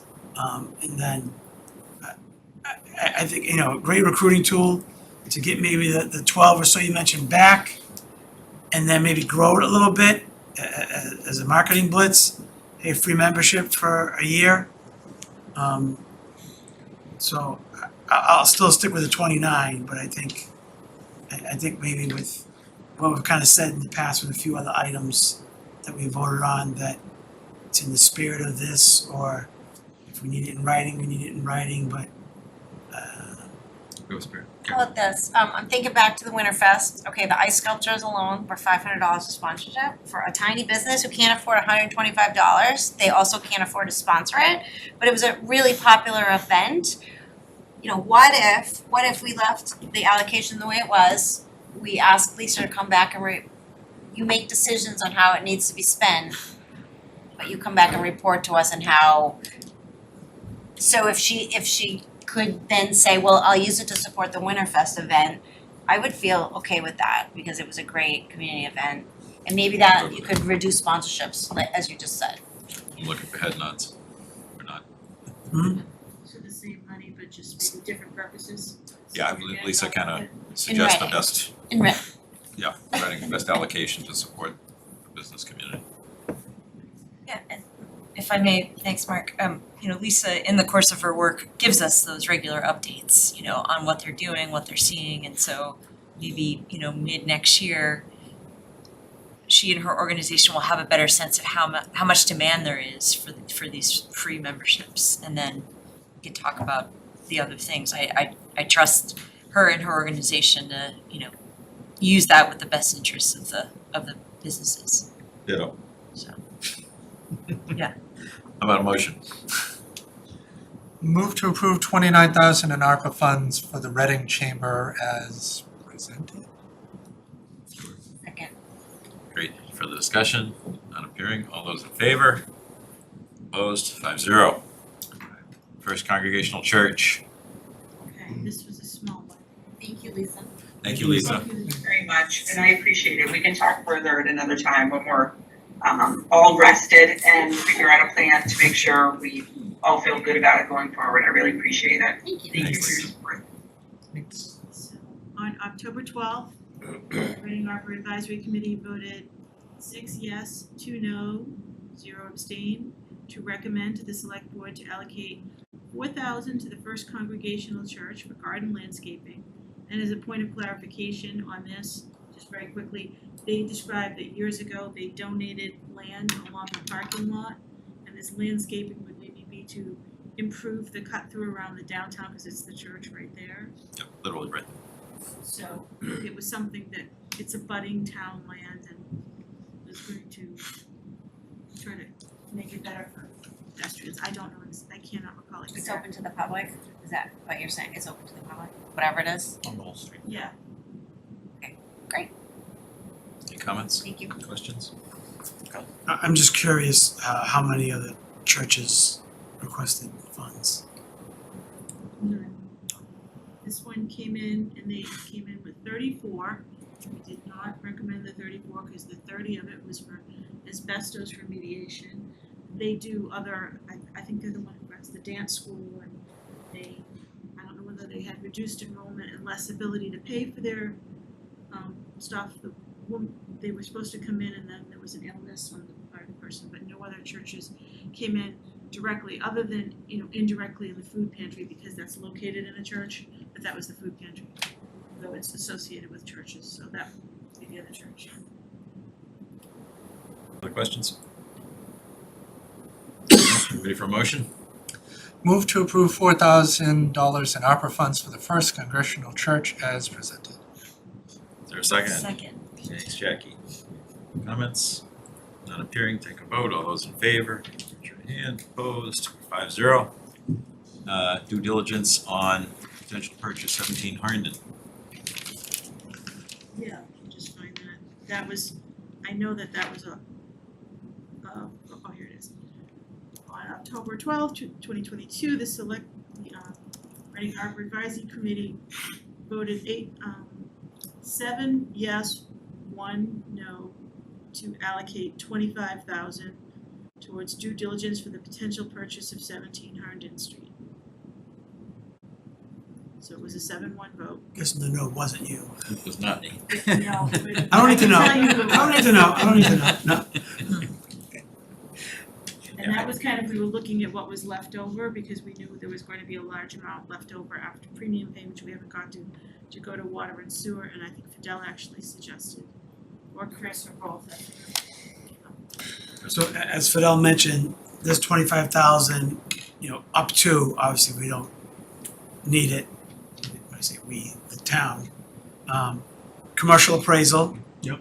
And a thorough commercial inspection, is that what the two things are? Yep. Roof, mechanical, like you said? Exactly. So, okay. Mechanical, I mean, a big one is the elevator, obviously, that's a big one. We're gonna TV all the drains, right, and the sewer as well. I mean, again, this is gonna be as invasive as it possibly can. Great. I'd like to suggest there may be one other use, and again, I don't know if it fits in the 25 or not, but let's assume it does for the moment, and that's more advice and counsel from whoever it is that we're hiring to do the appraisal in terms of more than just kind of a statement that says, I went through and here's what it looks like, here's the appraisal, see ya. That's not due diligence, right? They usually, Yeah, they usually I'm just suggesting that's part of the due they diligence. usually provide a report, especially on the inspection side. And then I know what you're saying. I think that there'd be value in getting some consulting help from someone who's very familiar with commercial real estate, who does the appraisal, and may be able to give us some guidance in the process. I think that'll be included, but yeah, I agree. Yeah, then say it another way, let's make sure that that's included. Yeah, right, yeah. The appraisal is gonna be analytical and data and stuff like that, but you're looking for an Yeah. opinion or some, In your Yeah. value? Opinion, discussion, yeah, I think so. And it may be that that's beyond the scope of a traditional appraisal, I'm not sure. My guess is it is a little beyond that, but It's another great data point. it'd be great to have that, that person available to help at town meeting also. When there are questions, if there are questions brought up about, hey, how'd you come up with that, is that the standard practice, and what else can you tell us? It'd be pretty nice to have someone standing up with us. So any other discussion on that? No, you have a motion, please. Move to approve $25,000 in ARPA funds for due diligence on a potential purchase of 17 Harnden Street, the former Walgreens building as presented. Is there a second? Second. Thank you, Jackie. Any discussion? None appearing, let's take a vote. All those in favor? Opposed? We are 5-0. Item 6 is premium pay. Okay. The final vote, I don't need to, I can talk about models if you need to, but the Reading ARPA Advisory Committee voted, it's hard to describe the final vote, 8-0 to recommend to the select board to use Model 4 as presented, and I shared that spreadsheet with the vice chair, who I think shared it with you. And I'll just for the public, it's a premium pay model with 25% increased differential for low rate of pay employees, that's plus 25%, minus 25% decreased differential for high rate of pays, minus 25 decreased differential for low contact, plus 25 for high contract, $500 per reduced stipend, all coming to $900K of ARPA money. So actually two separate votes. One was the vote to approve the use of the model. The second was Yeah, related to the I guess I'm donor. just explaining because it was a specific way, but that was the vote. We voted 8-0 to use Model 4, 8-0 to recommend the dollar amount. the dollar amount, 8-0 to recommend $500 per reduced stipends. That's all built into the model. And I'm just looking at the minutes, like the exact, Yeah, the so exact vote that's on the not the- 900. Yeah, that's not the final vote of the 900. I believe Was it it not was, unanimous? I'm looking for it Not on the unanimous. minutes. Because I said water, premium pay model, Model 4, 750, on the original motion, I believe it was 6-3. 63, this is not in the, let me go back. Yeah, I was going into the model, it was actually 5-3. 5-3. In Sorry. the original, so I'm sorry, so I was getting to all the sub votes, now you know how those were. But for premium pay, overall, the Reading ARPA Advisory Committee voted 5 yes, 3 no, 0 abstain to recommend $900K in premium pay. But even that vote came early on, but then everyone still participated in the models when they saw that was the way the premium pay was going, I guess. And if you wanna know the no votes, I can tell you the no votes. Can we just recap a little bit then? So 2 votes, got it. What was the?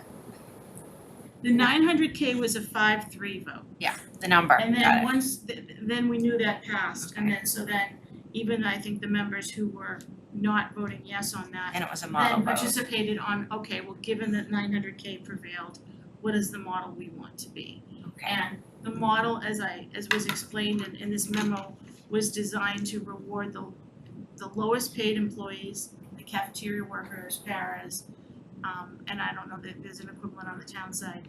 And also the highest contact employees, which would include teachers and paras and cafeteria workers, police officers. So it kind of is built in to way more to those kinds of employees. And then we were informed when the teachers came here on August 3rd that there were a number of athletic coaches they would get very significant stipends. I mean, like the football coach at his step, he would get a $15,000 stipend, and he had a lost. They got very reduced stipends. We couldn't fully compensate for all of them. It kind of ranged from 5 to 15, so we agreed per season. We debated quite a bit about that amount and came up with $500 per lost season. So it was really kind of the spring 2020, because these coaches had already been preparing for it. Fall 2021, which was reduced. Spring 2021, which was making up for a fall 2020 season. I think there ended up being 3 seasons. And I know I brought it up at another member brought up a few non-athletic coaches like the band, marching band and drama also lost seasons. So a few other people would be included in that. But it's not gonna add on to the 900, it would just be the way the 900 broke down. Is that how, Mark, that's what you're trying to clarify? Yeah.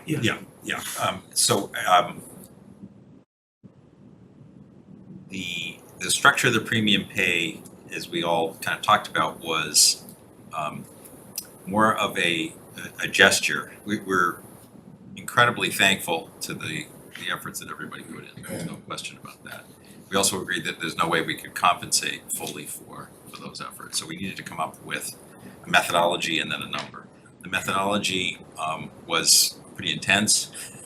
You know, it's funny though, with all that work, it still came out to, originally the first union that came to us said, oh, we're asking for 11%, but just for those unions, just for the first responders. We ended up with 12% for everybody. Like, Yeah, it's but- split up equally. Yeah, but I mean, that's kind of a coincidence, but the structure on this though really was to make sure that we encompassed all those who engaged with the community. And Mary Ann just went through kind of, there was a premium for more contact versus less. Lower paid workers were given a premium as well. And I forgot to mention also months of, if you weren't there. Right, in the months. Like special ed kids had to be in school even when we were all remote, so the people who worked, they were just like police officers, they were there 1 month. Right, and we covered folks who continued to work in the community or retired. The line that was drawn was for people that that stopped working, basically, not for retirement, but they stopped. So they didn't kind of continue their efforts afterward. And then, so that was kind of the core structure of the model. And then the other piece was deciding, okay, given that we couldn't fully compensate people, what number made sense to allocate in total? And there were different opinions. It kind of started out at a variety of different numbers and kind of went all over the place. I was not in favor of the 900,000. My initial number was more, in the 300-400 range. We did take a vote. I sponsored a motion at 750, which was defeated, and so 900 is the number that came through. I believe it's important that we do something here, and I think we're setting something of a trend here, perhaps, or we're paving a new road. There aren't many communities that have done this as of yet, and there may be more votes to come, but not many communities have done it yet. And my feeling was that this number is more than we should be allocating in total to that effort. The vote was 5-3, where 5 favored this number. May I ask who voted against besides Mark? Please. Yeah, so the no vote was Andrew Grimes, Joe McDonough, and this is on the 900K. And just one other data point, because I'm looking right at it, with the survey data, support essential workers came in number 6, ahead of augment senior programming and supporting local businesses, for what it's worth, in our 1,162 responses. So further discussion on this. Carl? I thought a lot of towns did do premium pay. You said no? Very few. So when the initial data we had, it was fewer than 10%, so less than 35. Not everybody spent all their ARPA money, though we're ahead of the game on Yeah, it. but please. Yeah. So as we went through this process, about 10%, not quite 10% of the communities had allocated funds to premium pay.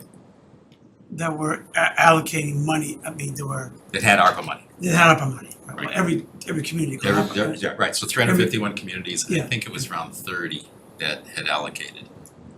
I don't know if we have any more current data than that, but that's what it was, we were kind of considering. Yeah, and I know it was mentioned briefly, but you guys can correct me, that Sean and Tom took on the modeling.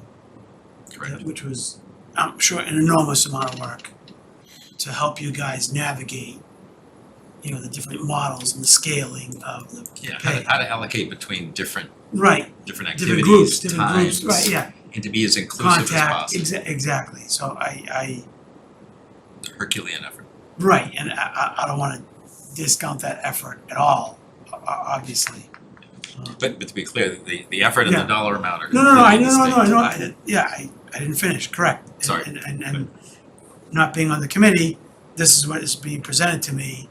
I did watch some meetings, you know, either zoomed in or just watched from TV.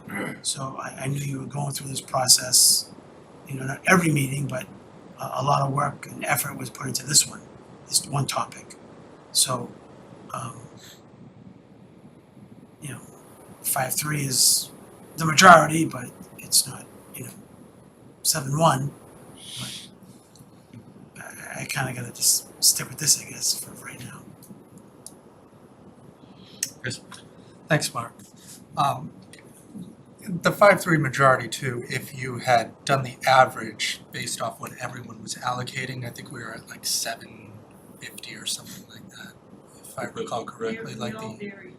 Yeah, so Highest to around the low- highest to average, lowest. so I yes. was lower like Mark initially, and then when we started expanding the group, I said to have the best equity, it can't, we couldn't, it had to be a bigger number. So seeing like 5-3 at 900, but everyone's average roughly was around the 750, 763 or something. But for me, like I said, it's, I mentioned it then, I will mention it now. We always like to look at peer communities, what's everyone else doing, blah, blah, blah. I could care less what any other community did with this. If we want to go ahead and reward Reading for doing their job and going above and beyond, I understand some people signed up, but nobody signed up for this. So if we want to go ahead and reward our residents, employees, etc., more than any other city and town in Massachusetts, if we're a trendsetter, then so be it. I really could care less if Gloucester allocated all of their money to water. I said Fidel would have went there if they gave all their money to water instead. It's just, if you want to come and work and be appreciated, you come to Reading. I really could care less what any other peer community did. I'm fully on board with the 900,000. The only gray area is, like Mark briefly touched upon, is the employees that left. I know one resident sent something in. I mean, she put a lot of time and effort into it. It's about, like 9 paragraphs complaining that, she left and then she's not going to be entitled to the money. For me, it was, if you were in person and you worked, you should be compensated accordingly. With obviously those with higher risk that were in person, whether it was a teacher or the fire department or whoever. If you were there with the public or doing something, 100% compensated. So semi-omitting this individual, I don't know how many others like her there are. If there was like 5, this would be easier. If there was like 70 or something, like I don't know if we really lost that many people. I can understand the argument to be paying for 1 or 2 residents that might have left because they still did work here. I understand they might have got a better job somewhere else, but they still put the time in here in Reading at that time. So that's the only. I just wanted to comment, and because I had shared this late and I didn't know what the chair and vice chair are to everyone. I was going through my notes, so, the individual who sent something also sent something to RAC. And I was sympathetic, but that para-educator union had a written memo to us that specifically said only employees who were still working.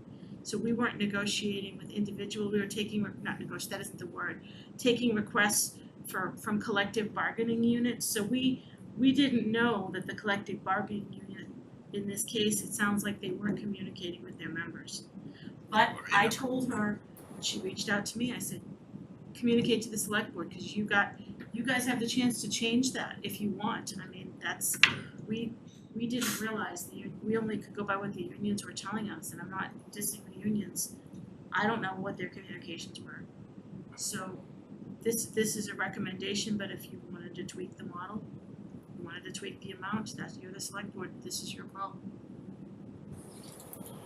Jake? Thanks, Mark. So I also noticed that comment. That was the only comment we had received. Not that that means that it isn't a more widespread issue, but my view about that request is that, you know, from the administrative side, it's difficult to, or at least, you know, somewhat time consuming to go after some of these people who've moved on from Reading, but also from kind of a signaling perspective, I think the reward that we want to give is to people who stuck with us, for lack of a better term.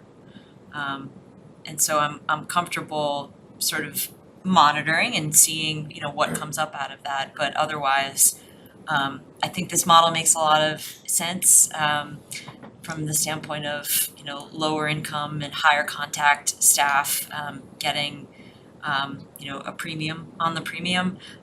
You know, these were among the first stakeholders to come before, you know, the community with their request. I think obviously they were one of the populations most affected by it. I think it's, you know, I think that 11% is an appropriate amount, and I think if you back into what I've heard some of the average staff members at the schools with police and fire, EMS are getting, it makes sense to me, so I plan to support the 900,000.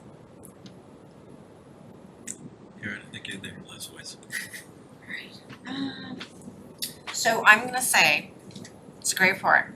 And the model, I'm fine with the model. A lot of work into that. I think the priorities of that model are correct. And I am very concerned that if we go ahead with this vote tonight and number 7 as well, we will be down to $6,000 by my count. And nowhere on there does it say that we did anything to fund affordable housing, which was a very clear and loud and a directive from town meeting. And I kind of understand that there was no board and no group to come forward and allocate for that. Plus the time limit on it too, it has to be spent by December 31st, 2026. I don't think that has anything to do with that per se, but because we could, I mean, absolutely, like if our housing trust goes forward and they have an allocation, then they will be tasked with come up with a way to benefit potential homeowners or help people rent. So they've got time to do it. If I could, so it did come up as a Okay. concept, Okay. and to answer the question of a specific project, we had the potential of opening the road as an example. But other board members didn't have other RAC board members didn't have an appetite for it at all. So Yeah, I don't know if that came forth through vote. You proposed I $1 million proposed for it. the senior center, which lost, and that was reflected. yeah, no, this was an earlier discussion of items. I It's think reflected I as- think that the concern was whether something was in being, because you can't put ARPA money into a trust fund. Right. So. But sorry, it doesn't withdraw from your point, just kind of answers the question of how did it come up, yes or no? It did, but then it stopped. Yeah, cause the model's good. This amount of money and not doing anything to support other needs in the community is bothering me. I would have been more comfortable in the 750 range. And I did attend a lot of the meetings. But not to screw up the model, like I might recommend a 10% cut to the model, which, or whatever, by whatever mechanism could distribute that kind of The reduction. model works with any amount. You name the number and Oh, it is that how it scales- works? It Okay. scales down on the spreadsheet. Okay. You Oh, so you go just put in and plug the 750. amount and it just scales it, automatically Yeah. scales it down. I think there's a lot of ARPA money, a larger percentage than I was expecting to spend on this. the select board doesn't have to allocate all of these funds until the end of 2023. We have only 6,000 left. I would recommend that we leave ourselves, and maybe the last two items we trim a bit. I would recommend that we consider a motion to do that. What's the will of the board on a number here? Chris? Thanks, Mark. I did bring up having a buffer, Karen, and it was shut down. That's why we ended up with the 25,000 for the due diligence instead, because I wanted to have a buffer, but then it's, the converse is some money's gonna be coming back from other boards, et cetera, use the money for that. I wanted to add a buffer, it didn't happen. Well, we're at the select board, so. No, I understand, I understand. Again. I understand that. I guess for me, I wasn't supportive of adding money to the affordable housing kind of scenario, only because we haven't spent a nickel in that at all, and all of a sudden we're gonna dump more money into it. I think Marianne's point, we can't add to a trust, so it's We okay. can't, but yes, I mean, When a new board comes into existence, RAC could only allocate based on what existed. We couldn't Understood. speculate the town meeting would pass Right. something, you know. So So I think, what's the will of the board on a number here? for number 6. For number 6, so I think we kind of heard 900 by 3 and 750 by 2. for me, I'm still at the 900. I think that we would be putting money aside for something that money has been put aside for forever. I mean, unless you had a specific option that you wanted to put it towards, I'd be more than willing to hear it. I just think that it's very disingenuous to go ahead and just recently sell off a building for $450,000 that we could have used for affordable housing, that we could have spent this money to fix it up, but we sold it off. Because now we're gonna use that money to go ahead and pay for a potential senior center, but then complain about affordable housing. Doesn't make sense to me. That's why I don't think I'm any of not. those decisions have been made, right? Well, I'm just foreshadowing. Will of the board, where are we? I guess when this was discussed at the RAC meetings, let's use a 750 as a number just to make it easy. It's $1.50, right? Difference. What did the dissenting members or other people say? We'll use this 150 for, or just leave it on the table? Was it like what was the? So I don't think it was really leave it on the table. I think Not spend it. I mean, move it in a direction. I would say, correct me, Marianne, I think people were thinking more about water enterprise. I think Joe Capital. McDonough mentioned to keep it in reserve for unknown needs. That could be reserved for Was- unknown needs. Was something. We had one member who proposed $1 million for senior center capital too. Yeah. 100,000 for a food truck. Premium, pay 100,000 for a food scale truck, that was- things. Just one of the things Chris was saying with, showing appreciation to our employees.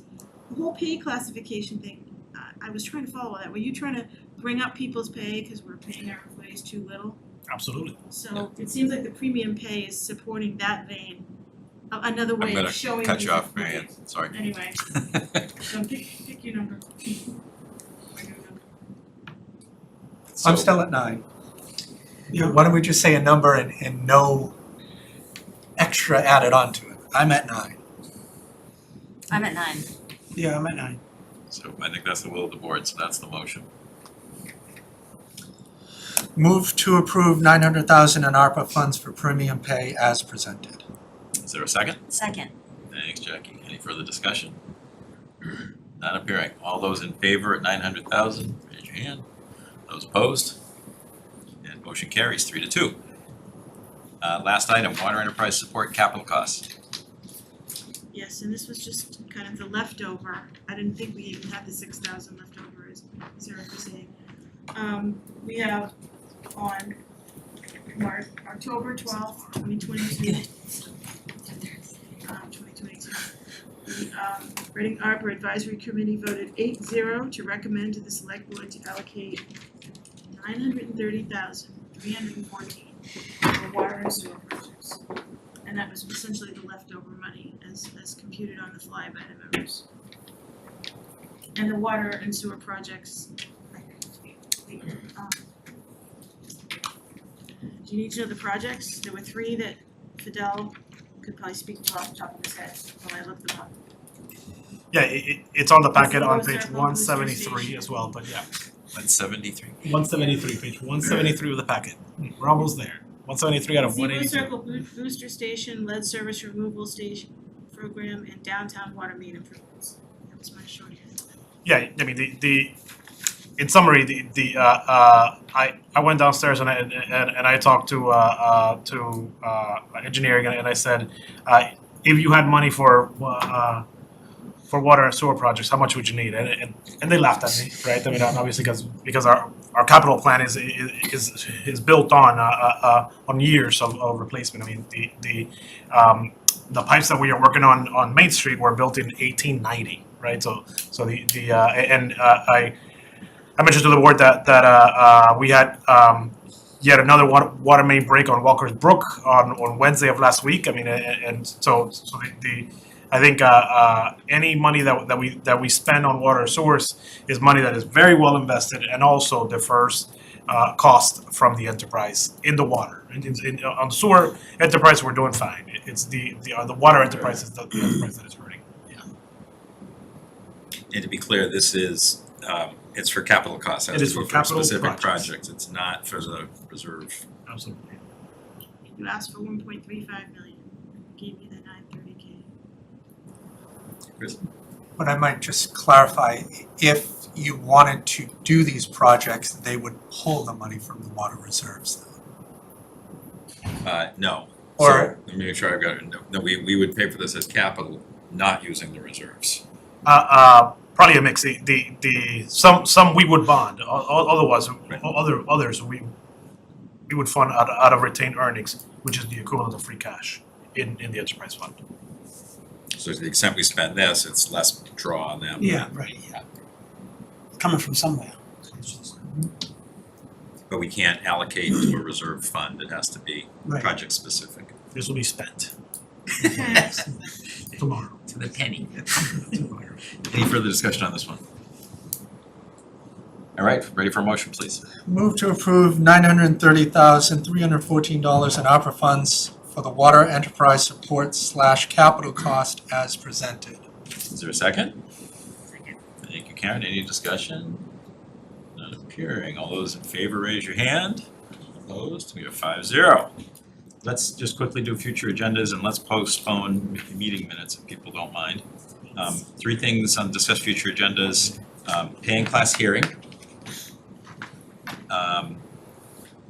I don't know, let's just put kind of something about discussions with the rec committee on some future direction activities. Maybe we want them to come in anyway, so maybe they can talk to us about some of the things they're thinking about. Yeah. And the third thing that I'd like to propose here is to have the board talk about the Community Preservation Act and how we might explore that. I know that Fidel has already done some exploration and talked to some folks about it, but I think maybe it's time to talk a little bit more about it. It came up at the affordable housing discussion also as a number of communities leverage those monies really well into that area. Any other agenda items? Just, I don't know if you let Fidel answer, if he does know, I mentioned last meeting, I'd like an update in memo form, not an agenda item, on the Common District Meeting House.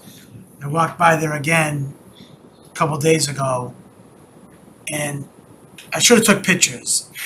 They may have been, there was no activity when I went, it was during business hours. But I thought I saw some plumbing, like a little bit of, it looked the same, but I thought I saw a bar being built. But, Yeah. so there's little or no activity. I did see a canoe in there, and I'm not joking. There is legit Thank you, a Mary. canoe.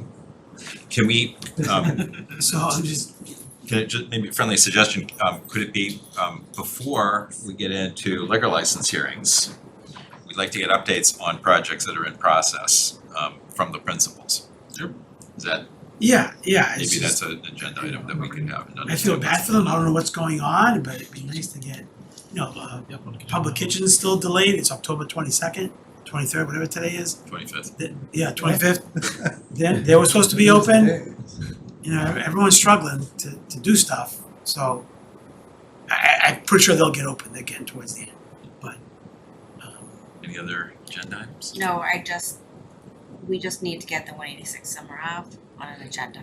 Yeah, so we should talk about that maybe for one of the next couple of meetings. One question, we're scheduled right now for a meeting both November 15th and November 22nd. I have a feeling that was a mistake, that we Yeah, kind of picked one and definitely. shifted. Yep, I think it was a mistake. Can we land on the Christ. 15th? No, No? well, we made this mistake. Last year, we had a select board meeting after a really long night of town meeting, and so I definitely don't want us to make that mistake again. Isn't the other one near Thanksgiving? Yes, it's the week of Tuesday Thanksgiving. before Thanksgiving. And we, I can assure you that we will have at least 3 nights of town meeting. So that I think that Monday the 21st, we will definitely be at town meeting. Why are you so confident, Fidel? So, 23 articles in the warrant. yeah, I think otherwise 22 now. we're pushing out pretty far for a meeting What was the week before?